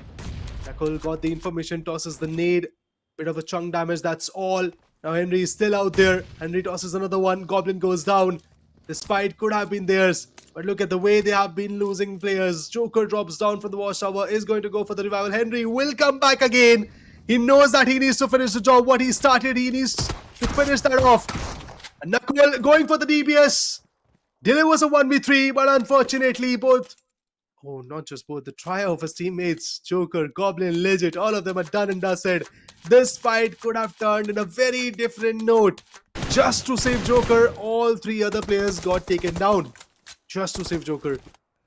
Don't you think so, Nikros? This is a very important part where they could have decided to reset Goblin first and then go down to Joker, or maybe just let one player, Nakul, push in that particular angle, or Legit push in that particular angle. The other one should have stayed with Goblin. I think that was not a great call, but for Legit to not be aware of the position that Cyrex was already there and go all blind towards Joker was really not a great call. But now Gamla boy, he's done a hefty amount of damage, gets an instant retaliation from Hydro. That's another player knocked out. INFINIX True Rippers, they are keeping the control. Jelly has been decimated, has been taken down, but that doesn't change the course of action for INFINIX True Rippers. And right now, Dream's position has also been compromised. Not quite sure about how is he going to survive. Comes out in the open grounds. Harsh is trying to make the connection, but it's not really that easy to make those precise connection from this big distance. Well, INFINIX True Rippers, what's going to be the next move? Because they have also lost Kyo Lamau in the mix. But a 1v3 by Hydro. I'm just counting the players who are just doing 1v2s, 1v3s. Of course, the losses are there. Part and parcel of a fight. But now it's 2v2. Ralph and Dreams surviving in from Marcos. INFINIX True Rippers, they have got Hydro to work with, Harsh to work with. It will be difficult for Dreams to do anything mesmerizing, but the cavalry has arrived. There goes the grenade. No splash damages, no chunk damages coming through. Ralph is also quickly off a nade of his own, and that damaged Harsh a bit. But Dreams and I think Ralph, they definitely have to build a good play out here. Hydro's positioning is absolutely important. Let's see if that nade is going to find something good. He's up on the rooftop. He is looking at every single angle. And I think Ralph has got the idea, and that's exactly why you get to see these nades getting tossed. Now Ralph is super duper low. One molly. Let's see if the splash damage is going to find it. Oh, grenades getting cooked. Ralph cannot go on the right. He has to stay on the left. And that gives Hydro a big information, and he isn't going to act on it. He is just going to act on it, and he jumps out of the building. And that's how you get to see a 1v4 being done by Hydro. He had the first frag already and then decimated the entire lineup of Marcos Esports. These commandos, they had no idea that its Rippers are going to rip them apart. And a really great form, INFINIX True Rippers, their flashy gameplay that they've showcased just now.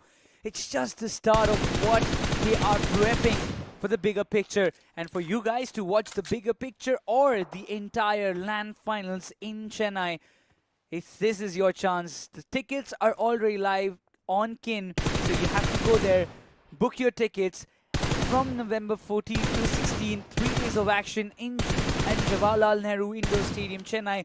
If you are from there, do not miss this opportunity. So, right now, again, coming back into the game, we've got another team in the question, Aiku Team Tamilas, in the mix, trying to take down players from a distant area. And whenever we've seen a certain circle, Team Tamilas, they've always been really precise to enter the circle and find at least a little sweet spot for themselves from where they can rack up some good points. Oh. Feels like a fishing mission for VXT Ninja, Some, NINZA, NINZA actually. Coming in the mix, Fame and Some has been knocked out. Shadow is still there in the western side. Ninja Jaw just making sure that nobody is coming to this shore. Open party, open season for Versatile. They just see heads popping over of the water body and they just push it. Okay, they've got the idea where Shadow wants to go. It's the hovercraft. But can he travel? Hovercraft is already in flames. Some gets finished off. But NINZA, what is happening to them? Look at this. In the previous matchup, we got to see Souls Legend getting a 1v4 on them. And now they're out in open. Versatile is having their own fun run on them. Not at all looking good. But remember, guys, Versatile has to move on. They also have to get into the circle, which will be a big problem for them. But K9 Slug goes down by the hands of Fury. The ferocious Fury strikes again. Venom Oasis lost cause for the team. But this guy Fury and Mafia are still willing to fight back. But the Smalley is going to burn him alive. And Fury is knocked out. He's finished off. Whereas Mafia is a bit far away from the team. I think for him, the only wise option, the wise choice will be to get in the circle. Maybe get some good position points for the team. But how is he going to do that? No bridges gatekeep. Military bridges gatekeep. Rotations are not possible as VXT is already setting their eyes on it. All the hovercrafts, all the boats are already been taken. What are you going to do? How is Ronnie still surviving in the mix? I'm not quite sure. Meta NINZA, they have realized there is nothing else that is left for them.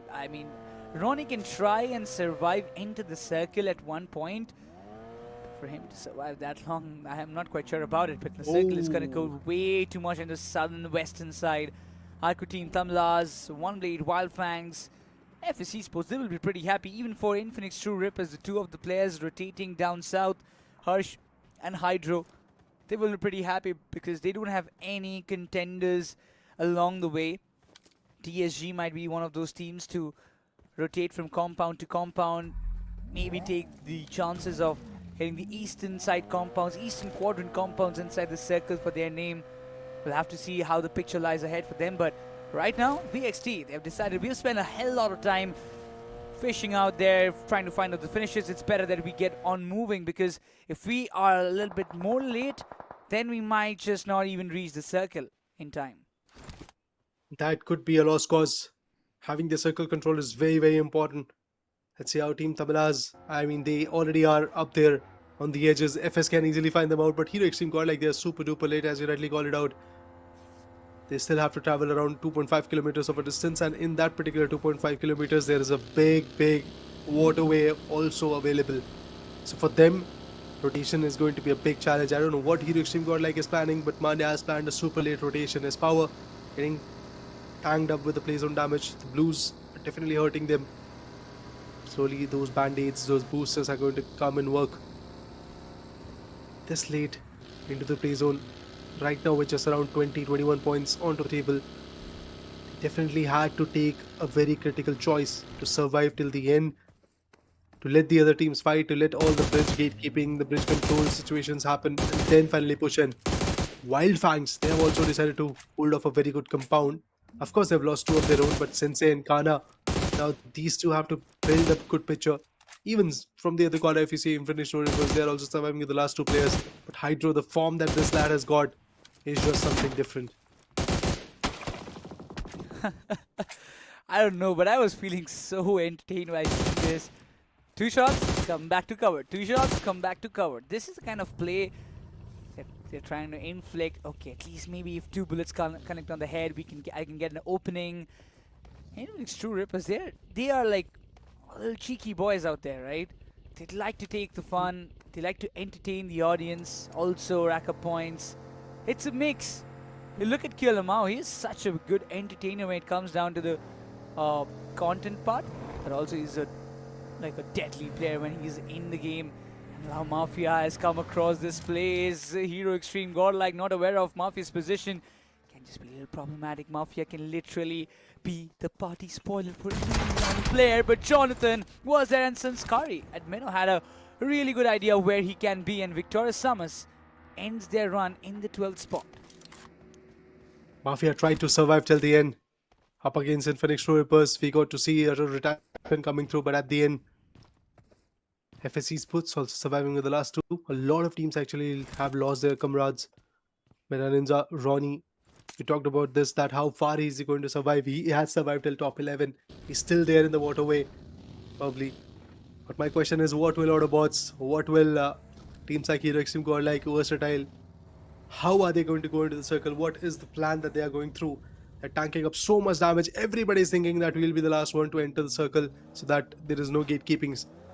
But due to that, Hero Extreme Godlike is not stepping in. AUTOBOTZ is not stepping in towards the bridge. Versatile is not stepping in towards the bridge.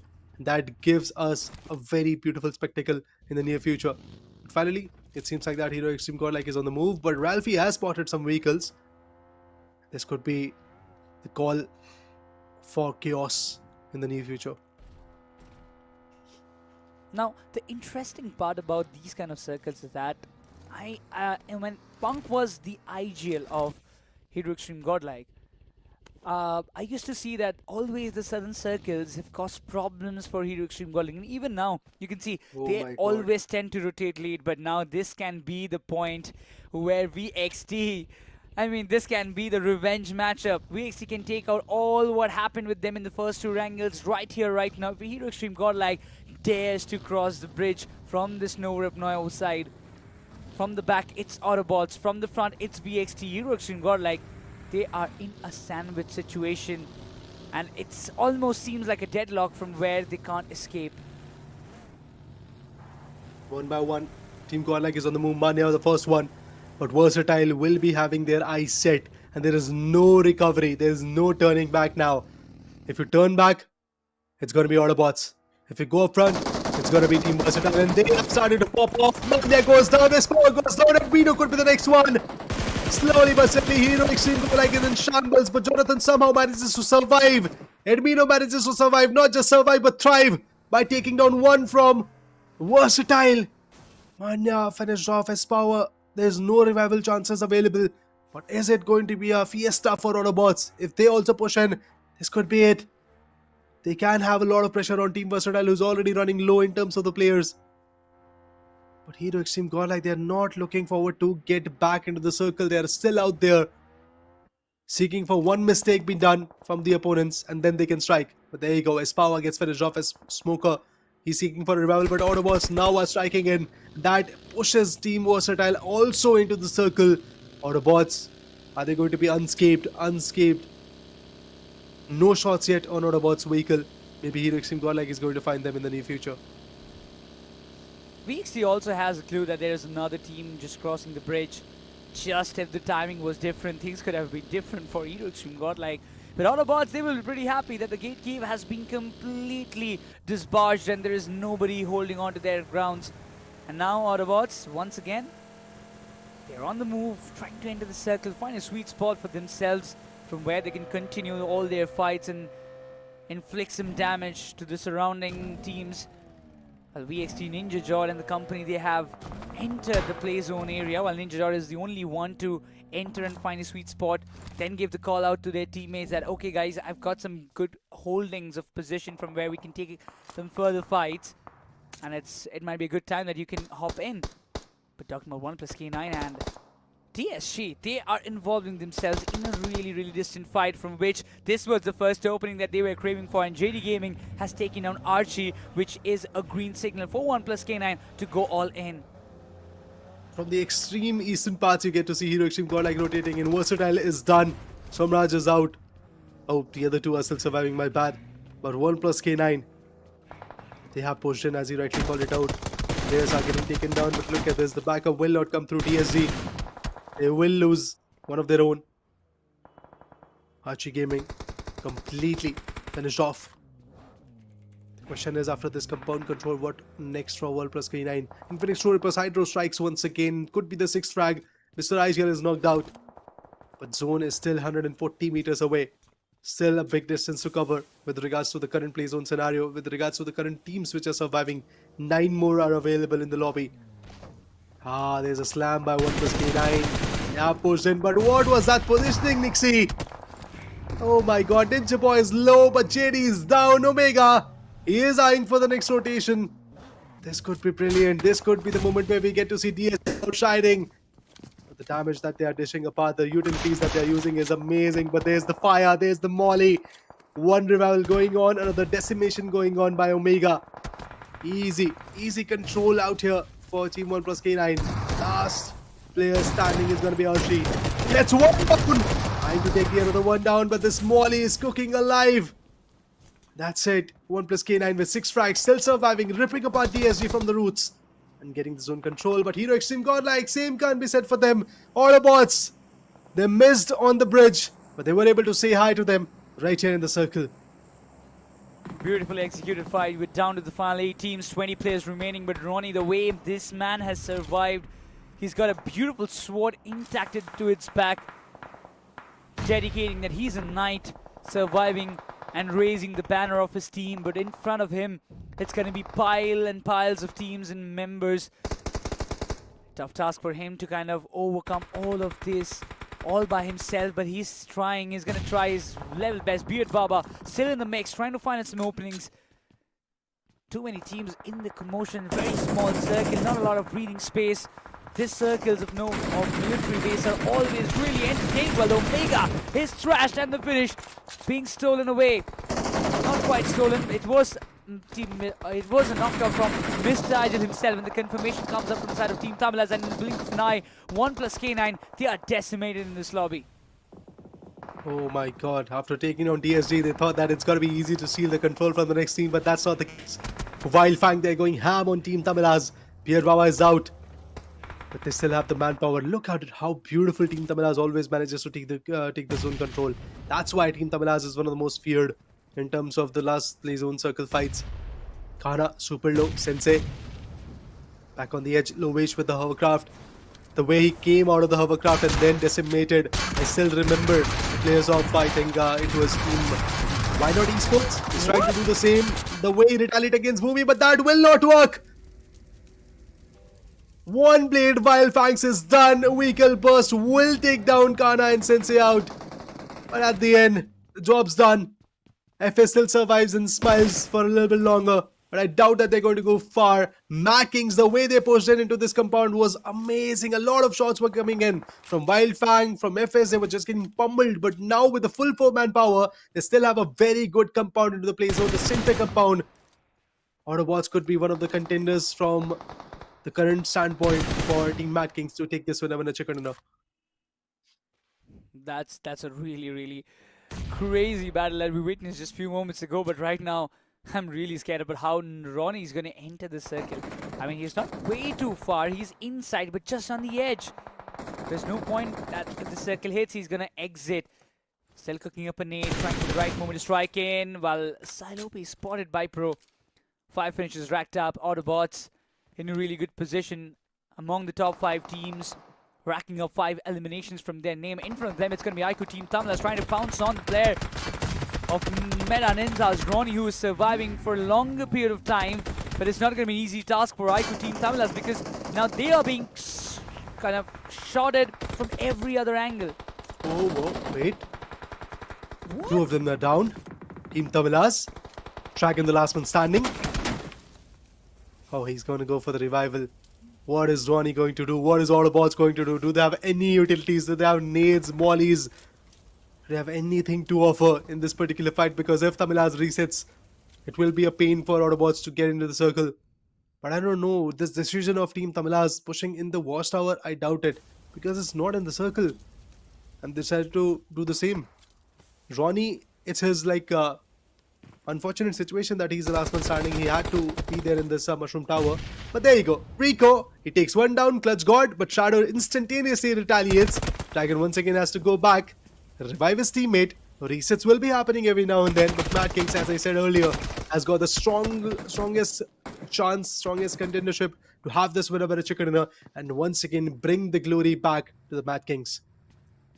Now it's going to be an interesting one to look out for. Aiku Team Tamilas pin down. Mad Kings, only 1 finish is what they have right now in their bag, but it's fine. Until unless you flag a 10-pointer game for yourself, it's still fine.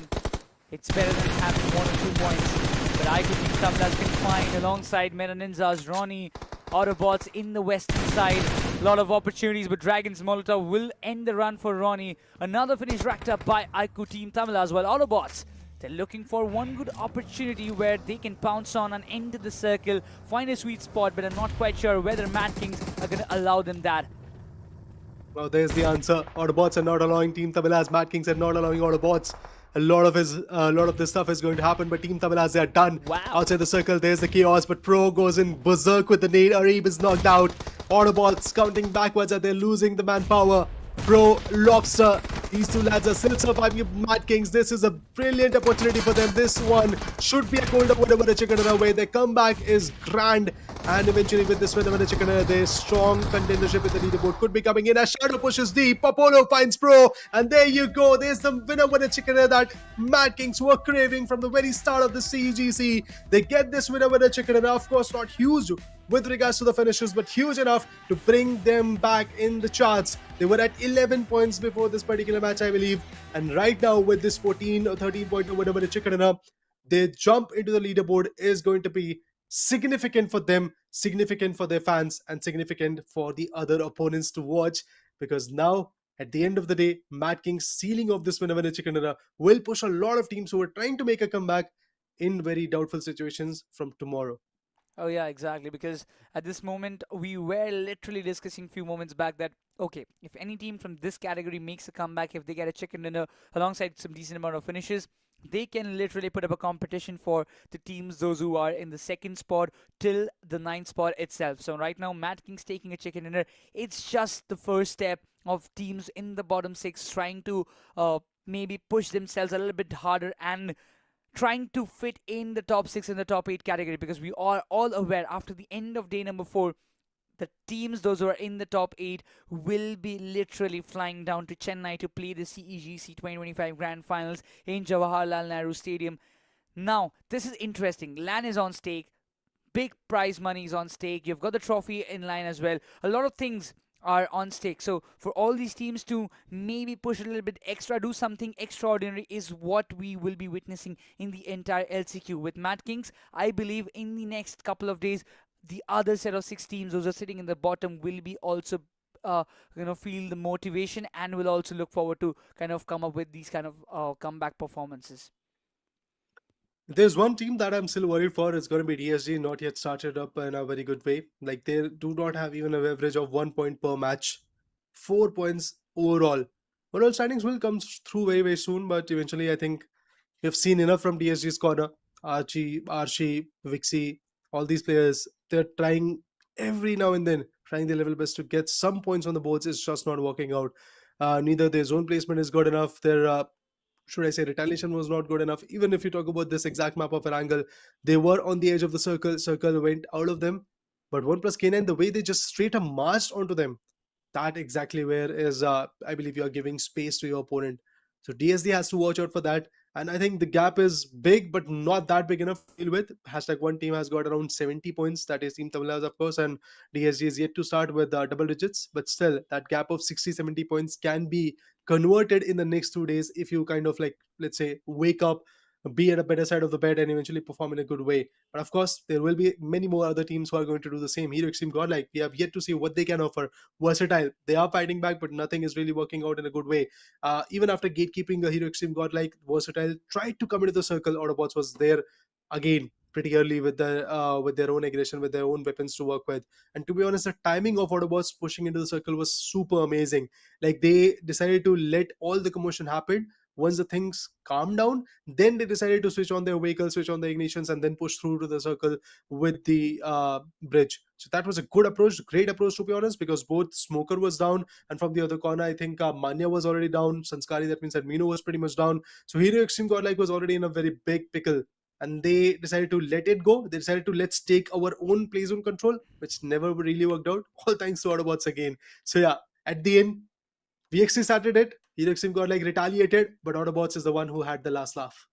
Yeah, exactly. I mean, it is how it is going to be turning out. But talking about all the conditions that we witnessed in the entire match, about the gatekeeping situations to all the third parties, all those individual plays coming in, it was a mix of emotion. And in the entire day 1 of the last chance qualifiers, it has been a roller coaster ride in total. Starting from the first ERANGEL till the last ERANGEL, every match had a different story to tell. Every match had some different winners that we have witnessed. Other than that, it has been a really great outing for IQ Team Tamilas in today's day, for Autobots as well. They have done some really exceptional job in securing a maximum amount of points from almost all the matches that they've played. But also, when you talk about the teams, those have got the opportunity to play in the LCQ. If you talk about DSG, you talk about Why Not, if you talk about VXT as well, I am a little disappointed with the performance. Maybe the day 2 can be the day of comebacks for them. We hope so, because again, if they miss on day number 2 as well, then the last remaining set of, I believe, 12 matches will be left, and in that to perform is going to be difficult, because if you see Team Tamilas in 6 matches, the amount of placement points they have been breaking was amazing. Like every single match, they're just eyeing for the placement points. Around 30 plus points is something which they have acquired with just the placement point score. So Team Tamilas not just 2 winner chickens, but few beautiful survival scores as well. I think in some matches we have seen Mr. Rigel, in some matches it was always Beard Baba doing the needful for the team to get some good points. But now let's talk about the MVP of this one. Of course, it's got to be Hydro. Once again, topping the charts with 5 amazing finishes and MVP ranking in his #1. Yeah, definitely Hydro is the guy for True Rippers. INFINIX True Rippers having a really great outing so far in the LCQ day 1. But I'm quite aware that Jelly is not going to be that satisfied, because yeah, this is the older meta that in which they are playing. They have played and destroyed teams in the new meta as well. So again, coming in when if they qualify for the grand finals, and if they again playing the new zone meta, things can be different. We have to watch out for that. But talking about the match summary, AUTOBOTZ Esports having the highest finishes of 7. Best contribution, VXT Ninja of 75%, while the best rating team, it's going to be Mad Kings Esports once again, because they have taken the chicken dinner. So in the mix, we've got a lot of different names in 4 different categories. Wow. Up and down, you get to see INFINIX True Rippers finding themselves back into the picture, which was really very important for them, as Jelly is back, expecting a lot of good performances from INFINIX True Rippers, and we can clearly see that in this match summary as well. Now let's move on to the next stats. That will be the match standings. In this, Mad Kings, as you can see, 14 pointer of a winner with the chicken. Good enough from their corner. Lovely. A good recovery from such situations where they were lacking seriously in terms of the placement points. They were like at 0 with regards to the placement points. Right now they have got 10 precisely with regards to the placement points, and that's a good way to end the day number 1. Like with a winner with smiles on your faces that yes, we can do. That momentum should come tomorrow if we talk about INFINIX True Rippers.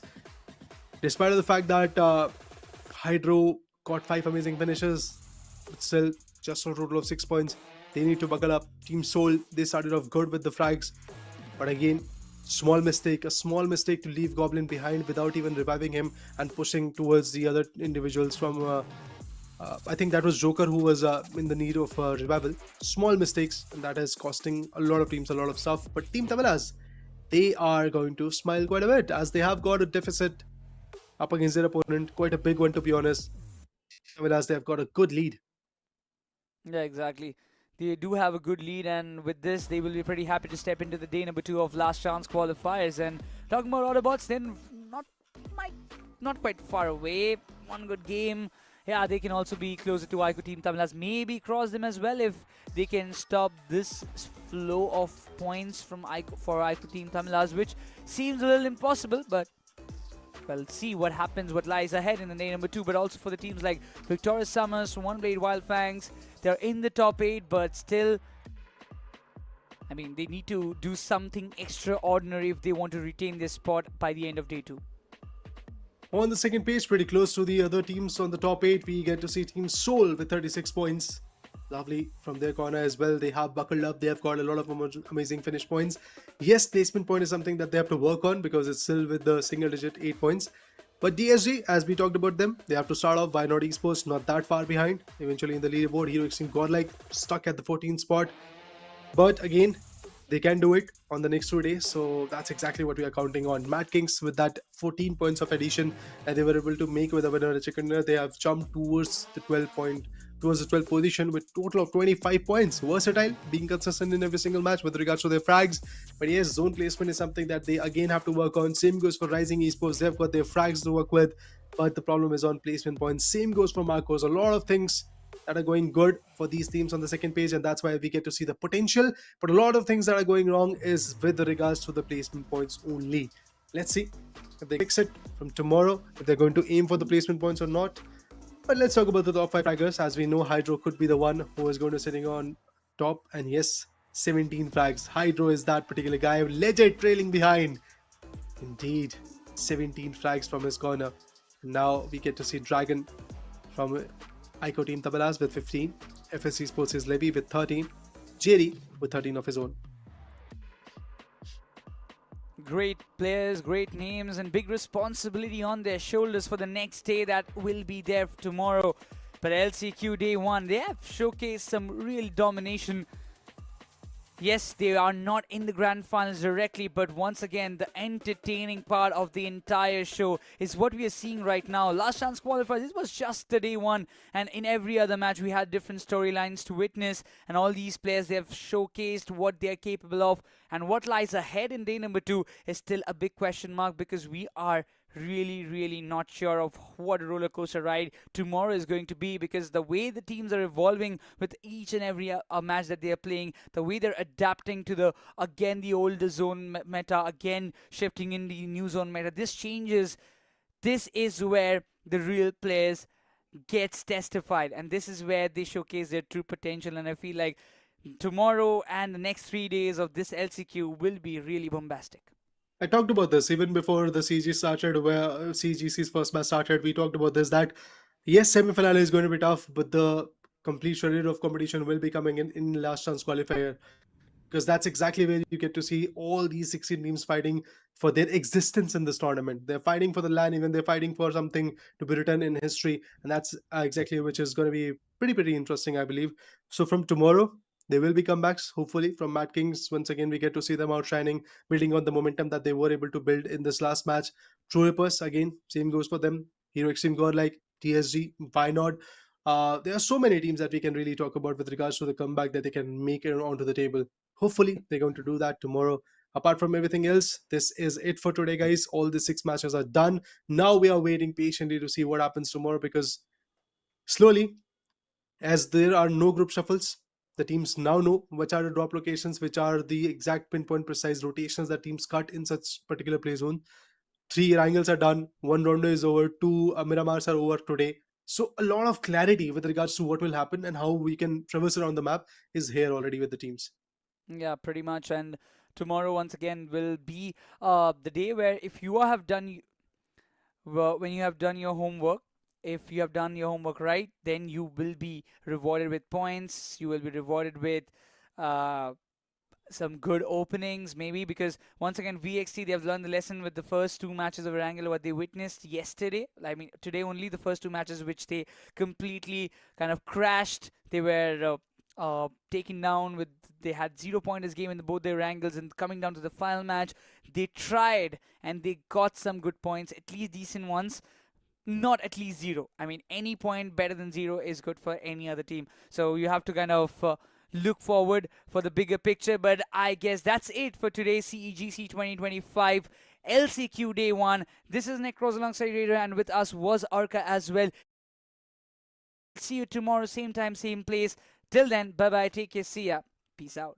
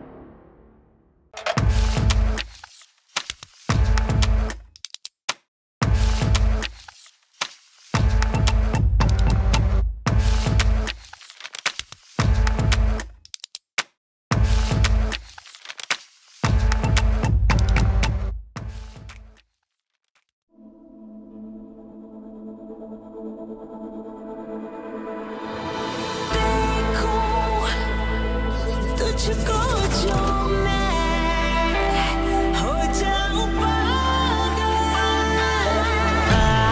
Boom boom मेरे सीने की धड़कन को सुन मेरी सांसों को तेरी ही धुन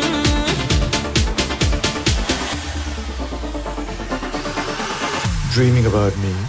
दिल बोले boom Love is to get lost in the look. Unlimited Love B6 Pack 2 starts at 21.9 lakh. Mahindra Electric Origin SUVs.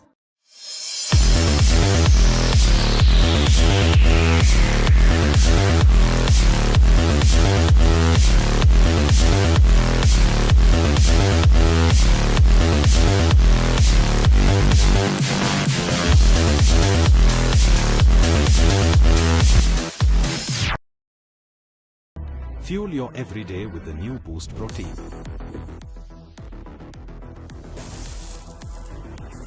Boost is the secret of my energy.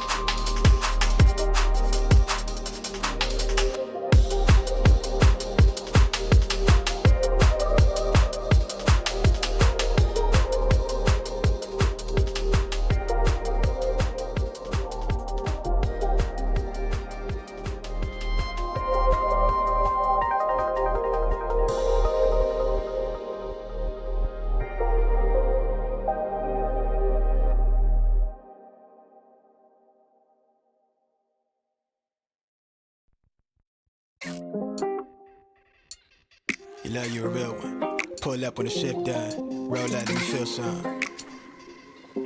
I just wanna feel some. Fall through, let me feel some. We spot for the brown eyes, and the low lights glowing on you. What you want, I'm outside. Spin the block on the downtime. Hold me down, don't fold on me. I'm him to the gravestone. Shirt say 6, I'm a ghost son. God. You let her post with a camera. I like you better than candy ones. You left the city that gave you the head on your shoulder. You got an advantage point. Jump on my line when it's PM, I give it the stamina. You fell in love with potential before me, somebody that left you with damage, huh? Well, bless your heart.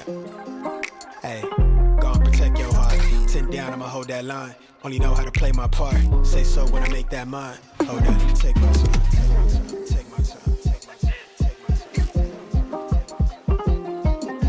time. 10 down, I'ma hold that line. Only know how to play my part. Say so when I make that mine. Hold on, take my time.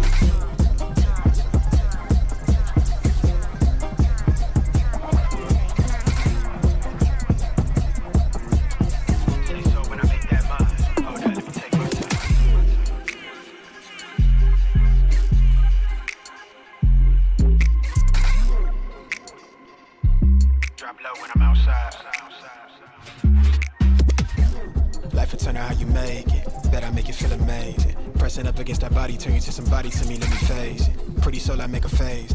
How did I go from a stranger to someone you hit up when you need a favor? Drop low on occasion, and I bless that heart. 10 down, I'ma hold that line. Only know how to play my part. Say so when I make that mine. Hold on, let me take my